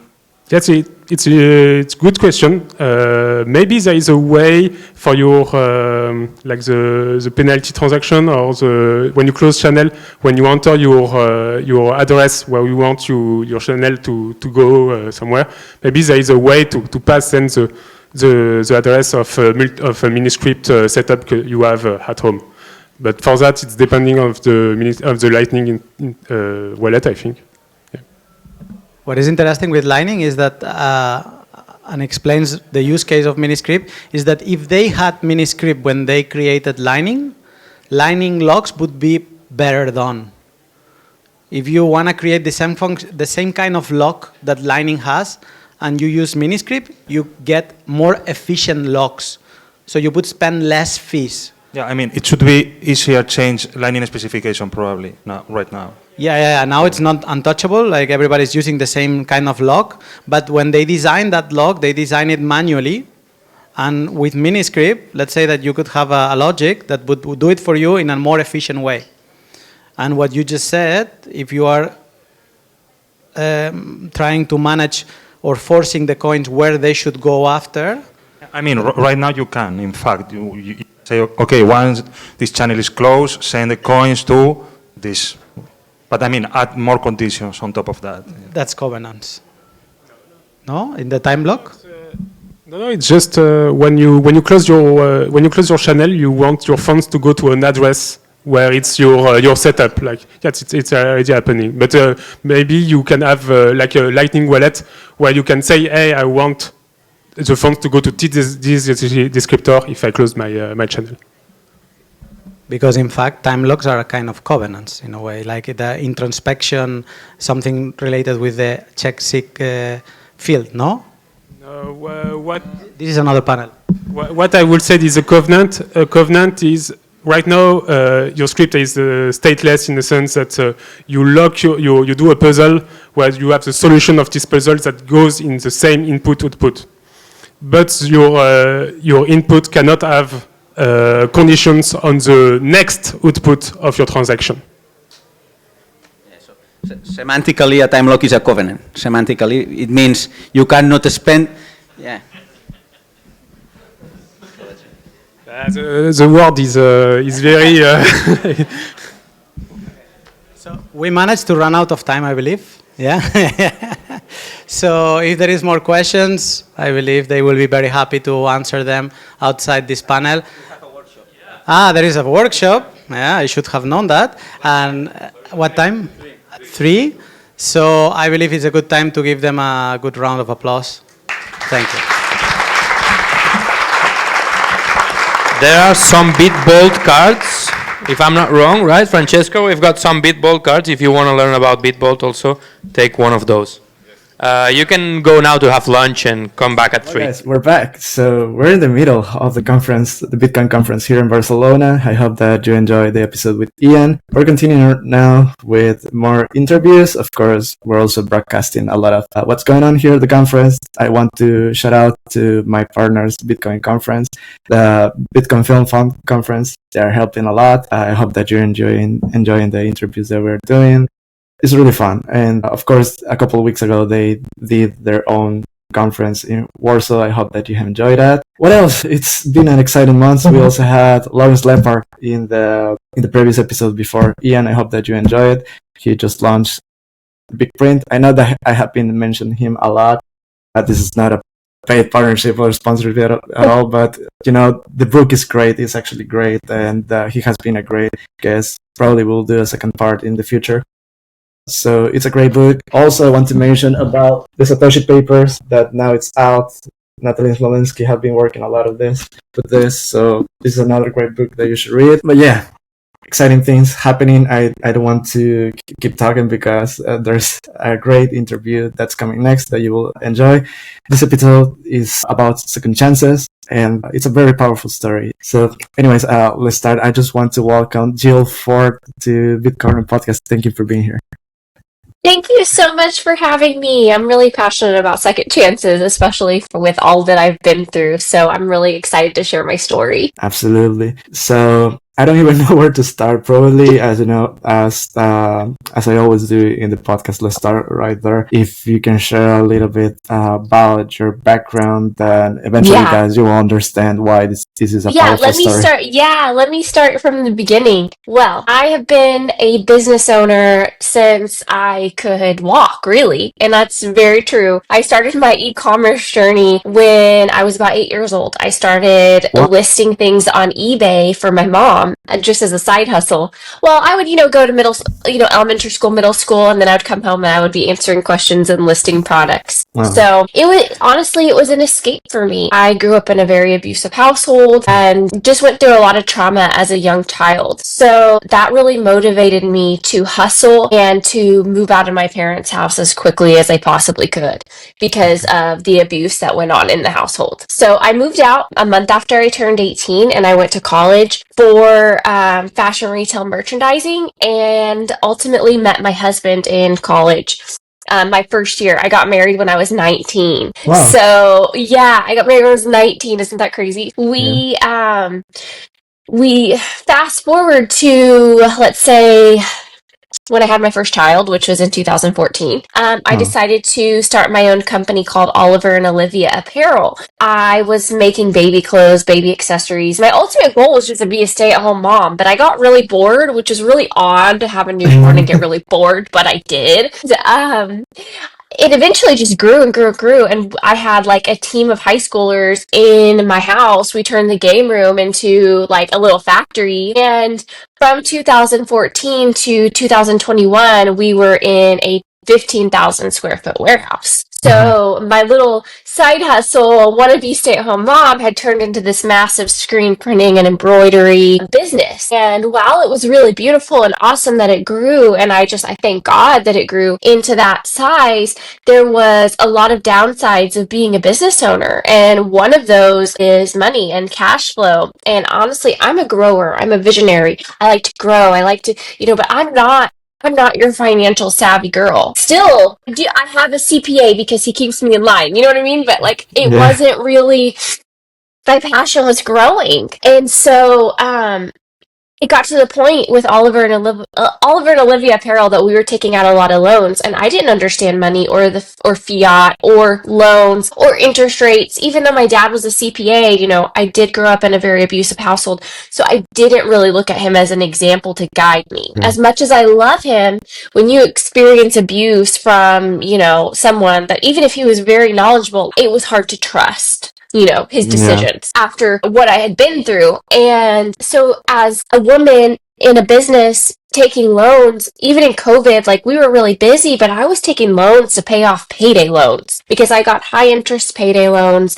And it was honestly like, we have this phrase like robbing Peter to pay Paul. That's really what it was, because I wasn't keeping track of my inventory costs and my cost of goods sold and labor and all of this. But I had grown and I had 50 employees. And during COVID. I was also during COVID, and at that point I just wasn't making the wisest decisions, and my head just wasn't screwed on straight. So because I was really overwhelmed, and at that time my son was diagnosed with autism. We were building a house. We started building that house before COVID, but it's a lot of work to build a house and try to manage that along with everything that was going on with the business. Ultimately, make a long story short, I took out different COVID loans at the time. Oh, okay. We needed them because we had high interest payday loans that we needed to pay off. I didn't understand money, so I was just financing everything. I was paying nothing in cash. So it was always I've got to sell something to make payroll, but we're doing so well in sales. Well, the missing piece was I didn't know how much I was making per item. So honestly, I was losing money. Every month I was losing money, and I was taking out loans. Well, and I was also living a very lavish lifestyle. So, there's a lot of spiritual power behind money. And they say that, what's that phrase? Money will leave you, basically, if you don't pay attention to it. And I was just flying by the seat of my pants, honestly, when it came to things, and wasn't making the right decisions. Okay. And I misspent a loan called the Main Street Lending Loan, which is a COVID loan. There were multiple loans in the United States that were offered. There was the EIDL loan through the SBA administration. There was the PPP loan, which is the Paycheck Protection Program. And then there's the Main Street Lending Program. The Main Street Lending Program was not a popular loan. I think only about 6,000 businesses in America actually qualified for it. There was really strict qualifications. Yeah. There were very strict qualifications in order to even get the loan. And I personally believe that I got the loan because the banker really wanted to make that I was the first recipient of the loan at this bank, and they really wanted to try it on someone, and not very many businesses qualified. It was just a hard loan to qualify for. And it wasn't necessarily that they looked at your credit, they did, but it was there was just so many stipulations. Mm-hmm. And it was funded by the Federal Reserve. 10% was funded by the bank, so the bank put down 10%. So if I got a $400,000 loan, the bank had $40,000 risk in it, and then the Federal Reserve carried the rest. Well, that particular loan had different guidelines than the PPP loan or the EIDL loan. You could use that to grow your business. I mean, there was just a laundry list of things that you could do with that loan. And I very much misunderstood it. But I knew one thing, and that's if I didn't get this loan, then I'd probably have to take out another, payday loan. Well, for small businesses, it's not really called a payday loan. It's like a really high interest loan. When I say high interest, it's like 18%, and you have to pay it back with your daily sales. Yeah. Wow. So it's a lot of pressure. So all I knew was if I didn't take out this, Main Street lending loan, then I would be having to take out another one of these loans where money was coming out of my daily sales, and then I wouldn't have enough money for inventory, and this cycle repeated itself. And so when I got this loan, it was a big relief. It was a big help because I didn't have to take out a payday loan. And the thing about it is I was also building a house at the time. And as a small business owner, to even qualify for a house, I was taking out a private mortgage. And those had different sets of qualifications, and it was 20% down. So I had been trying to save my 20% down for years. I mean, the whole year that we were building, we started building before COVID in 2019. Okay. I had been trying to save, and I just kept having to put money back in the business because it was just a debt cycle.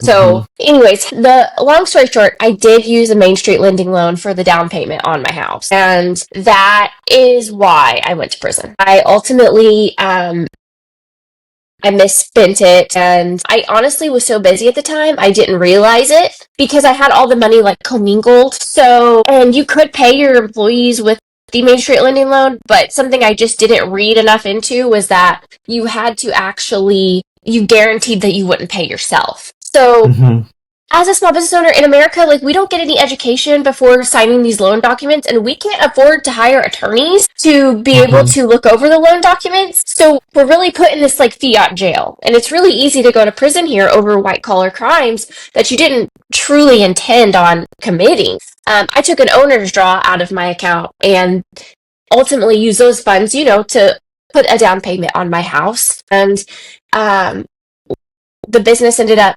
going out of business in March of 2021 because, like I said, we were in that debt cycle. We were losing money on every purchase. So eventually, it just caught up to us. And there was, I wasn't doing a great job managing the employees, and my mental health wasn't good. And so ultimately, it all just came crashing down. And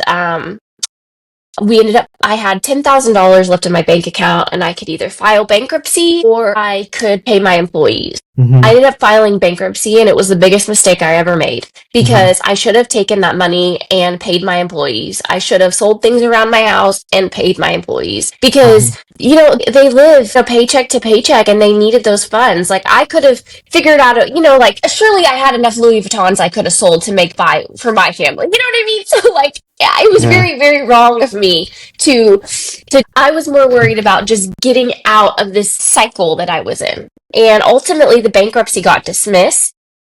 Yeah. So it didn't even go through. It didn't get discharged. So my debt still stayed with me. So I should have just not even filed. And there's lots of I have a question about that. What are the implications when you declare bankruptcy?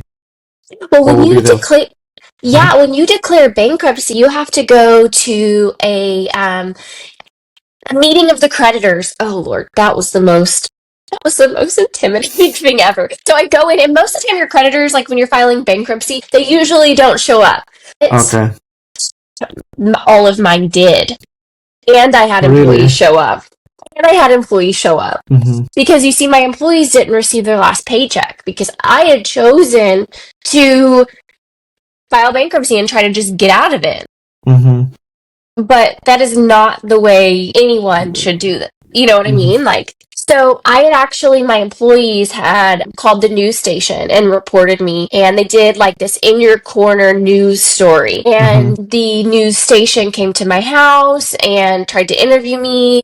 And at that point, I was just really in a bad place. I told the news station, I said, Because at that point I was like, I'll just start another business. I'll just keep going. I'll just do it out of my house again. You I didn't was just trying to realize the survive. implication that you probably will go to jail or something back then. Yeah, no, not at all. And I told them, I said, if Donald, I literally said this on the news, if Donald Trump can close and file bankruptcy on one business and open another, so can I. I was like, that's probably not something you should say, Jill. Oh shit. Yeah. Now I'm like kind of like embracing my stupidity.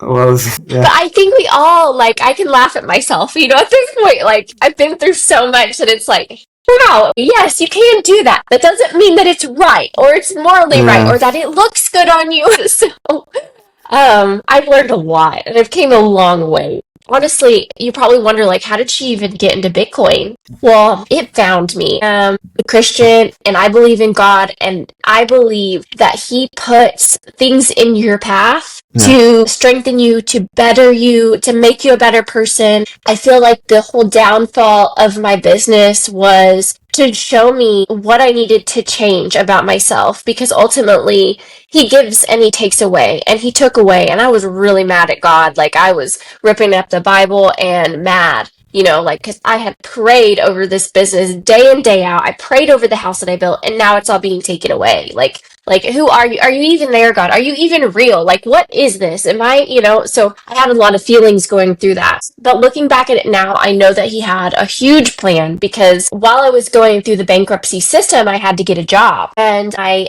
applied for a LinkedIn job, and I knew one thing that I was really good at, and that was creating websites, building businesses, and growing, and e-commerce marketing. It was my niche. I had done a lot of sales on Amazon and Etsy, and, you know, I built my own Shopify website, so I knew how to do it. But I wanted, during COVID, you know, a lot of companies weren't online yet, or if they weren't like, you know, like the online shopping just wasn't what it is today. Yeah. Because COVID forced us to buy a lot online, and now that's just normal. Like, you know, I can go online and buy such and such. But small businesses really weren't online. So that was what my plan was. So I found a LinkedIn ad. I didn't quite understand it, but ultimately this lady was trying to build an app for influencers, and she wanted to reward people with coins. Right. Now, her background is that she was from China, and she had been mining, and we were like mid 2021. So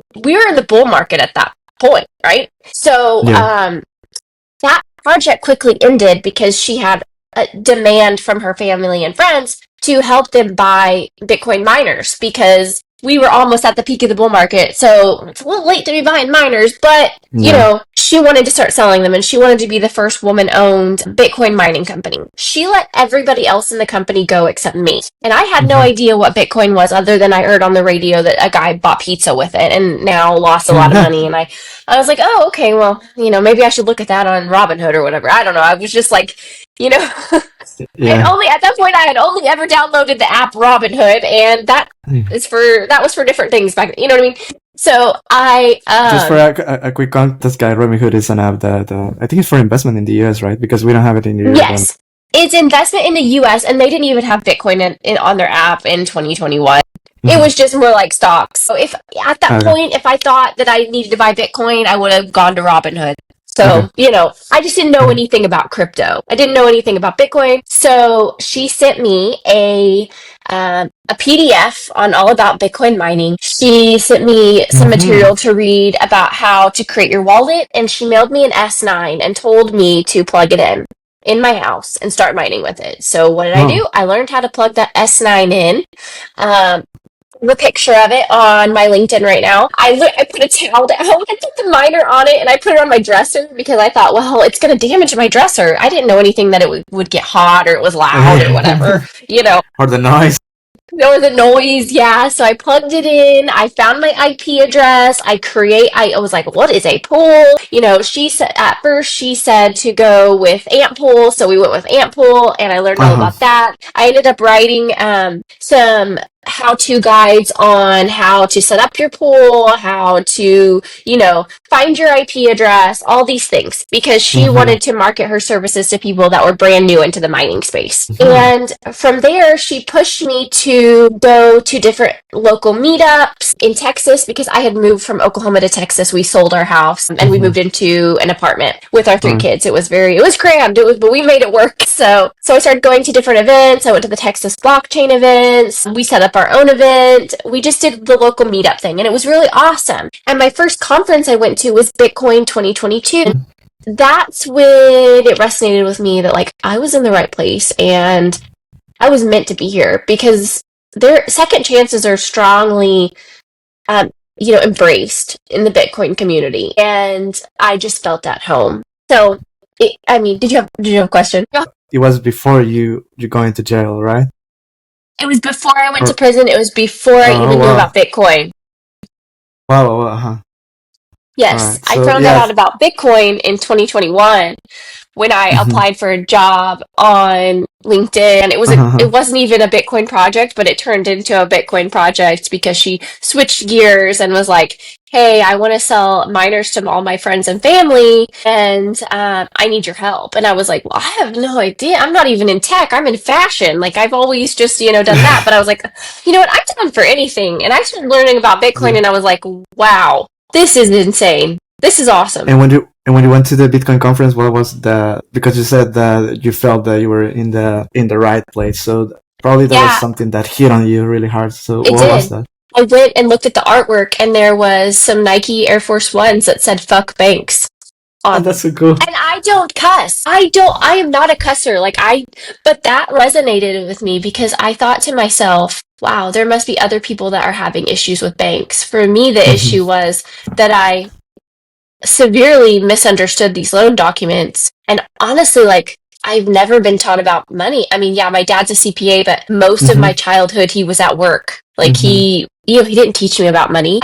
He'd probably like to think he did, but he really didn't. He taught me how to be in a debt cycle because I watched my parents, constantly taking out loans and debt, and they were, robbing Peter to pay Paul. So love them to death. But the one thing they taught me was this cycle of debt and how taking out a loan is normalized, and it shouldn't be normalized. Really, taking out a loan should not be normalized. The only loan I believe in is if you take out a loan against your Bitcoin, because that's probably the only thing. If you were to get a mortgage based off your Bitcoin or something like that, I think that's an amazing thing to be able to take a asset that's not going to grow as fast as Bitcoin and not have to sell it. So that's probably the only loan that I really believe in. But I'm going to tell you how I just started my Bitcoin journey, and I got served by the marshals. So I was working for the company that was selling Bitcoin miners. And during that time frame, I was going through all the questioning with the bankruptcy court, and they served me. The marshals came and served me after a meeting with the Department of Justice, because in bankruptcy, you can either go to court and there's no creditors there, they discharge it and you move on, or the Department of Justice decides to investigate you, and they decided to investigate me. So there was a series of 8-hour meetings that I had to sit through.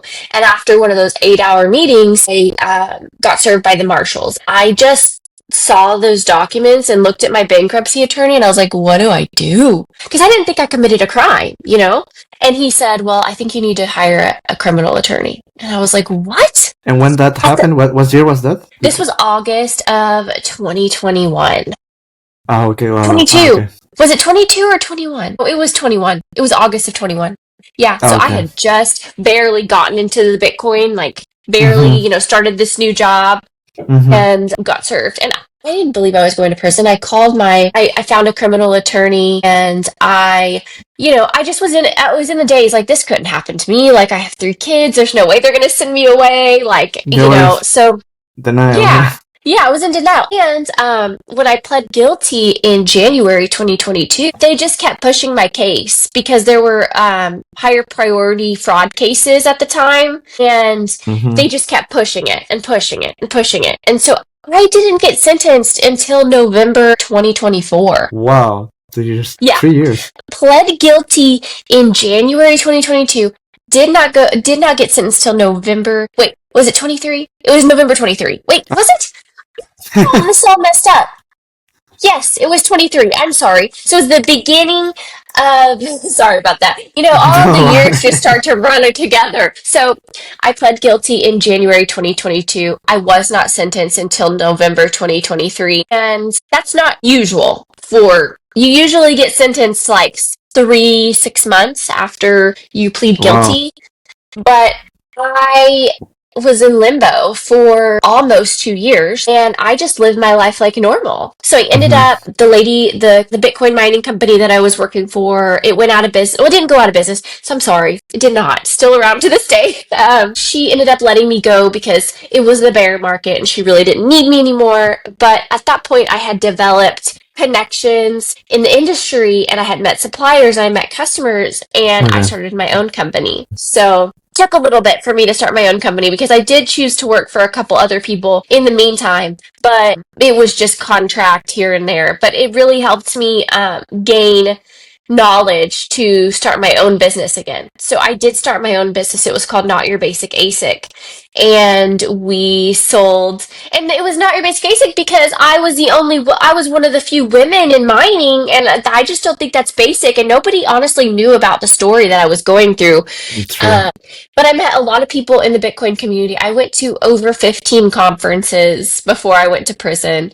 And I had to get approval every single time to travel, and they were okay with it. I went to Dubai before I went to prison. Yeah, so I traveled a lot, and I ended up being able to save quite a bit of money that I brought to court for restitution just from selling Bitcoin miners. But turns out they made a little mistake in their judgment and committal paperwork, and they didn't order me to pay it. So I didn't think I was going to prison, I didn't. And I was like, how am I going to take care of my family while I'm in prison? Because I can't run a business. So I ended up keeping the restitution money, and that's the money that I sent back to my, he was my ex-husband because we got divorced a month before I went to prison. That's another story. Yeah, but we're back together now. We're back together now. Cool. See? Okay. Yeah. So we split up. I went to prison. We weren't together. But, we had gone through a lot together, like business closing, bankruptcy, autistic child, loss of everything. He went out and had to get a job again. We went from driving a Mercedes to a old van with 200,000 miles on it that we paid cash for. It was just like a different lifestyle. And so it was a lot of pressure, and it was honestly a really good reality check.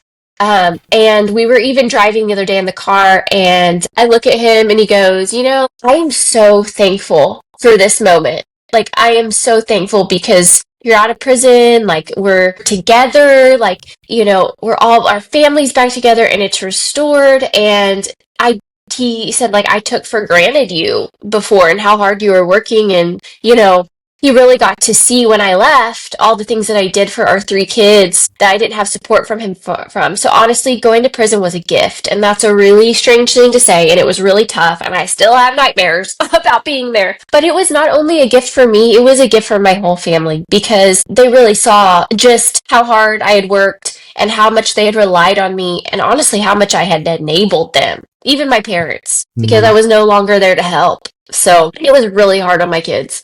Like that was not the gift part.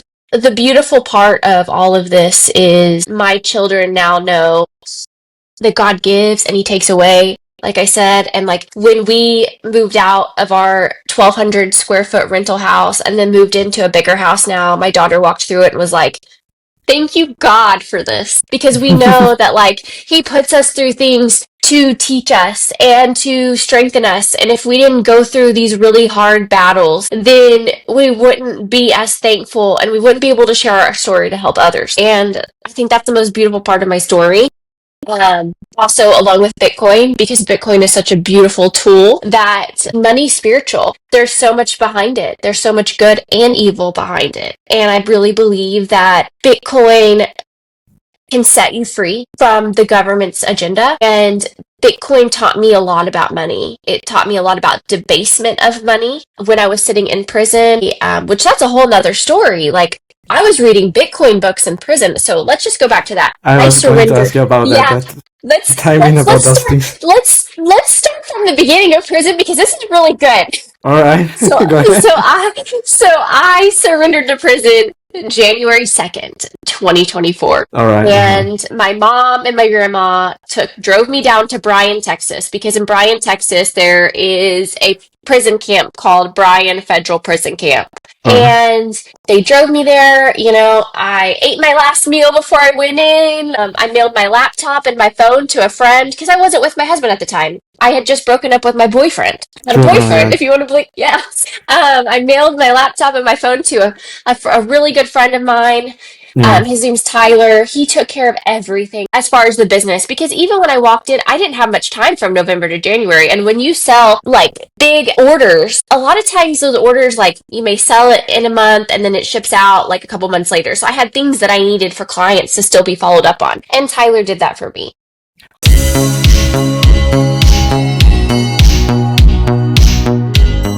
Cuando dejas tus activos digitales en un exchange o en custodia de alguien más, te expones a riesgos de terceros no deseados. A diferencia del sistema bancario tradicional, Bitcoin te permite tomar el control total de tus fondos utilizando tus propias claves privadas. Esto te permite ser soberano y esencialmente tu propio banco. Al tomar el control de tus Bitcoins, puedes evitar riesgos innecesarios de terceros.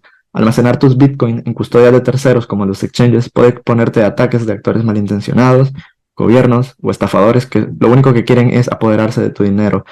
Las billeteras de hardware aumentan la seguridad de tu billetera porque tus claves privadas se almacenan en un dispositivo especializado que no está siempre conectado al internet. Como te he dicho antes, mantener tus claves almacenadas en un dispositivo en línea puede exponerte a factores adicionales de ataque, por lo que se recomienda usar una billetera de hardware al almacenar grandes cantidades de Bitcoin durante largos periodos de tiempo. Jade es una billetera de hardware no custodial para Bitcoins y Liquid que ofrece opciones de firma simple y firmas múltiples. Yo personalmente lo utilizo para almacenar mis Bitcoins, ya que me siento mucho más seguro manteniendo mis Bitcoins en una billetera fría que en una almacenada, por ejemplo, en mi teléfono. Si estás pensando en adquirir uno para ti, no olvides utilizar el código de descuento de nuestro show, BitCorner Podcast.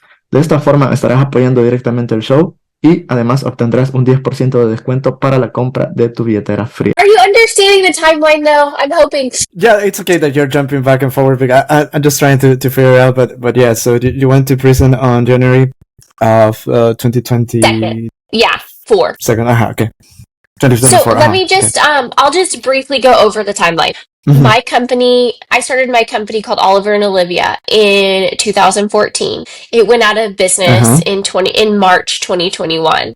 In July 2021, I got the job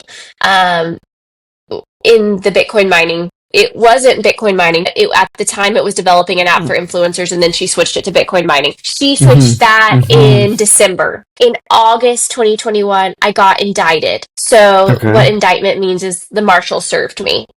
So also during that time, I was going through bankruptcy court. In December 2021, I decided to dismiss the bankruptcy because I then realized I'm in hot water. I committed a crime, you know? So, and I didn't even know I had committed a crime.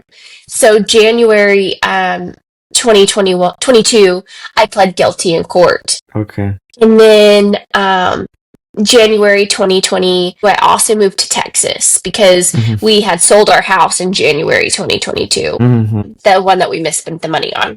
So from January to April, I was living in Texas, and April of 2022, I went to Bitcoin 2022.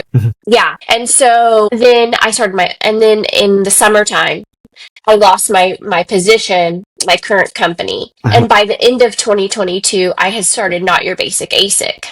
And I ran Not Your Basic ASIC from 2022 all the way to till I left November till I went to court in 2023. So basically that whole year and a half, I was traveling, I was going to conferences, I was building up my business. I was also normal life. Me and my husband had split, so we were living in separate houses in the same neighborhood. We were navigating that with the kids. We didn't even think I was going to prison because they kept pushing the court case off, and I had a significant amount of money saved that I was going to pay my restitution.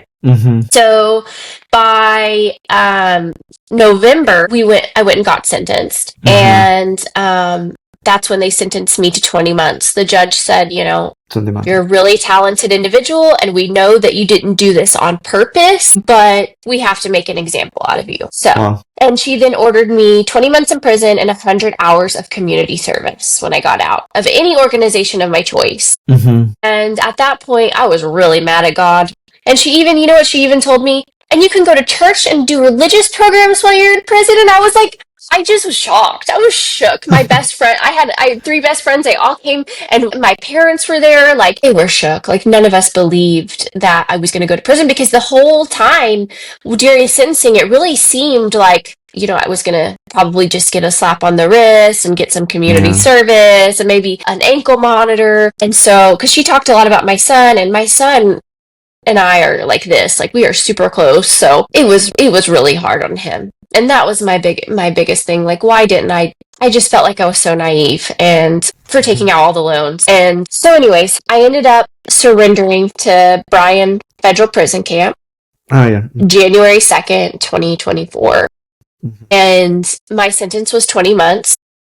And when you go in for a federal sentence, you get, 10 days off your sentence for every 30 days that you're there for the first 6 months, and 15 days off your sentence for the months after 6 months. All right. So my sentence was 20 months. I spent 7 months, 25 days in Bryan Federal Prison Camp, and then I went to a halfway house. And the halfway house was in Oklahoma City, and it was mixed with men and women. And the types of crimes that were there were anything from murdering to drugs to white collar. So it was a great mix.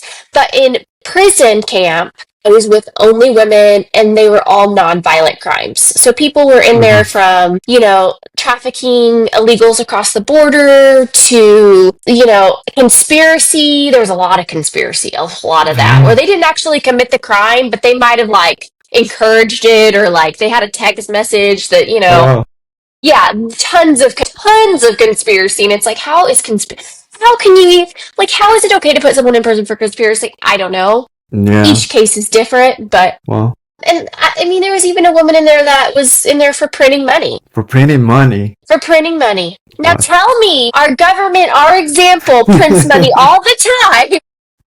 No, I understand why it's wrong. I totally understand why it's wrong. But you start to see, like, okay, all these crimes in here are very money motivated, whether it's selling drugs or bringing people across the border, or, you know, there were many times where I was on the track at Camp Bryan talking to a woman about her story and why she ended up in prison. And a lot of times it was because she needed money to file divorce from her abusive husband, or she needed money because she was struggling. You know, there's just so many fiat-based crimes. When you look at why people are in prison, a lot of it was money motivated. Yeah. I started to think, like, there has to be a bigger reason here. So I read a ton of books in prison. And the one that stuck out to me the most was, what was it called? The Lords of Easy Money. In the book, The Lords of Easy Money, it talks about all of the loans that the U.S. provided during COVID, and how the United States government basically came up with the money for those loans. And it specifically talked about the Main Street lending loan, and how that loan was just printed money. The Federal Reserve just printed it. When I'm sitting in prison, a Bitcoiner at this point, like a hardcore Bitcoiner, you know, like I'm never using the banks again because I'm in prison. And I'm reading all these books where it's like, you got duped, you know, the government is printing money, causing inflation, causing prices to go up, and we're having to take out loans. This is a debt cycle. Like, when you have debt, you are in prison to those banks. Sometimes I believe debt is necessary, and there are certain times where, you know, it's beneficial. It has its purpose. But the way America has groomed us to believe that debt is normal, that we should buy a car with debt, we should put everything on our credit card, is not normal.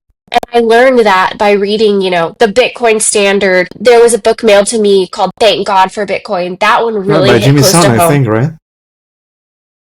Thank God for Bitcoin? No, it might have been. Maybe. Look it up. Yeah, I'm doing that. Yeah, Thank God for Bitcoin. Yeah, Jimmy Son and Gabe Higgins and a couple of more. Yeah. That book was mailed to me by someone that didn't know me, that had heard about me and my story.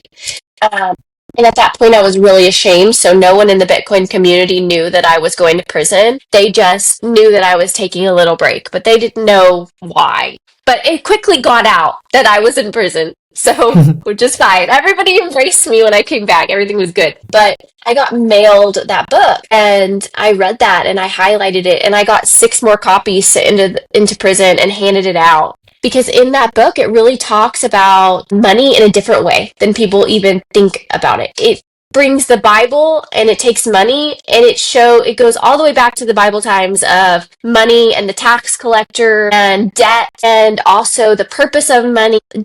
I encourage everyone to read it because it's really even if you're not a Christian, there were tax collectors, a long time ago and money was around and people were bartering with, stones and different things, back then. So just learning about how money began and how it really got corrupted was a huge game changer for me. Like money really is corrupted. And it's not what it seems. And there's a lot of, spirituality behind it. I also heard, this is something a little different, but I heard to be a billionaire in America, you have to almost sell your soul. Like the elite. I know I'm probably sounding like, a conspiracy theorist right now, but the people that are billionaires in America, like the Rothschilds, all of these families are involved in some really bad things, and a lot of it's crimes against children. And so let's be real, like that's not what money should be, But when you idolize money and it can be evil, it can be really evil. So I believe Bitcoin brings a lot of freedom because you don't have government control over it. Everyone that owns it controls it. So I actually, while I was in prison, I met Elizabeth Holmes and I gave her the book, Thank God for Bitcoin. Theranos? From Theranos. Yeah, she's really sweet. Oh, yeah. Really? Yes, yeah, she's really cool. Yeah. So I met her and she wrote me a little poem before I left and it was really nice, the little things in prison, they go a long way. But, ultimately she was in there for a money crime and now she is losing 9 years of her life. And she has small children, and it was really hard to see because we would go to visitation and my sentence was very short compared to people that were in there. But to watch a mom with 2 young children visiting her on the weekend, I had my children visiting me too, and I was really sad. But also, I knew that I was getting out in a few months. 7 months, 8 months of your life isn't much compared to 11 years. But I think her crime is way worse, right? Yes, her crime was way worse than mine. I agree, it was way worse. But I believe that she really genuinely believed that she had a product that worked, but she had. I mean, it's just one of those things with money. I can't really speak to what she did, but I got to see her from a different side than people talk about, and I really do believe that she believed that she had a product that really worked, and she was really excited and motivated, and sometimes you can talk yourself into believing that something is real that's not, because I talked myself into believing that I wasn't going to prison, and I definitely was going and should have known that the whole time. So I think the mind is crazy how it works, especially with trauma. With coping mechanisms, and I think that's why we start making mistakes like she made and like I made, and but yeah, so prison, I was teaching women about Bitcoin. That was my next question, that you were able to, you managed to orange pill. Do you orange pill Elizabeth Holmes? I mean, she already knew what Bitcoin was, but I gave her the book, really? So I guess I gave her the book, Thank God for Bitcoin. We need to find the guy that wrote it and tell him that Elizabeth Holmes has a copy of that. Jimmy-san, I'll tell him. Yes, please do. Say, hey, I met a woman went to prison. She gave your, I bought like 6 copies of that and I gave it out. And that book is still floating around Bryan Federal Prison Camp. And what did they tell you in general? The ones that you tried to orange pill? Everybody loved it, was so open to it, and was so excited about it. I had a lady who was in prison for tax evasion, and she had came up to me and said, and she was still running her business because she owned a chain of hotels. And she was like, hey, Jill, my assistant just emailed me. We've been having a lot of demand to take Bitcoin at the hotel. Why should we take Bitcoin at the hotels? And I was like, because it's discreet. People want to travel discreetly. It's perfect. You need to take Bitcoin. So I got to talk to her about that. She also owned some Airbnbs, and she came up to me and she was like, oh, we had a tenant at our Airbnb, and the power bill was like $5,000 for the weekend. What do you think happened? And I was like, they were mining Bitcoin in your Airbnb. So, Yeah, absolutely. That's true. Yeah. Another really cool thing is at that point, I wasn't sure, like, when I got out of prison, I knew I was just going to start, like, I was going to sell Bitcoin miners and ASICs again and get back into that. I didn't know how it was all going to work, but I did have a lady that came up to me and she was like, I just really have a word on my heart from God to tell you. And I was like, okay. She was like, you're going to be, I see you being in a lot of podcasts and sharing your story because it's going to help a lot of people. And I was like, I don't know how that's going to happen, but okay, I'm willing to share it if God wants me to share it. And so that's just been like my passion now. It's just any way my story can help people from getting loans that they may not be aware of that have implications, or dollar cost averaging into Bitcoin, and really getting out of the fiat debt cycle. Yeah. I think that's super important. Yeah, I also want to ask you before continue, because we have an hour, but I don't know how much time do you have, because I want to ask you a couple of questions about how much time do you let's have. do it. Okay. Yeah, so my next call isn't till 11:30, so we're good. I don't know what time So it is there. 20, you got 28 more minutes. Okay, it's cool. Right. All right, so let's do this. We're gonna start wrap it up in a couple of minutes. I have two questions from my end, but before that, I told you that I think it's the perfect timing to do the quiz. So, guys, you already know how it works. Already explained. Jill, my previous guest, have a question for my next guest, but Jill today have two questions because. All right, so I'm gonna tell you. So my previous guest was Ian, that it was right before our call, but also we had an interview with Lawrence Lepard. That's why I brought the big print. Unfortunately, Ian had a very short period of time to provide his answer. He gave a powerful answer, but he says that it would implicate to make a whole episode about it. And it's right, because it's a very profound question. So I'm going to pass the question to you as well, because we have a little bit more timing. So probably you can give a little bit more insights. And also, two persons are quite different. We came from different perspectives. So probably you will give a different answer about that. And then I will provide you the question that Ian made to you. So right, let's go first with the Lawrence, because I think that's the deeper one. Ian, thank you very much. And we're going to make the episode also with Joel. Okay. But here's the question from Lawrence. Let me share with you.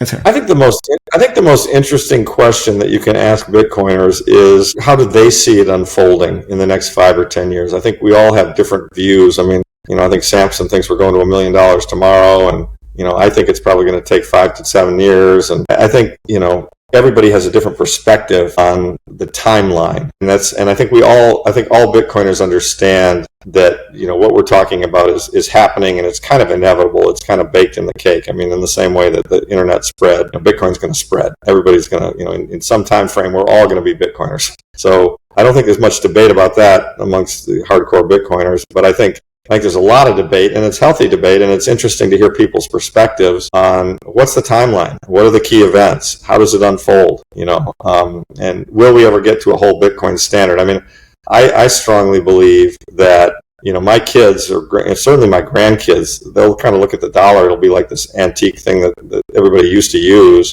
And now, things will be priced in Satoshis.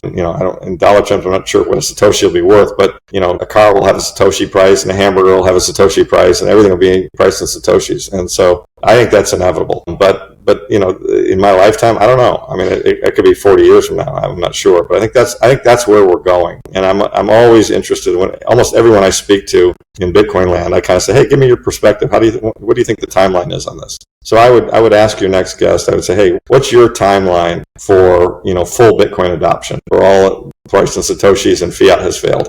And I think that would be a very interesting question. Awesome. Thank you. Well, I think that it's definitely going to be accelerated just because of the tariffs here in America. We're seeing our dollar not being spent as quickly. I don't know if you heard, Amazon is going to start putting the price of the tariff Uh-huh. along with the price of the item when you check out, and that's huge. So I think that's going to actually accelerate, and I don't mean to talk about tariffs and that be a whole different subject, but that is going to cause inflation in America ultimately on the American people, and so our dollar will not go as far. And I don't know if that's part of Donald Trump's plan is just to crash the US dollar or what, but I do think that it will be accelerated. My timeline of when the mass adoption, definitely in the next 5 to 7 years, like you said. Do I think it's going to hit $1 million soon?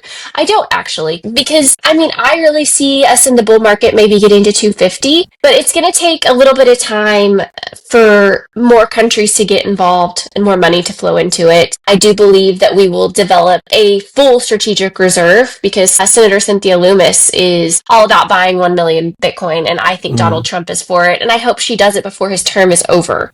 So, like I would say, 4 to 7 years. That's my prediction. I also think that we'll move all of our saving. Like, I just save in Bitcoin now, but I think the banks will start to recognize it as a lending asset. So as far as like being able to go to McDonald's and pay for a hamburger, I don't think we're going to be able to do that. The reason why is because Bitcoin is a little slow, So I think maybe we'll use the Lightning Network, or maybe we'll use a different coin for everyday purchases. Although I think Bitcoin will be like an asset, like gold. Like my grandparents would buy gold bars and put them in the safe. Well, that's what Bitcoin's going to be. I believe that the US dollar will be to have cash is ancient. We'll be using it on our phone. And I think there will be different coins for utility that we will be paying, but it will be linked to Bitcoin or backed by Bitcoin, or I think that's my thought. So yeah, I think that he's right on track. I definitely I definitely think that we're going to be there, and the people that are in it now are very smart. It's not too late. People think it's too late when it's at $100,000. No, it's not too late. Dollar cost average and save it for 5 years, and you won't say that it's too late. Absolutely. Actually, you know what? That in El Salvador, that's how it works. We don't use the layer 1, we use Lightning, and it works smoothly. So that's there you go. So that's what I was thinking. The only reason why I said maybe they would use another coin is I know a lot of the banks are like heavily invested in XRP, and I've heard that they might use that as a coin. Mm-hmm. Who knows? I'm a Bitcoiner. Like, I don't do that. Yeah. Hopefully we aren't forced. Yeah, I have interviewed other Bitcoiners that are from the US as well, and I think what they have shared with me is that probably the government, what they're doing is to collect those shitcoins or whatever from that are confiscated, but then when they confiscate it, they will manage somehow to convert it into Bitcoin. So they're going to sell it to buy more Bitcoin. I think that's how it's going to work. That's really good. That's really, really good. That's really good. Yeah. So we'll see what happens, but I'm excited about it. Yeah, exciting times. Absolutely. Yes, it really is. It really is. Yeah. And now, Ian's question. All right, so let's go. If you could choose a person to orange pill, anyone, anywhere, who would you choose and why? Why would you want to have this person orange pilled? And what are you trying to gain, or what is it you want to receive from them by them being orange pilled? So good luck in answering that. I'll be watching to hear your answer and stay curious. Yeah, so I'd love to orange pill the judge that sentenced me. Wow, really? Yes, I would love to orange pill her because, at the end of the day, she's just a person, but she's also has a lot of influence in the judicial system. So as we start to use Bitcoin and digital assets more, I think it's important that judges and people of power like that know more about Bitcoin and its utilization and what it can do for people, good and bad. So yeah, I would really like to orange pill her. Just tell her what it's about and why, not only just so she can see what it's done in my life. I'm really the use case here. Look at what Bitcoin's done in my life. And I want to show her everything that I do and everywhere I request to travel, and even my probation officers seeing my success. I would love to share with her how I did it. And it's really, truly Bitcoin and that mindset, and how I've changed from being so fiat minded to Bitcoin minded, and how it really is freedom. And how, money is corrupt. And I think when you start learning more about Bitcoin, you start understanding money because it forces you to see, a stable currency. You're all of a sudden seeing like a deflationary currency, and you start seeing all the wrongs of the dollar. Even in sentencing of white collar crimes, I think it would be really important for them to know about Bitcoin, because when you learn about Bitcoin, you learn about how awful the United States dollar is and really how broken it is. And then once you really see how broken it is, you start to see why people are so money motivated, and so maybe that would help her understand a person's story more. I agree. Yeah, absolutely. So- Bitcoin has a lot of values behind. Its core, let's say. Absolutely. Yeah. Actually, that will be my last question. But before that, I'm just curious about something that probably people that are hearing your story might be thinking about. That first, when do you came out, and second, before you answer that, once you're out, how do you start rebuilding? I mean, in everything, like, because there's there's the trust in you, the image of you, but also just struggle because you're starting from zero, right? So I think it's a deep question, but if you can share a bit about that. Yeah. So before I went to prison, I had a really good reputation in the mining Okay. community. It's a very small community. So when I went in and I got out, I had an identity crisis. I was like, wow, everybody knows that I went to prison. So I thought to myself, I'm going to embrace it, and I'm going to talk about it. And there are probably people that don't want to do business with me because of what I did, and I respect that completely. But at the end of the day, like, I'm not that person that I was in 2020 and 2021, and I know that wasn't that long ago, but I've been through a lot, and I've learned a lot about money. And I am so regretful of the things that I did and how I spent money the way I did, and the people that I hurt, and my children, and just everything. I'm regretful of it all. And while I do believe prison is a gift, I believe that God can take really broken things and make them beautiful, and that's why prison was a gift. It was hard. Prison was hard. There were days I screamed and cried in my pillow, and I gained 30 pounds because I didn't want to get out of bed because I was depressed. Just read a lot of books. I mean, it was hard. I went and watched TV, and Bitcoin 2024 was going on, and it was in Nashville, and Donald Trump was going to be there. And I looked at my roommate, and she probably thought I was crazy, and I said, I'm speaking at that conference next year. And I am. So That's awesome. yeah. And I'm telling my prison story. So That's the most powerful thing that you can do. yes. And so the one thing that I did when I got out of prison was I knew I had to do 100 hours of community service, and I did not wait until I was out of the halfway house. So I was living in a halfway house, and I was going to go see my kids and my family on the weekends. So at the halfway house, I didn't start my business until January because I couldn't, but what I did do was I started connecting with clients. I started talking to people in the community that I was back. I started, just making phone calls, because that's really all I didn't have a computer at the halfway house. So from August to about, November, I was in the halfway house. And so from that time, I worked for a friend. She ran a business called The Viewing Room, and it was a baby ultrasound boutique. And so there was some downtime then when I was up there. Yeah, and I would make phone calls, talk to clients, just catching up. There was a lot to catch up about. And so I did that. But while I was in that that period of time, about 3 months about being in the halfway house, I met a guy named Justin Redrick, and he wrote the book called From Bars to Bitcoin. And what Bars to Bitcoin, they're the Bitcoin Transformation Community is the name of his nonprofit. The book that he wrote is From Bars to Bitcoin. Okay. And I met him, and we did my very first podcast in the halfway house. I wasn't on video or anything. It was just my voice. And we talked about one of the things that I saw in the halfway house was people coming out of prison and having to take minimum wage jobs. And then now there's all the temptations of the world, drugs, alcohol, bad relationships, all these things. And they were falling back into the same patterns. There wasn't any support. And I connected Justin Redrick with the halfway house that I was at because I wanted to bring in his books, and I also wanted to have him come teach a class.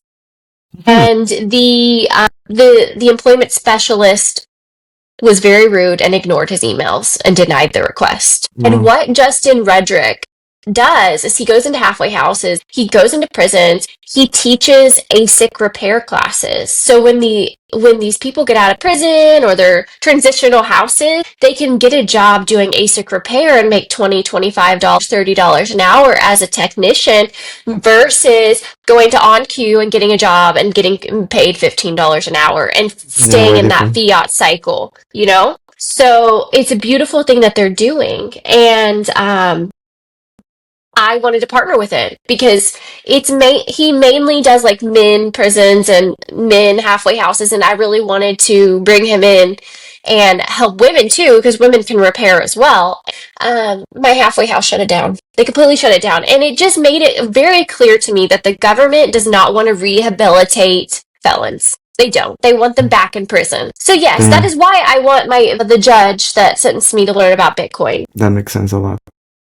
Yeah. Wow. So that is my mission, is to spread Bitcoin and help as many people as I can and get into the community.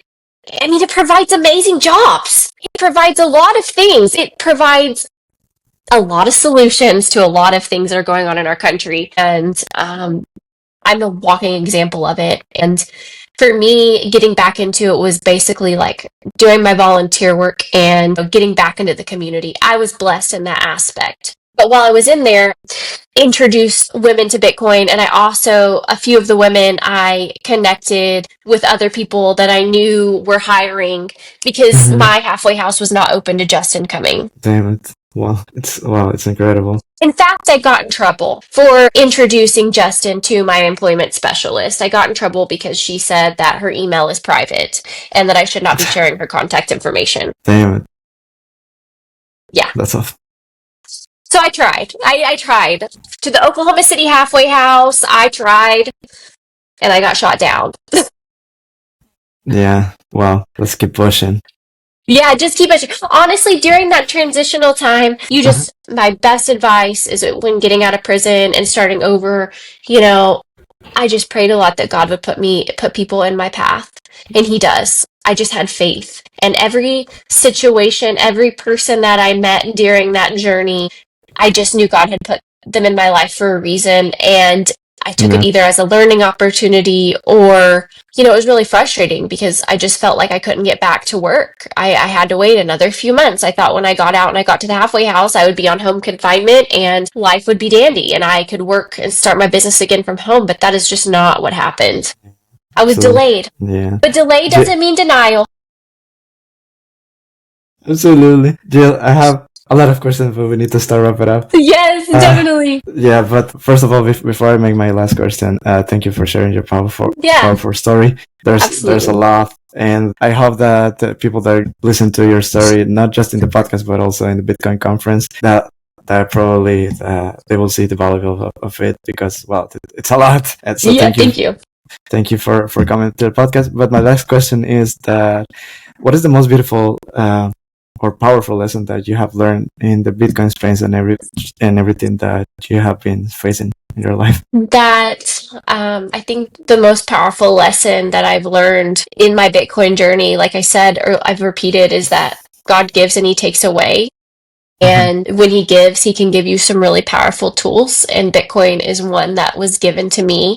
And it was such a beautiful gift. And so going back and looking at everything that I've been through, I can't deny that His hand wasn't on my life, because if I didn't go through everything that I went through, I wouldn't have this story to tell you. And hopefully it brings a lot of people in the community and it shines light that the people, the moms that look like me can still go to prison, and that there is a lot of risk in taking out loans and government loans. And you have to be extremely careful because the United States government doesn't play favorites. They choose the stay-at-home mom or the working mom or, and they don't care. They send you to prison. And money is powerful and you have to be careful. And that's where I believe Bitcoin is so beautiful, is because it's so transparent. So I try to live my life with transparency as well. And that's why I share my story. That's awesome. Yeah, Bitcoin is uncorruptible money.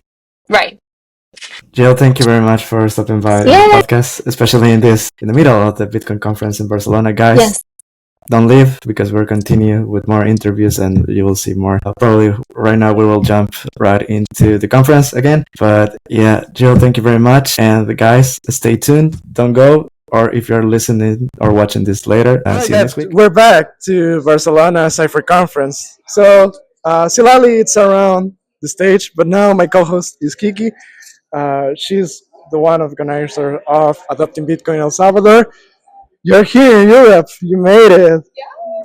Yes, it's exciting to be here, and I've just spent the past couple weeks in places with no sun, and the weather here is amazing. So I'm super stoked to be here. We're going to discuss more about your European travel and Bitcoin conference, but today we have Jordi from South Atlantis. Welcome, man. Hola, ¿qué tal? Nice to be here. Thank you for inviting me to your show. Yeah, it's the first time. Actually, guys, it's the first time that we're going to talk about Nostr. I had never talked about Nostr in the podcast. Probably I had mentioned it. So we're going to make a little bit of context. I know you're Bitcoiners, but some of us, because if you're my audience, probably I had never talked about Nostr. So probably we should make a little introduction about that. And when we discuss about South Atlantis. And so, yeah, we're going to start. So Jordi, if you can share a little bit about yourself, and then we can jump and talk about a little bit about Nostr. So go ahead, man. Right, so yes, as you say, my name is Jordi. I am one of the admins of the Barcelona Bitcoin Only community, and I work for Satlantis, a social network that uses Nostr as its underlying protocol. So what is Nostr? Why do we care? Why we Bitcoiners care about Nostr, or why we should care about Nostr? Well, same way we care about Bitcoin. Bitcoin is freedom of money. So then we have Nostr, which is freedom of speech. At least this is how I like to explain it to people. So it's like everything you say on the internet, you can have now a way to validate that what you say, you said it. Unless somebody has access to your private keys. So the same with Bitcoin. So you have to be careful and safeguard all these keys as hard as possible as you're doing with Bitcoin. So Nostr is a protocol. Nobody understands what a protocol is, but I'm gonna try to understand or try to explain this with a metaphor that I like to use, which is email. All right. We all use email, but it doesn't matter if you send me an email from Gmail to Proton, or if I send an email from Proton to Outlook to Kiki. It doesn't matter because they are private companies. They most of them are closed source and they don't share their code with each other, but they use this underlying protocol, which is open source, which is called the email. So in Nostr, we have the same. We have this underlying protocol that allows us to send not emails, but messages. Okay, cool. And how is different between Nostr and the social medias that we get used to use every single day? Right, so one of the use cases of Nostr could be social network or maybe social media, but also, I'm glad that you brought the word social media. We understand Facebook, Instagram, WhatsApp, Snapchat. We understand all these tools. Those tools are social media platforms that they started as social networks. Like the first, like the parent, the first of them all, that still working today is Facebook. Facebook started as a network, a place to meet your friends, your school friends, your family members. But it's not a social network anymore. Dude, they're clapping at you. Wow, that's awesome. The crowd is cheering at you. What I'm trying to make the audience understand here is that what we believe are social networks are not social networks anymore. They started as social networks, the same way that money was money, but now it's not money anymore. We changed the definition of money, but we didn't change the name that defines money. And now we think we have money, but we don't have money. We have currency, we have debt, we have credit, but we still call it money. So I'm trying to make the same comparison with social media. We believe that we use our social media to meet our friends, and that's not true anymore. Because now social media platforms, they don't even need to know who you are. You download TikTok, and magically, it feeds you with content that amazingly is what you're looking for. So one of the use cases that Nostr can be used to is to build a social network, meaning that you can really connect with other people. And that's why we have the social graph, the web of trust. And this is just one use case, which is the most popular today. All right. And one last question about that is that Nostr is a protocol. It's a protocol? All right. So I don't know. I'm playing like the game of somebody that is hearing about that for the first time. So if it is a protocol, how I can actually use it on a daily basis, for example, because there's a lot of apps like Damus or Atlantis or there's a lot of them. So uh, people probably will be asking like which one is the right one to use, or there is no right answer. How will you explain to anyone that is hearing for the first time and they want to use it as easy as possible as any other platform? So first of all, if somebody's listening to us and is curious about Nostr, first they need to understand what do they want to achieve with Nostr. Let's go back to the email example. Which is the best tool to send emails? Is it Outlook? Is it Gmail? Depends on the person. Depends on the person. Depends on the use case. What you want to do. Maybe you want to run a server and you have different accounts, so you want to use like this product or this other. Yeah. So first of all is to understand why do you need Nostr, and the easiest and simplest way to start with is thinking about an alternative to social networks. So if this is your use case, if you want to use Nostr to get in touch with other people, then you could go to these typical social network apps like Damus, as you were mentioning, Primal, which is amazing what they have been doing today, Amethyst as well. They are just clones of Twitter. So if this is what you're looking for, if you're looking for a free alternative, free as in freedom, alternative to the traditional legacy social media, those are a couple of apps. Then there are other apps, maybe productivity apps. So if you are building like docs online or spreadsheets, Nostr can be also used to log in tools like that, or lists or tasks, or maybe you're a podcaster and you want to reach some audience, but you don't want to upload your podcast on YouTube for whichever reason. I'm not saying YouTube is bad. I'm saying YouTube is centralized, and maybe for some reasons people would like to have a copy of their podcast somewhere else. And you can use Fountain. So then you can bring all your reputation from that you've been creating, all your followers, all your likes, all your social graph, which is what really matters. It's like, what are you interested in?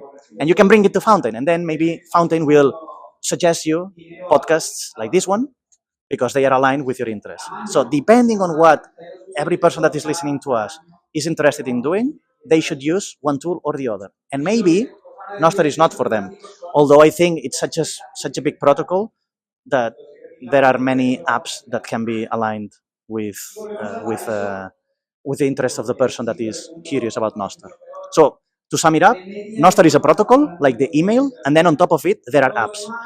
They are not called apps, they're called clients, and I don't like the naming because client seems like it's somebody has to pay for it, but those apps can be free or paid. I don't know. But imagine that in this underlying protocol, you can on top install a clone of Twitter, a clone of Instagram, a clone of Spotify, a clone of YouTube, whatever. I'm curious about your own personal journey with Nostr. Like, was there an aha moment that made you go, oh my God, this is exactly what I've been looking for? Or was it more gradual? What was your journey? The first time I heard about Nostr was maybe 1 year ago or 2 years ago in Riga at the conference called Nostriga. That was a couple of days before of Baltic Honey Badger. And I was overwhelmed. I did not understand anything at all. I didn't know why I should care about Nostr. People was asking me, do you have a Nostr? Can I follow you? And I was like, why? Who are you? Why do I care? Why do I have to follow you? Why do I have to download another app? There are many apps. The good thing of this journey, of my personal journey, is that because I put so many effort in understanding Bitcoin, that now understanding something new as Nostr that uses many or a lot of the same building blocks as Bitcoin has, it has been very easy. So in 1 week, I understood what Nostr was because I had put all the hours in understanding what Bitcoin was at the beginning. So this is why we Bitcoiners are the easy target for this social protocol, open source protocol. Yeah, amazing. Thank you. And kind of the same question in regards to Satlantis, but more maybe about the origins, because I think a lot of people have seen some of the kind of efforts to spread the word about Satlantis, but some people may be a little bit confused as to why it exists in the first place. So can you talk to us about the impetus and what problem Satlantis is aiming to solve? Right. So I am the head of growth at Satlantis, meaning I came to the team after the idea was originated. And this idea came from Alexander Svetsky, that I know that you will have him on the show soon. And he just was walking around with his wife in the middle of nowhere, and they just wanted to find a cool place to sit down and maybe drink some coffee or whatever. So they were using the typical tools, Google Maps, and then you go to Google Maps and then you see the pictures of the place. But maybe the place doesn't have the cool pictures because the cool pictures are not on Google Maps, they are on Instagram. Okay, look if this account has an Instagram account. If this account on Google Maps has an Instagram account, okay, click on it. If you're lucky, you have this information. But then on Instagram, you don't see anything about what are going on. What is going on in this place? Are there events happening? How do I know if like-minded people will come? Reviews. Let's go to meetups. Yeah. Or the reviews. The reviews. You can buy all the reviews you want on Google Maps. I can buy all fake reviews for my competitor restaurant in front of me. And you don't know, you as a user, customer, what you want to know is this place for me? So that was like the origin of the idea of centralizing what is normally decentralized. And this is the funny part, like we are centralizing all these tools, Google Maps, plus Instagram, plus meetup.com, plus Eventbrite, plus TripAdvisor. We're putting all these together in one single app. But the good thing is that you can use the same identity in all of them.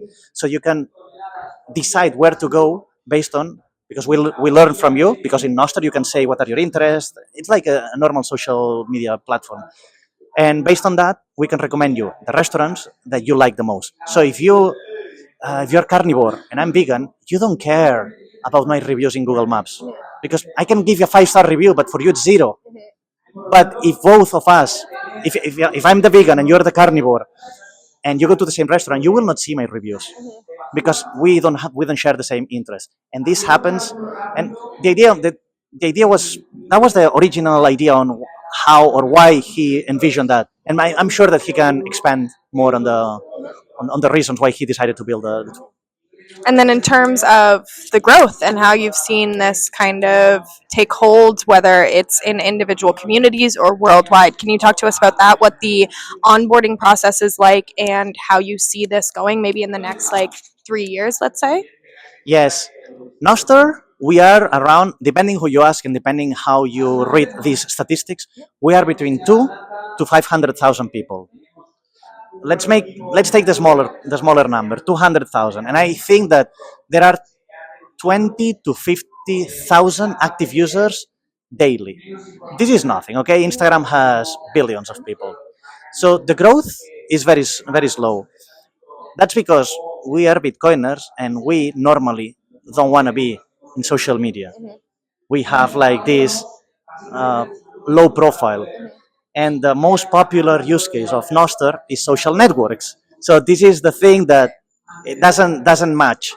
So that's why I said before that there are many other apps that can be used for Nostr. In our case, we in Atlantis, we are tapping into existing communities, and because Atlantis is like a social media plus a tour guide, city, Google Maps. So we're tapping to a frequent traveler community, which is bigger. So as I said, Nostr has around 200,000 users, and we are tapping into the frequent traveler community and digital nomads. And digital nomads, there are like 30 million.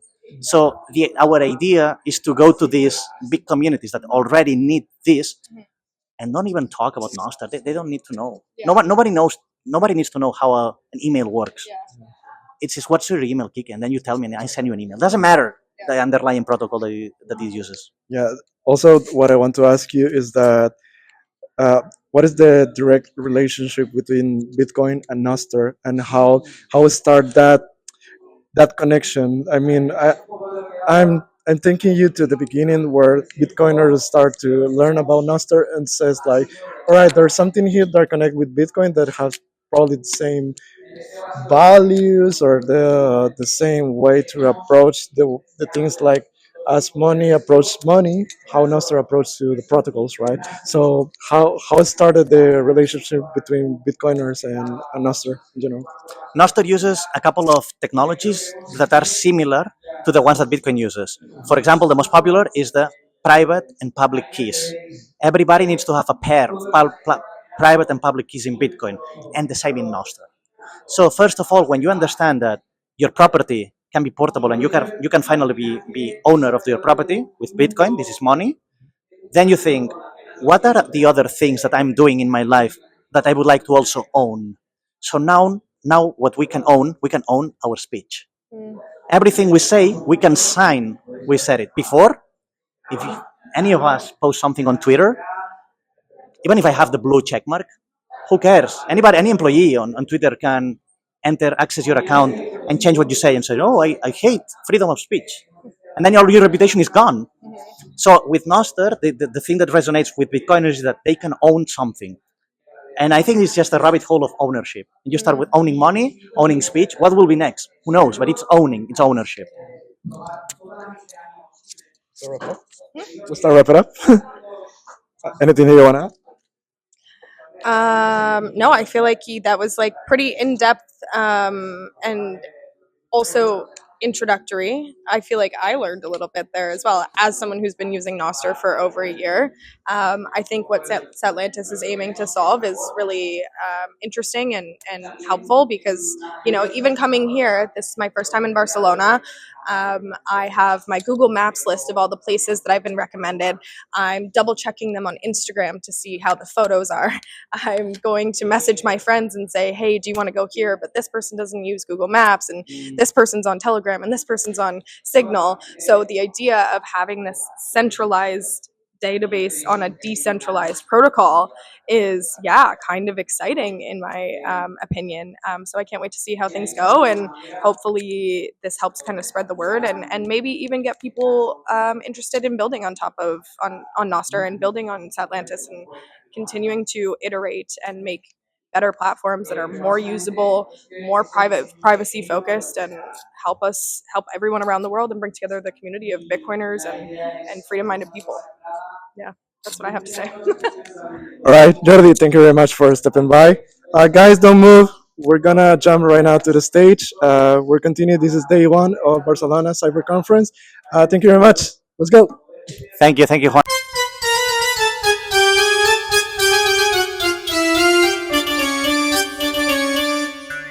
So yeah, good luck. You had 3 shots. The best one counts. Go. Thank you.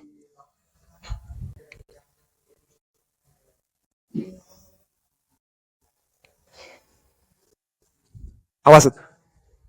597.7. That's good, man. Is it good? Yeah. All right, you had 2 more shots. 2 more shots. So what do I do? Reset? Enter. Yeah, or reset.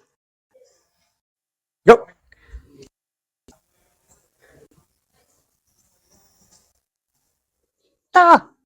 No. 651. That's okay. And you have a last one, and we're gonna keep the best one. Go.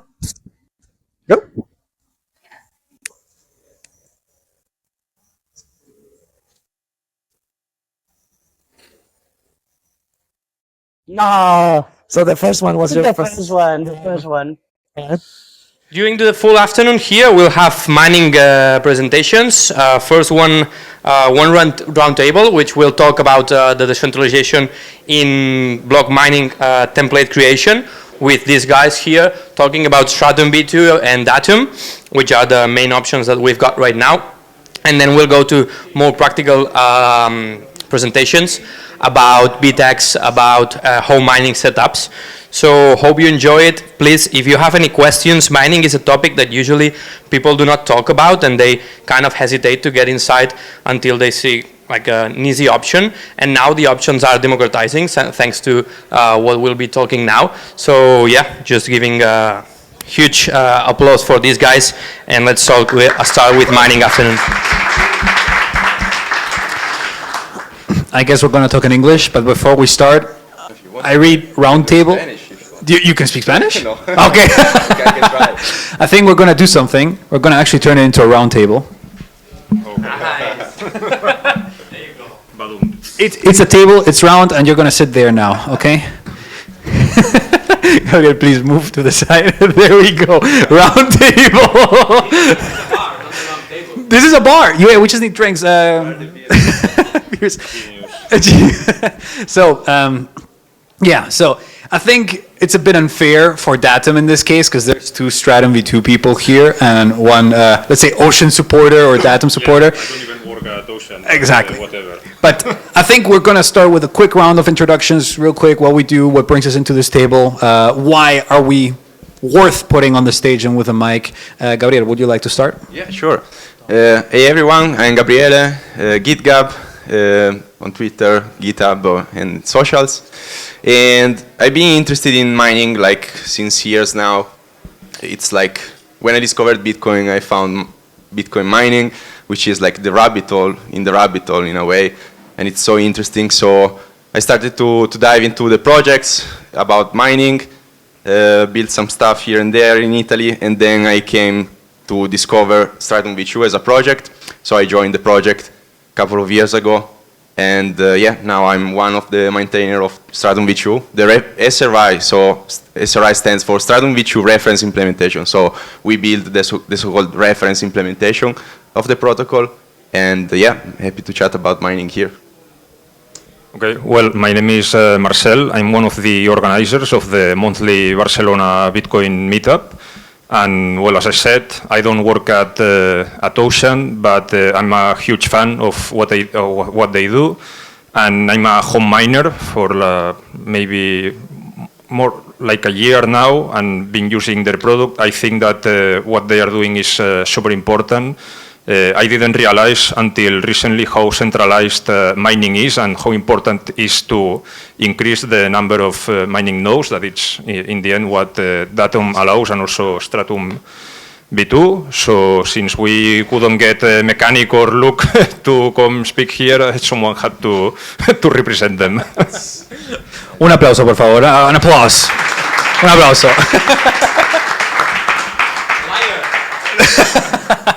And liar. For those that don't know, liar has become a meme in the mining space community. Liar. Anyway, finishing it off here, I'm Kenobi. Yeah, that's also my picture. No, I'm kidding. I work for the Manpool. I've been working in the Bitcoin mining space for the past 4 years. I actually got my start at a publicly traded Bitcoin miner, a big one, over in Germany.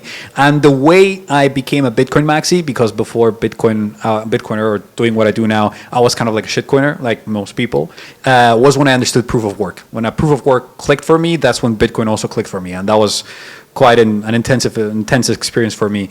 And also an organizer of meetups here in Barcelona, Barcelona Bitcoin Only, and also Barcelona Bitcoin Hub recently. So the OG cypherpunk, fucking cool as fuck meetup of Barcelona Bitcoin Only, which, by the way, he has some cool stories to tell about it. He's been there from the beginning. Yeah, you do. And also Fede.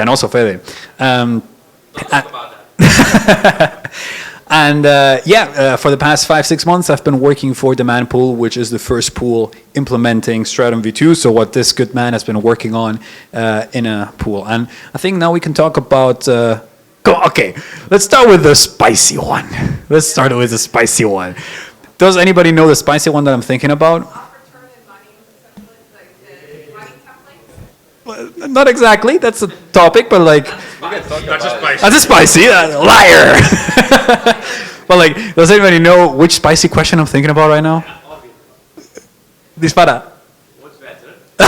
Exactly. So, Stratum V2 versus Datum. Come on, what are the differences? Which one's better? Can we say that there's a better one? I'll leave it there. I'll let you two guys talk first. Like, take it off. Which one's better? Okay. To be honest, I haven't delved into Stratum V2, just used Datum, and it works well. I mean, just to give a bit of context, what it does is that allows the miner to run the Bitcoin node. Until now, just from the beginning of Bitcoin, basically, the mining pools were the ones that ran the Bitcoin nodes on behalf of all the hashers in the pool, and were the ones that were deciding which transactions were being included in the blockchain and how to do the split. Well, they took custody of the funds and then they distributed them later. And what Ocean figured how to do is moving this responsibility back to the hashers where it should be, because to be resilient, the Bitcoin network should have as many mining nodes as possible. This is what I know. As I said, I don't work at Ocean, so I don't have any insider information why they decided to develop their own protocol instead of using Stratum v2. I believe they tried to make it work for some time until they decided to do their own thing, and I believe that Jason spoke about it at the recent BTC++, but I don't have much else to add to this. Yeah, on top of what he said, is like we are trying with SV2 or Datum, we are trying to solve one level of centralization in Bitcoin mining, which is the pooling system. So as he was saying, now the problem is that we have only like 10 or 12 entities in total in all the world, which are the entities in charge of selecting the transactions, which we see them in the blocks. And so it's very easy now to like censor Bitcoin, because what a government can do is just to go to Foundry or Endpool or another, the third larger pool, and tell them like, oh no, here's the list, and you don't need to, you don't have to include this transaction. Actually, you have to not include those transactions in the blocks. And so we are all here, I guess, because we believe in Bitcoin and in the properties of Bitcoin, and censorship resistance is like probably the best property of Bitcoin. So we need to maintain this property in the network. And Stratum v2 is like the first approach. So as I was saying before, one of the features of the protocol is to put again the power of selecting transactions in the hands of the miners. So if now the miners are the entities in charge of selecting the transactions, if a government wants to like attack Bitcoin and its censorship resistance, it has to go like to every single miner in all over the places in the world, right? So it's more difficult than now.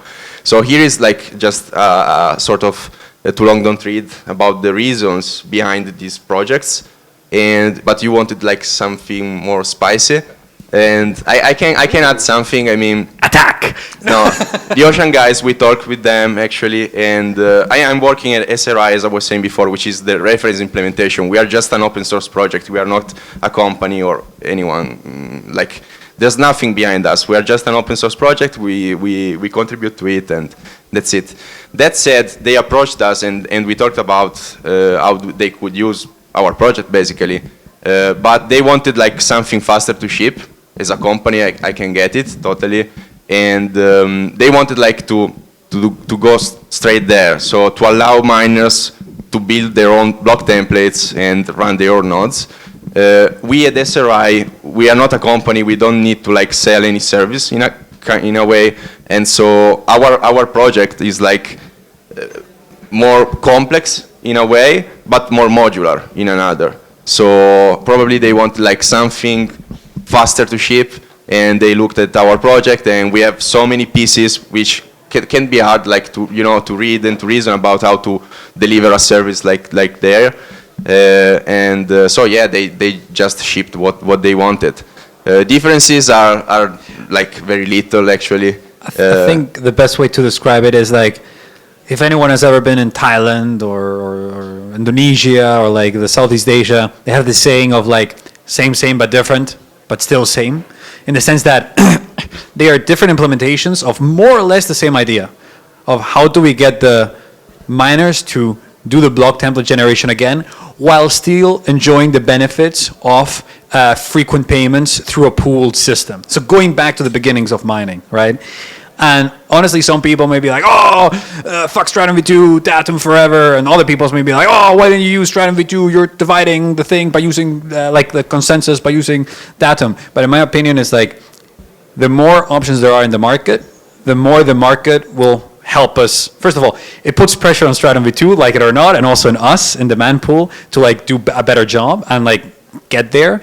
It gives more shots to the network to get it right. Like, it's not just a one shot, because imagine there's, I don't think there is, but imagine there's a failure in Stratum v2, then at least we have Datum. Or imagine the opposite, there's a failure in Datum, at least we have Stratum v2, right?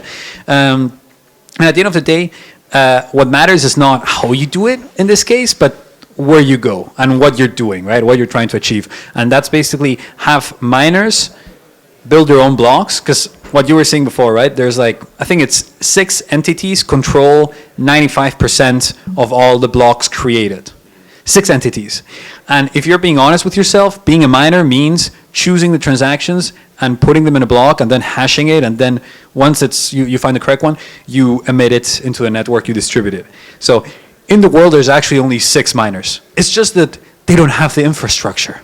They just rent it from a bunch of compute providers that call themselves, they LARP about being miners, but they're not. They're just compute providers. Well, except nowadays, Datum miners, they're actually building their own blocks while still enjoying the benefits of pooled, like the financial benefits of a pool, right? Not just the, let's say, infrastructure benefits.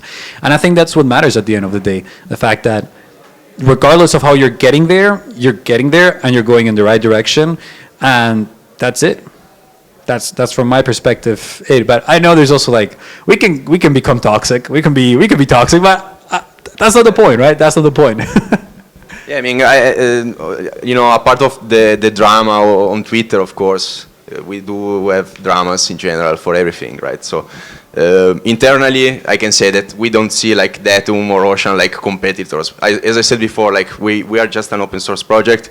We try to build like the building blocks so that other companies like Demand, for example, can build a pool with our software, right? With our libraries and so on. And so we don't see like a competitor in Datum. As you were saying, it's good, also in my opinion, to have alternatives in general. But at the same time, like we are talking about here protocols. And for a protocol to scale, it has like to be standardized in a way. So everyone theoretically should use like the same protocol to have the most efficiency in general. So I don't know who is gonna win. I just want to say that what happened in the past with the current protocol that we are using now, which is called just Stratum, we can call it Stratum V1 now, was similar. So there was basically a company, Slashpool, they developed Stratum, the protocol internally, and then everyone else just adopted it and started to use it.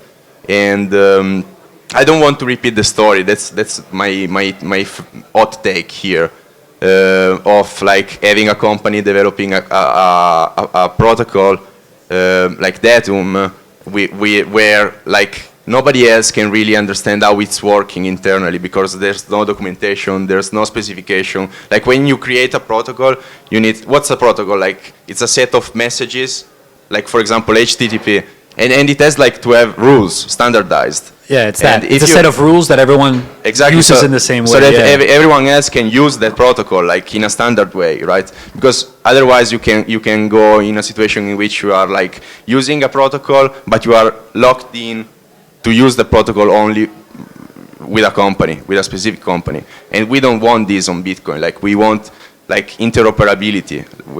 We want to be able like to run a BTX and connect the BTX using Datum to Ocean or to Daemon Pool or to any other pool. We don't want like to create boundaries between different service providers in a way. So that's my hot take here. Perhaps it would be also useful to like explain how we're doing it, how both solutions are achieving this. I don't know, like, yeah, would you like to do that? Yeah, no problem. So what Datum, the way it works is Ocean shipped a piece of open source code that it's called the Datum Gateway. That what it does is it connects to your own node. Bitcoin nodes have something called an RPC interface, a remote procedure call interface, where you can issue orders to the node, basically. And in this case, it's used to ask for block templates that are basically blocks that don't have the proof of work, that are meant to be hashed, but are not valid yet, and to send and to broadcast blocks. Once you find a hash for the block template, you send it to the node, so it's broadcast to the network. Then the Datum Gateway exposes a Stratum V1, a regular Stratum interface for your nodes to use. So the cool thing about this is that you don't need any kind of firmware update for your hasher, for your hasher machines.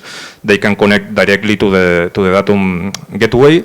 And then in the backend, the Datum Gateway is also talking to the Ocean backend. And what it does is sending the shares, the the hashes that has a bit of proof of work, but not enough to be valid in the network, but that's enough to prove that you are doing work towards finding a valid hash, and then the pool, what it ends up doing basically is keeping track of all the work that every hasher is doing and preparing a fair payout for each one once a block is found. So it's true that it's not really standardized. A lot of, to be fair, a lot of the parts of Datum are open source, but critically not the server. I think that their plans at some point, I don't know when, obviously, but they plan to open source everything so that any pool can compete, because in the end, I don't think that they really need to keep this for themselves, because starting a pool is very difficult. I mean, it's not as easy as publishing the code and there you go. You mean to get buy-in from big miners to bootstrap the pool. You need maybe 1 exahash of power nowadays, or maybe less, maybe even more. So yeah, I think that it would make sense for them to eventually publish everything and document it better. I mean, it depends on what you mean by creating a new pool. Like, do you just want to create a new pool and that's it?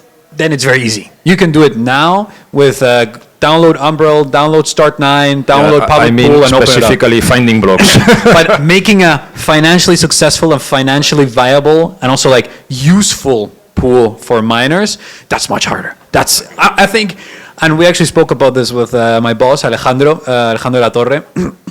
He built 2 different pools and took them to number 1, and that's why he's now like, okay, instead of taking another fucking FPPS Stratum V1 pool to number 1, or just disappearing into the jungle, into Costa Rica, you know, and enjoying my, I don't know how much money he has, but more than me for sure. He said, let's actually fix this thing that I love, Bitcoin mining, and that's why he went into Stratum V2, because back then there was only Stratum V2. And we've spoken about this, the fact that it's potentially true that the only 2 people that can start a PPLNS pool, that's also very important, not FPPS, because if you want to start an FPPS pool, just call Antpool and they'll give you a hookup, and that's it. But maybe we should give people an introduction on FPPS and PPLNS and Slice and yeah, well, but real quick, or Tides as well. But real quick, like if you just want to do the same old thing, yeah, very easy. But if you want to launch, let's say, what is the same old thing? How does it work? Oof, all right, do you want to get there? In a couple of sentences. So at the beginning, pools, they were just payment mechanisms of like, we all get together and we divide the payments once we find a block. So once the block is in, then we divide it afterwards. So you cook the pizza and then you eat the pizza. But then suddenly someone was very smart enough to say, what if you can eat the pizza before it's baked? So, and actually, it doesn't even matter if there's a pizza, you're still going to eat, because I'm going to take the risk, right? So then you go from a payment mechanism of just balancing payments and managing payments to an insurance protocol. Like, it's a completely different business model. And that's FPPS, full pay per share. So, and the shares, okay, what are the shares? That's what Marcellus was explaining before. The way that pools account for how much each miner is doing, for how much work they're doing, is by accounting for the almost good blocks. So you keep hashing, you hash, and anyone who has a BitX here can actually go to the logs and see all like how it's hashing. And all of those attempts that instead of having 19 or 20 zeros, how many zeros are we at? Let's say 19. Instead of having 19 zeros, it only has like 8. It shows work, right? You have found something weird. 8 zeros at the beginning is not common, but it's not valid. But the pool will say, send that to me, and I will give it as valid for like, you have been working. So it's not a full block, but it's like a proof of work. Actually, that's the proof of work. So then those we call them shares. And then full pay per share is like, for every share that you send me, you're getting a payment directly, immediately. That's it. But with people, no matter if the pool finds a block or not. Exactly. That's the crazy part. That's the crazy part. Like the pool could go 4 days, 5 days, 10 days, a month without finding a block, without actually baking a pizza, but you're still eating, right? So like, where's this pizza coming from, right? And then PPLNS pools, those are pay per last n shares. So like once we find a block, we will look at the last n number of shares, let's say 1 million or 1 trillion or whatever number we want. In the case of Ocean and also demand pool, it's 8 times the difficulty, so like just a fixed window. And then we say, okay, inside of this range, you get 20%, you get 15%, you get 10%, right? Because that's how much there is, right? And then here's the pizza, here's your 20% of the pizza, right? So that there's FPPS of just like pizza, pizza, pizza. And then there's the PPLNS of like, oh, the pizza's now baked, let's distribute it. And then, so launching a PPLNS pool, launching your own pizzeria, so to speak, without having pizzas, it's actually so difficult that I think that we spoke about this, that only 2 people could do it, and that was my boss and like Leo Half's boss, who's sitting over here. So like there's only like Alejandro La Torre and I forget his name, Luke Dash Jr. They're potentially the only 2 people that can like launch a PPLNS pool. Yeah. No. So yeah. Anyway, and that's the crazy part, right? Like, not that many people could tackle this, and in a way also like FPPS, it gives so much power to the pools, FPPS plus Stratum V1, that also like the 2% stale shares is like baked into like the formula of like, everyone knows that 2% of all of the shares that you provide, they're just not going to be accounted. You're not going to get paid for those because they arrive too late or they're rejected or whatever. And that's kind of like the 2% inflation rate.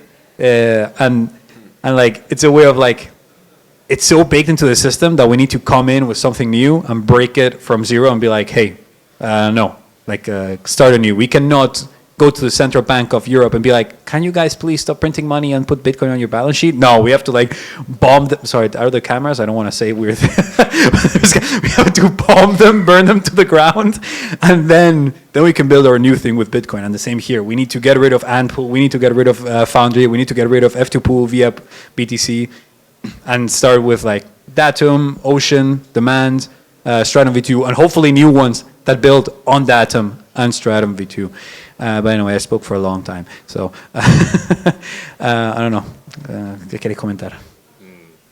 Well, since you are talking about payment schemes, the crazy thing is that PPLNS, I believe, I don't want to say anything wrong, but I believe that TIDES, that is the payout scheme that Datum uses, is based in PPLNS also. Ours as and well. The crazy thing is that it's not anything new. I mean, it was invented a long time ago, but the problem with that is that since you don't eat unless you find a block, a lot of big mining operations don't find this tolerable, and I believe that this is the reason that it fell out of, I mean, it was not popular any longer, but the silver lining, I believe, is that to be able to offer the FPPS service, the pool needs to take a lot of income from the hashers, because since it's an insurance scheme and the hashers will be earning sats even if the pool doesn't find blocks, means that when the pool does indeed find a block,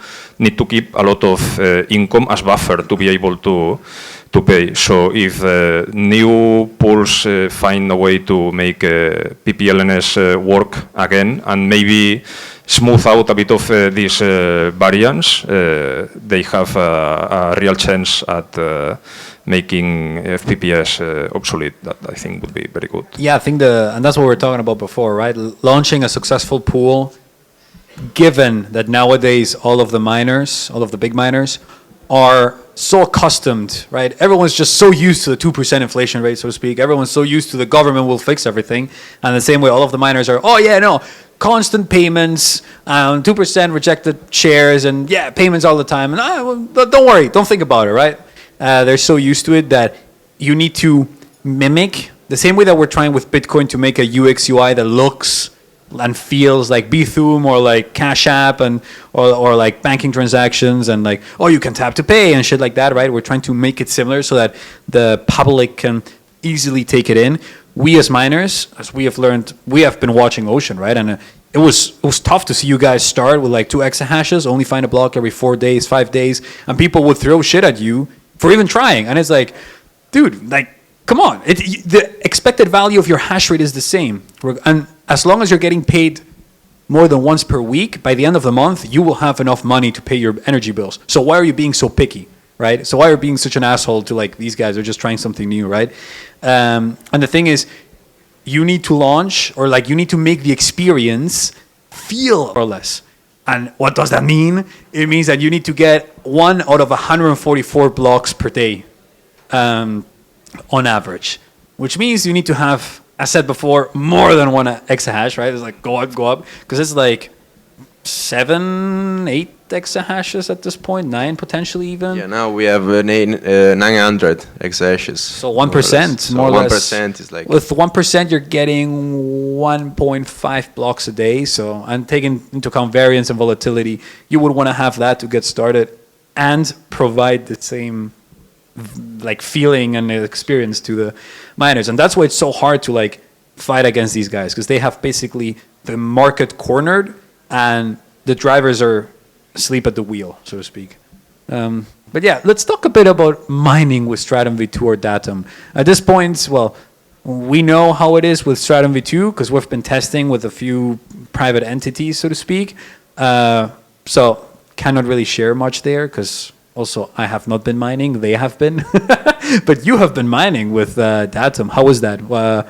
How was the setup? How does it work? How does it feel? Sure. Well, when Ocean started, they didn't had Datum straight out right at the start. So they started as a regular Stratum V1 pool with several template options. If you wanted to mine with nodes, or you wanted to mine with core or core without arbitrary data, you could just choose one of the Stratum endpoints, and that was regular Stratum V1 pool, but the tides, the payout scheme was already implemented from day one, and well, I think this is pretty common in the industry. There is like a threshold where if you don't mine at least in their case a bit more than a million sats, you don't get a payout, but if you reach that threshold, then you get paid directly from the Coinbase transaction. This is something that I find pretty cool. To put a bit of context, the Coinbase transaction is the first transaction on each block. That is the one where the miner receives the reward for mining. And if FPPS pools, what happens is that the pool sends the full reward to its own address they keep this and then they pay the miners however they want, but in that case it's very transparent. You know how many sats you are supposed to be paid, and you get paid them directly from the Coinbase transaction. And after a few bonds, they also implemented lightning payouts, and with that means that you can practically mine with a BTAX at home, and then every time the pool finds a block, you get paid a few sats over lightning. It's pretty cool also.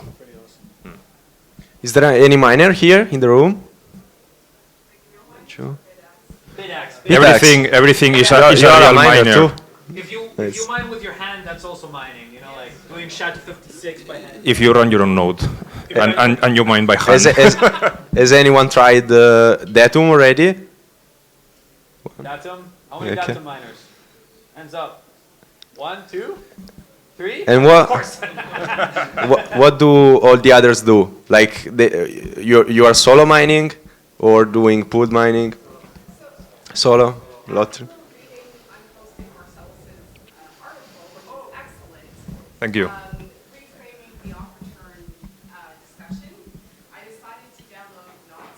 Wait. I'm going to give you. Repeat it.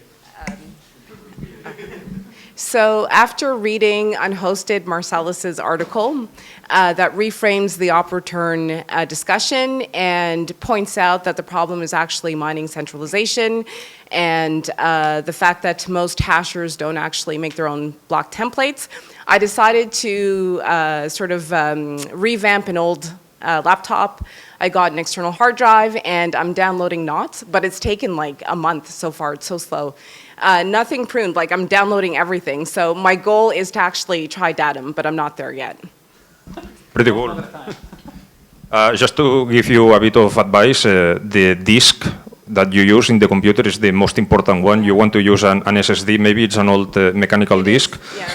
And for mining, you can use a prune node. There's no problem, because what you're interested in is the mempool, the part that has not already been mined.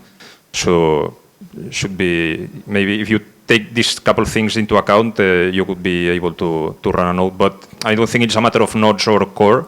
In this situation, it will take a bit of time to bootstrap the node for the first time. Yeah. Thank you. ¿Podéis pasarle el micro a Ramón?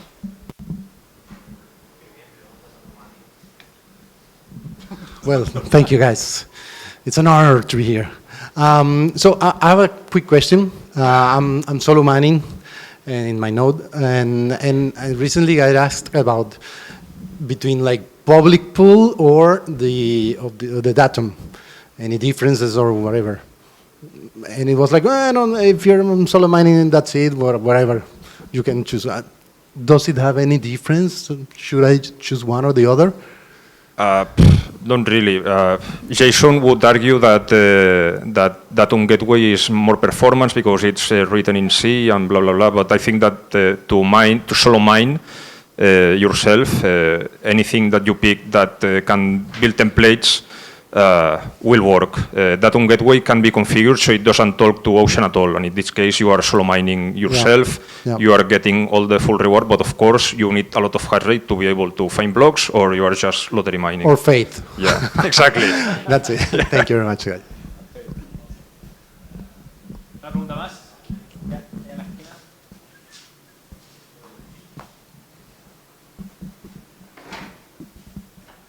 Cuando toque un bloque, Ramón, ¿qué vas a hacer? Nos invitas a una cena, ¿no?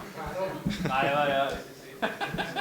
So the question I had for you guys is, what would be the incentive for, say, a BDAX miner to point their hash towards your pools versus just spinning up my own pool, which is like super easy?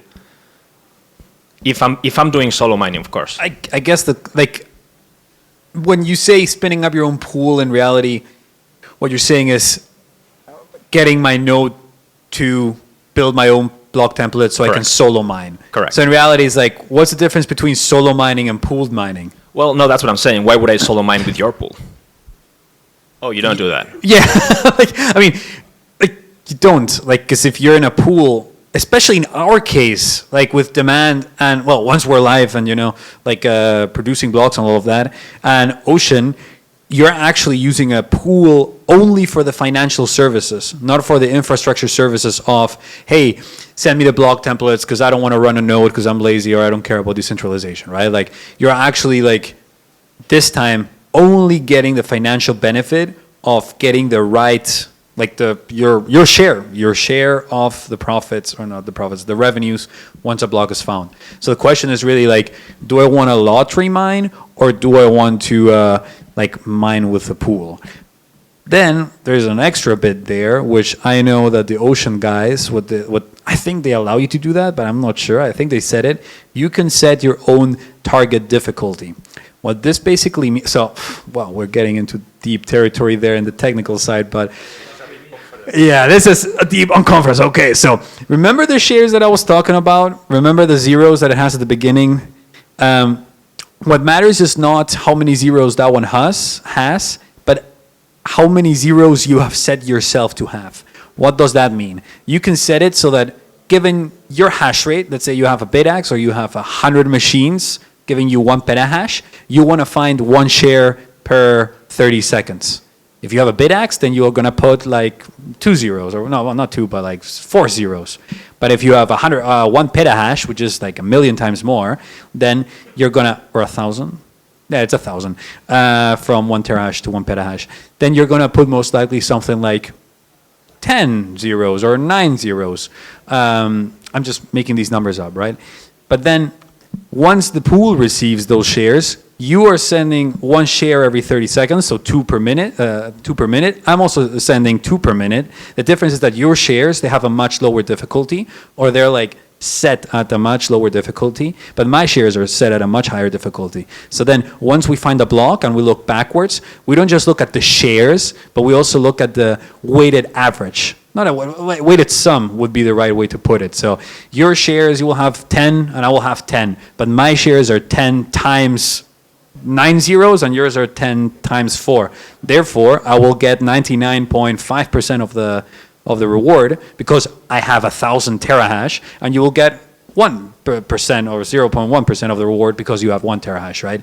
So once we understand this, and we understand that there's this difficulty level that you can set with the pool, that you can set with the pool, you can be like, hey, I want to find a share every 30 seconds. You can also say, and you understand that these shares, they have like some average, I don't know how to call it, a weighted sum reward. So like 1 share of mine is much more valuable than 1 share of yours because it represents more work. What you can do with a BitAxe is, instead of finding one very, very, very small share every 30 seconds, I can set the difficulty much higher. So then I can, let's say, play my own lottery. Instead of finding 1 block every 15,000 years, which is more or less the luck that you have with a BitAxe, you can actually say, I want to find 1 difficult share every 30 days. I'm not going to get paid, an entire block. Let's close it, Kenobi. Okay, sorry. Come on, it's a debunk conference. But once you find that share, you're going to find something equivalent to, I don't know, 3 euros and sats potentially, instead of getting every day 4 cents, for example. So that's something you can do now with the BitAxe and Atom. And I think we have a question down there. No? Just to give the idea, is it the same to have the reward every single time or to sum it all? We have no more time for these questions. We do. Ramon, no, we don't. If you want to stay here in the flamenco later, you can. Oh, there's flamenco. Awesome. Yeah, but we need to go to the practice now. We've been talking about the theory, about mining. Let's get to practice. Thank you, guys. We need to move to the next one.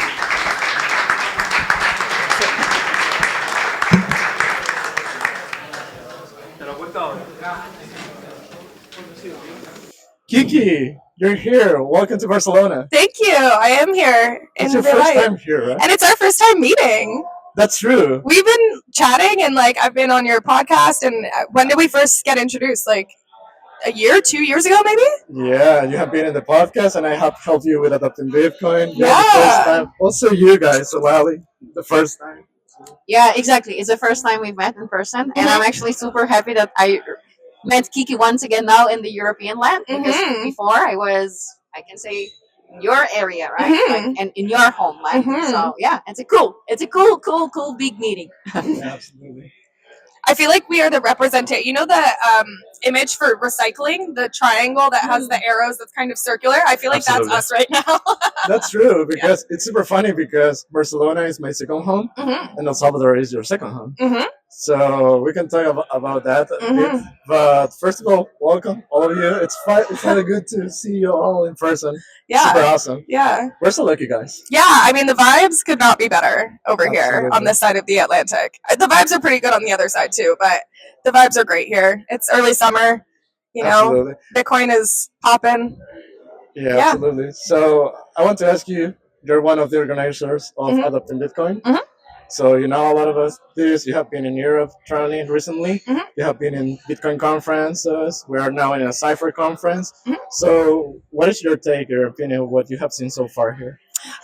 Well, I feel pretty lucky, blessed, some might say, because I've been able to see kind of different niche versions of conferences and events and festivals, if you will. Absolutely. I was at Bitcoin Plus Plus in Austin a couple of weeks ago, which is obviously way more developer technical focused.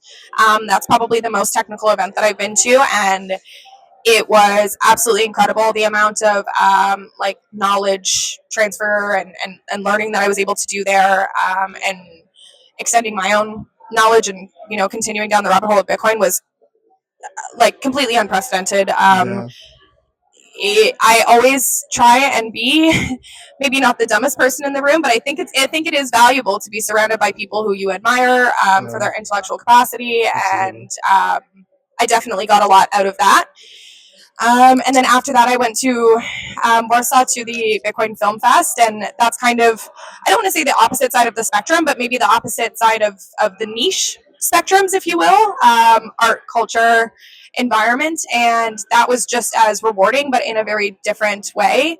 And both were cool because every event that we end up in, that we go to, we end up meeting people from all over the world, and that continues to like grow your network. And I don't necessarily only mean network for business purposes, but also your social network, your community, your support system.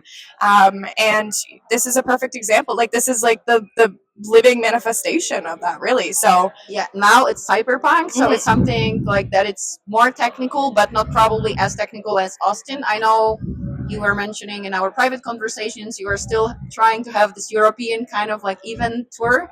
So what's next for you, and also what are your, because you mentioned that it's nice to be in these different places to learn different stuff. So what's your expectation? Like, how Kiki will look like going back to El Salvador? Like, what you were expecting to happen? Yeah, well, I want to give a quick shout out to Bloomfest in London as well, the Cypherpunk House. They do pop-ups in the UK, and I was there last weekend. It was a lot more of like a focused kind of smaller group, but still great signal, great vibes, interesting topics, maybe things that I haven't come across because they were more UK focused. But it's always interesting to learn about the challenges that different areas are facing, and be able to share, each other's thoughts and perspectives and resources. And now here we are in Barcelona. I'm headed to Prague soon as well, which will probably be the biggest event that I go to. Really looking forward to that. They've obviously got a great reputation. But I came into this, traveling experience without any expectations, and I don't mean with bad ones. I just mean I came into it wanting to be open. I was a little bit nervous. I think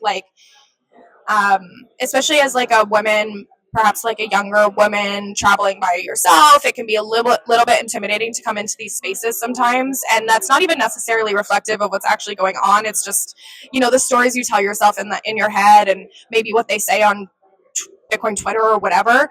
But the reality is everybody has been really wonderful and really welcoming, and it's not that difficult to find connections in this community, whether that is more on the cultural side or the developer side or whatever it is. It's been absolutely wonderful, and yeah, I don't know. I've been really impressed, to be honest. I was a little bit intimidated by the European Bitcoiners because I know that you guys can be a little hardcore. You are not referring to European Bitcoiners as a project. No. Yeah. Not sure about that. No. I mean, like, a lot of the Europeans that I have met by coming to El Salvador, I've been told, how strong and hardcore the space is, which is fantastic. But again, as an outsider coming in, it can be a little bit intimidating in your head at first. But what I've actually found is like really open people who are wanting to discuss some of the current topics, their opinions, share, more so than anything. It's been very welcoming. And I mean, look around, like, we're in one of the most beautiful, maybe cities in the world, certainly like one of the most beautiful areas. I feel very blessed, and I hope that I can take these experiences, these conversations, back to El Salvador and share with the community that I have in El Salvador, and also bring that back to adopting Bitcoin as well, and continue to work on the network effect and grow this community that we're all a part of, and ultimately put more resources and more attention and get Bitcoin in the hands of more people. Yeah, that sounds good. And it's also like, I think personally, I see it as reflecting or being attached to the Bitcoin ethos, that you are like crossing the border, like trying to do a little bit more, pushing yourself, because you mentioned that you were a little bit stressed, you didn't know what to expect. Okay, you didn't have like any big expectations, but it was not so like comfortable. Yeah. So you went out of your comfort zone, which for me personally is also like a Bitcoiner or sovereign mind thing, right? You don't stay in your own bubble, you try to go further and like do more, and it's all to enrich and teach you more, like enrich your personality. Yeah. Question maybe to the both of you, Juan, you as well, because you mentioned like the European kind of like Bitcoin culture is slightly different. So Juan, you are living here like how many years now? Almost 10 years. Okay. Did you also find kind of like a difference? And Kiki, you also, just maybe for others, you are originally like from Canada, right? And then you've been you've been living in different places. Yeah. And then you ended up in El Salvador, which is a home homeland of Juan. So the two of you, like maybe for others, because I find it very fascinating. I'm also like traveling. I don't have my home yet. So did you find big differences here? Was there anything that surprised you, or you really find Barcelona and Spain like home, and you felt like home easily? And same to you, like what was your first kind of feeling, vibe, impression when you left Canada and when you settled in Salvador? Yeah, actually, I think it's a really good topic. Actually, we also, I'm gonna reply to you, but we also, I think it will be good to talk a little bit about the meaning of home, because for a lot of us that are Bitcoiners, because of our work in Bitcoin, I think it changed uh, what is what is our main house or home. Wherever we go, we will feel home, and we will get a definition about that. But we have changed where we used to live. So for me, living here in 10 years, I think I have been very lucky because part of my family was living here in Barcelona. So for me, of course, jumping and living in El Salvador, I don't like to say living in El Salvador behind, because I feel Salvadorian, very proud to be Salvadorian, and going back home as well to participate in adopting Bitcoin. Uh, but I was lucky to having family here, and I used to have some friends prior coming living here, but I felt really welcome. And it's not the difference in the sense that Barcelona, if you compare to El Salvador, at least for me as a Salvadorian, we have the beach really close, the mountain really close. The vibe is kind of similar in the sense that, of course, Barcelona is very multicultural, a lot of people around there, but it's also very friendly because there are people from everywhere. So you can make a lot of deep, meaningful connections here. So that's why I felt it like home, because So you didn't feel like an Englishman in New York, as Sting is singing, exactly, like you were not feeling no, like I a always stranger. felt at home here. Yeah. But I think because I had family here, I think I'm really lucky. So yeah, that's why I call it like a second home here. Yeah, yeah. Okay, I'm curious, yeah, about you, Kiki. Yeah, so I grew up in Canada. I spent 6 months in Oaxaca, Mexico, in the south of Mexico before I moved to El Salvador. Went to El Salvador, not really sure exactly what I was doing at the time, and ended up staying. It's been more than 3 years that I've lived there now. Excuse me. And I guess I got introduced to traveling pretty young. I did a couple of exchanges. Actually, this is my first time in Europe in like 12 years because I did exchanges to Germany and France when I was in high school. So the idea of having the world be open to me was introduced at that time, which I'm really, really grateful for. It gave me a lot more, I guess, confidence to go throughout my life, knowing that I didn't necessarily have to stay exactly where I was born or where I was raised.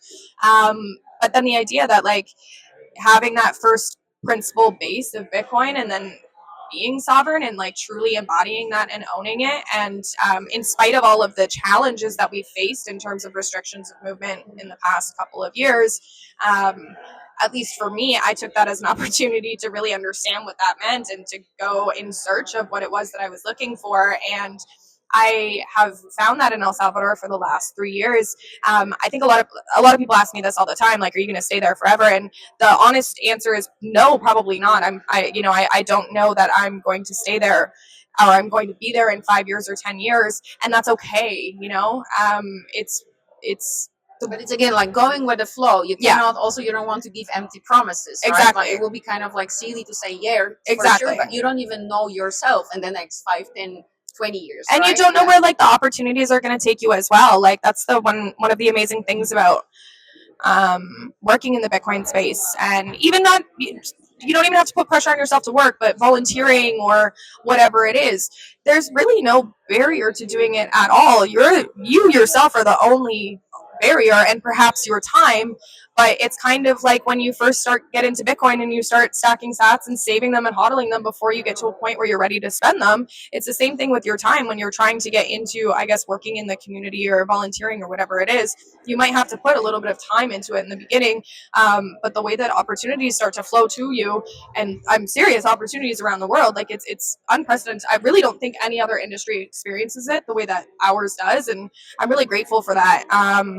In terms of like the idea of home, for me, something that I realized when I ended up spending more time in El Salvador than I thought was that home. It's gonna sound really cliche, but like home was where I felt like at peace, and I felt like I could be myself and be surrounded by people who, not always like the exact same person or type of person, but people who were willing to like share with me, listen to me, and I felt like I could do the same thing. And that was and has been like one of the highlights of living in El Salvador, both with expats and locals. The local population is just so hospitable and so open. And of course, this isn't true of every single person, just like anywhere else in the world. But the basis of like, you're in our home and we're going to be hospitable towards you and we're going to listen, we're going to Like share, you feel that we're you going to be belong, empathetic. you're not. Yeah, that is that's what home meant and means to me. And that's probably going to shift and change as my life shifts and changes, and that's okay. Yeah, actually, I want to mention that that's how I felt at home here in Barcelona, because it reminded me a lot in El Salvador, about El Salvador, because first, even in Spain have their own regulations on Bitcoin. Against Bitcoin, they're pushing on other stuff. But here in Barcelona, there's core pure Bitcoiners. Cyberpunk, we're seeing all these people here working together. So it reminded me a lot, because when I came here, besides everything that I just shared with you guys, that it reminded me a lot in terms of it's a small city that you have beach and mountain, also Salvador and so forth. They're really welcoming, but when I was here, I had my group of friends, but once you start working in the Bitcoin space, what you said, you don't know where this work is taking you, right? You just take the opportunities, go to the flow. Um, Once I start working in Bitcoin, I met all these people here in Barcelona. They were working a lot and remind me a lot in Salvador, because it was the same time that they were working here in their own projects. A lot of developers, there's a lot of cyberpunks here. At the same time, in El Salvador, it was happening a lot of things because we had the Bitcoin adoption there. So it was, for me, it was really awesome, because I had the sense that I was home and contributing here in Europe. That's also why I started the podcast, that I can contribute here, and at the same time I can see that in El Salvador all this thing happening, right? So I can have my left eye in El Salvador and my right eye here in Europe, and have like a richer context what's going on around the world. So yeah, that's why I felt like I never left El Salvador in terms of this kind of specific space, right? And I just, sorry to pop in, I just want to make a clarification too, because I think sometimes people see us get excited about these sorts of things. Yeah. But I think there's an important clarification to be made here, which is that my personal opinion is that we're on the path towards Bitcoin fixing everything, but it hasn't fixed everything yet. Yeah, and what that's I mean by that is, just because we're in Bitcoin and we get to travel and we're here talking about it and sharing with each other and we're all excited, doesn't mean that everything else in our life is perfect. It doesn't mean that everything just falls into place perfectly. It still takes a lot of proof of work. It still takes a lot of challenging situations to go through this. It's just that we have a baseline of optimism that I think a lot of other communities in the world don't have, and then we have each other to share it with. And right now there is a lot going on, I think, in the Bitcoin space, especially on the topic of centralization, decentralization, et cetera, et cetera. And these are important topics that should be talked about. And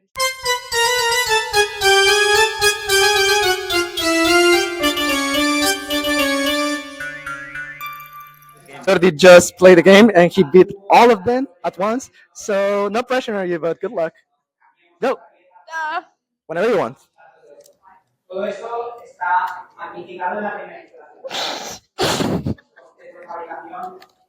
Come on, buddy. hey, oh, I forgot the W. That's okay. You had two more shots. Don't show this to my You had two more shots. It's okay. Press enter and you're gonna reset it. Okay. No Ready? pressure on you. Whenever you want.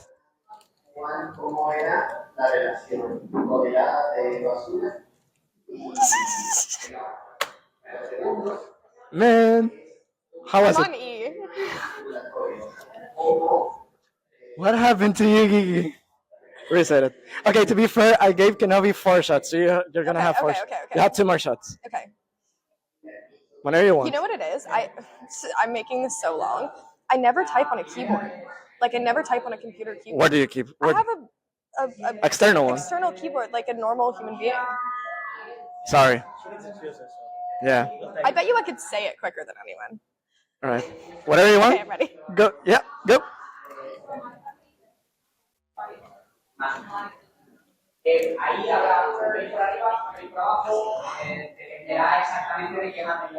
Okay, that's not bad. How was it? 8. Almost Okay, 9. cool. Okay, cool. You have one last shot. No pressure. Okay. Whenever you want.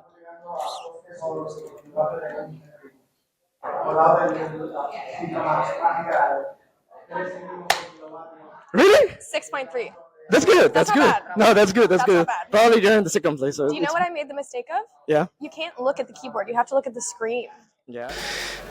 Nosotros nos dedicamos a montar equipos de minería en casa, ¿vale? Todo empezó porque yo mismo desarrollé un proyecto que se llama NerdMiner. El proyecto NerdMiner empezó pues hace casi unos 2 años más o menos y tuvo pues mucha atracción también en el mundo de Bitcoin. Es un dispositivo muy sencillo que puedes montar en tu casa y sirve para que puedas practicar Bitcoin y la minería sin tener que invertir dinero en ello, y al menos de esa forma, bueno, saltas esa primera barrera de entrada que ahora os explicaré ahora mismo, que también tenemos con los equipos de minería industrial. Y bueno, yo estoy aquí para contaros un poquito más de lo que ha representado Bitaxe, que es lo que estaban comentando un poco antes, ya muchos de vosotros seguramente lo conocéis, pero ¿cuál es el caso de Bitaxe y qué es lo que ha sucedido alrededor de esto? Bueno, quizás la primera pregunta que nos tendríamos que hacer todos es, bueno, que si ya sabes la respuesta, pues te puedes ir a minar tranquilo, ¿vale? Porque perteneces a este 0,1% que os voy a contar. Si alguno de vosotros ha probado a dormir con una turbina de avión en la habitación, ¿vale? Lo digo por esta máquina, ¿eh? O bien a freír un huevo con el calor que hacen estas máquinas. O bueno, no sé si tenéis en casa todos un enchufe que aguante 3.500 vatios sin fundirse, ¿vale? O no sé, bueno, yo aunque lo tenga en casa y le ponga Noctuas, mi pareja me sigue diciendo que no, que no, ¿vale? Entonces, pues bueno, esto es un poco lo que le pasa hoy en día y, ojo, lo más importante es que esto pasa desde hace 11 años, ¿vale? A todo aquel bitcoiner, vamos a decir que todos los bitcoiners que están ahora mismo practicando de Bitcoin son casi unos 219 millones, ¿vale? Y cuando se encuentran con la minería se encuentran con esto, ¿vale? Con una caja completamente, tremendamente grande, ¿vale? Que no pueden usar y que están completamente desconectados, ¿vale? Desconectados de la minería. Pues esto de aquí es un Bitaxe, ¿vale? Y esto de aquí es lo que llamamos un equipo de minería industrial, ¿vale? Hasta hace muy poco le llamamos todos minero, ¿vale? Porque ambos son mineros, ¿vale? Pero para mí esto es un equipo de minería industrial. Y recalco industrial porque no lo puedes tener en tu casa, porque hace mucho ruido, porque hace mucha calor, porque consume muchísimo y además, bueno, seguramente al cabo de un tiempo, si no eres capaz de darle el ROI que te interesa, pues seguramente lo vas a odiar, ¿vale? Porque vas a haber gastado pues 3, 4, 5.000 euros en él y te va a dar rabia pues no haberlos invertido en Bitcoin. Ambos equipos están haciendo lo mismo, que básicamente es convertir un recurso físico finito, como es la energía, en un activo digital finito, como es Bitcoin, ¿vale? Entonces, ¿por qué es tan importante y relevante este de aquí, ¿vale? Porque es el único que está cambiando las cosas en los últimos años. Es la revolución, desde mi punto de vista, más importante que hay ahora mismo en la minería desde los últimos años, ¿vale? Bitaxe apareció en 2023 de la mano de Scott, ¿vale? Y, bueno, fue un chico que tan solo desde su casa, con 2 años de desarrollo, consiguió hacer la ingeniería inversa a cómo funcionan los chips de minería que están dentro de las máquinas industriales que fabrica Bitmain.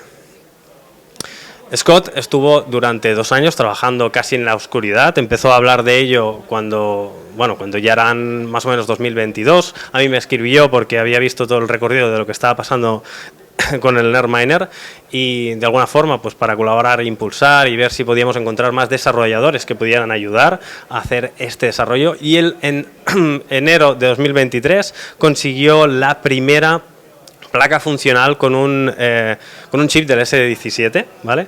Que luego pues nombró pues como Vitax Max, ¿vale? Que era la primera versión del Vitax. A partir de entonces aparecieron varias versiones y hasta en la actualidad pues que veréis pues los distintos desarrollos que ha habido, ¿vale? Pero para entender lo importante que es esto, hay que antes remontar un poco a entender cómo empezó la minería, ¿no? La minería empezó en 2018, cuando propio Satoshi Nakamoto pues ya hizo, pues igual que publicó la blockchain y cómo iba a funcionar, también publicó el primer minero funcional que podía funcionar directamente en una CPU. O sea, el poder de la minería residía directamente en el individuo, ¿vale? Desde el primer momento. A partir de entonces, lógicamente, pues todo fue evolucionando, la gente empezó a utilizar tarjetas gráficas y decidieron agruparse en pools de minería para no estar durante todo ese tiempo pues, buscando la solución en solitario. Y en el 2012 apareció el que fue el primer inicio de centralización real de lo que es la minería, que fue pues el primer minero industrial, como os decía, que era un Avalon, ¿vale? de la tan conocida Canon, ¿vale? Desde ese momento hemos vivido 11 años en que la minería era closed source, o sea, no había ningún tipo de información de cómo se construían estas máquinas, principalmente porque es un oligopolio de los fabricantes. Tenemos una minería que es completamente industrial, que sí, están centros de datos, que tú puedes poner tu hosting, que puedes alquilar una máquina y ponerla allí, pero está completamente industrializado y está centralizada.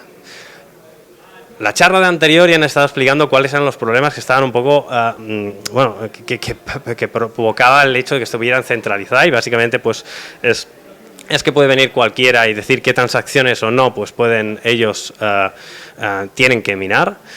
Y algunas de las otras cosas que al final intervienen en esto es que al final la seguridad de Bitcoin reside sobre todo en la minería, y que alguien pueda tener el 50% del control de los bloques que se minan es un problema mayor.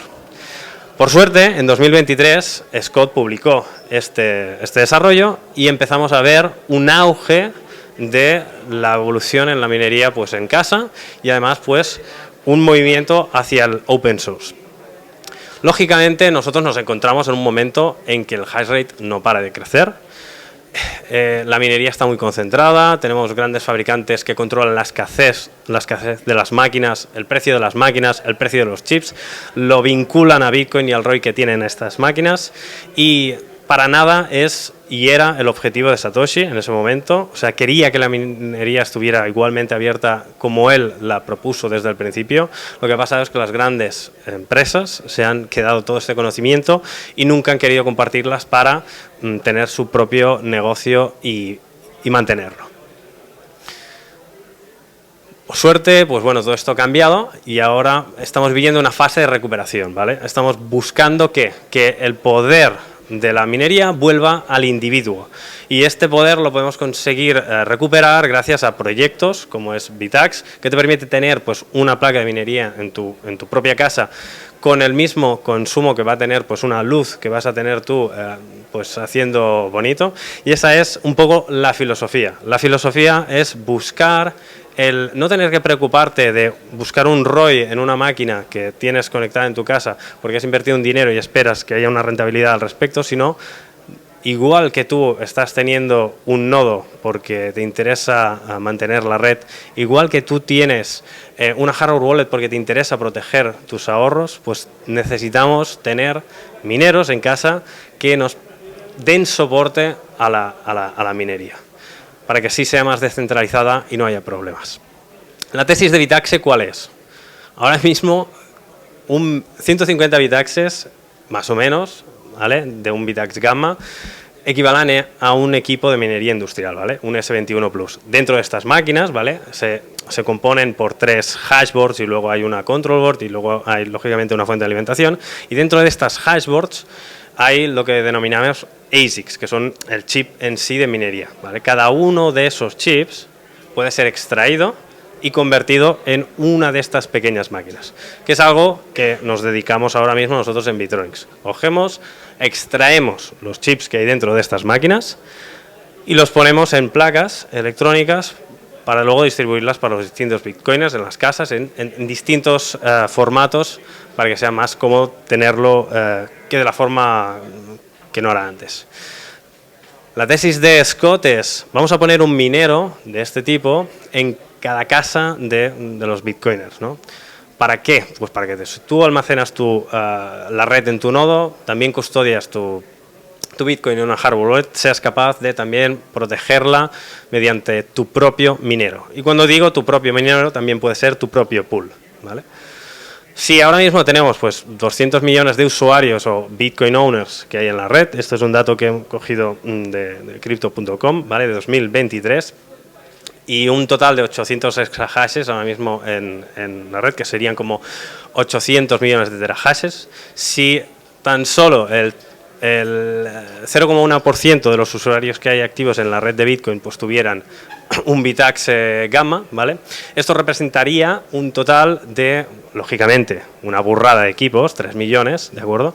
Pero un 0,45% del total hash rate que hay actualmente, ¿vale? Si esto lo extrapolamos pues al NerQX++, que es una máquina un poco más potente, que es 5 veces la potencia de cómputo que tiene un Bitax gamma, sería casi un 2%. Con un 2%, ¿vale?, tú ya estás obligando al resto de mineros que hay en la red, que son los distintos pools de minería que están en toda la red, a ser más honestos, porque si no van a perder todo ese hash rate también, ¿vale? O sea que en realidad ya no solo pues poner toda esta cantidad de equipos en las casas de la gente, sino promover que haya un movimiento hacia el open source en la minería. Para que de esta manera, igual que empujas con el hardware, empujarás el resto de cosas, ya sean los pools, como se estaba hablando ahora con Datum y Stratum V2 y todas estas cosas, o cosas que veremos ahora mismo, ¿vale?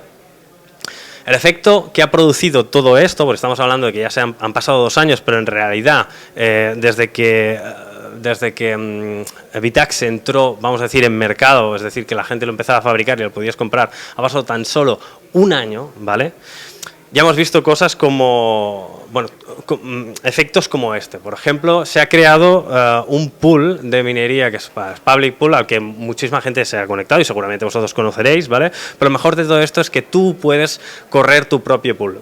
Tan solo con un clic, si tienes un nodo, te conectas al marketplace de ese nodo, como puede ser desde Umbrel o Star9, y puedes, ¡pum!, montarte tu propio pool y minar en solitario, ¿vale? Dar ese soporte completamente anónimo a la red. Además, se ha creado una comunidad de minería open source, ¿vale?, en la que hay pues la mayoría de los desarrolladores de todos estos equipos que veis aquí, ¿vale? Además, se han creado distintos forks, ¿vale?, del mismo proyecto, como por ejemplo pues nosotros hemos creado el NerdAX, o también hemos participado del NerdQX, y se están creando otros proyectos vinculados también al NerdMiner o Nernos. Se está creando infinidad de proyectos que lógicamente no provienen de ese oligopolio de fabricantes, ¿vale?, sino que gracias a que la información es para todos, en cualquier parte del mundo un desarrollador puede coger el proyecto, puede modificarlo y puede hacer uso de él para lanzar cualquier otro proyecto a la minería en casa y en pro de descentralizar, siempre con un único objetivo: hacer público todo lo que tú desarrolles, ¿vale? Por eso cualquiera de estos proyectos que veis aquí siguen teniendo la licencia que sigue dando Bitax, pues en pro de abrir el conocimiento a cualquier otro. Además, está provocando una ola de cambio a que otros fabricantes que sí siguen siendo de código cerrado y que tienen el hardware cerrado, pero que están poniendo a mercado mineros que también puedes tener tú en tu casa. Por ejemplo, pues el Avalon Nano S, que también son 5 terahashes, y ahora pues Canon ha sacado una versión de un heater para tener en casa también de unos 30 terahashes, creo que eran, o 40, también a bastante buen precio. O sea que al final se está empujando hacia esa línea para devolver el poder de la minería, desindustrializarla y devolvérsela al individuo, ¿vale? Esto es algo muy interesante, que es lo que, bueno, mira, esta semana haciendo la presentación, pero bueno, ayer también en algún momento, veía, mira, que, yo tenía esta slide, una slide parecida del hash rate que había en la red el año pasado, ¿vale? Cuando de alguna forma hice una presentación parecida. Si os fijáis, ¿vale? Foundry y Antpool, pues tenían, pues, más del, casi el 50% en ese momento, momento de tiempo, del hash rate total de la red, ¿no? Bueno, podríamos decir que es o no por Bitaxe, pero a mí me lo hace parecer. Hay una corriente y una tendencia a descentralizar que, vamos, es que años anteriores esto no se había visto. Vemos que hay muchísimos más pools, ¿vale? Vemos que hay un slot aquí de otros pools, que pueden ser pools de minería en solitario que hayan minado bloques, o pueden ser otros pools que han aparecido nuevos que eran desconocidos, y esto es básicamente porque hay una corriente a descentralizar mucho más potente que la que había y existía antes. Y estos son algunos de los ejemplos que se han dado, ¿vale? Yo qué sé, hay lógicamente pues gente que ha desarrollado por su cuenta menos de 4 placas, soluciones con minería solar, public pool en la App Store de nuestros nodos, soluciones con refrigeración líquida. Es decir, este es un universo todavía muy creciente. Estamos hablando de que en mercado hay productos que tan solo tienen, o sea, Bitaxe lleva tan solo un año propiamente en mercado, y lo más importante de esto es que ya estamos viendo toda esta corriente, ¿vale? Así que nada más, la descentralización empieza contigo, es decir, de vosotros también depende pues llevar vuestro hash rate a casa. Podéis hacerlo de muchas maneras y nada más. Daros las gracias por toda esta atención.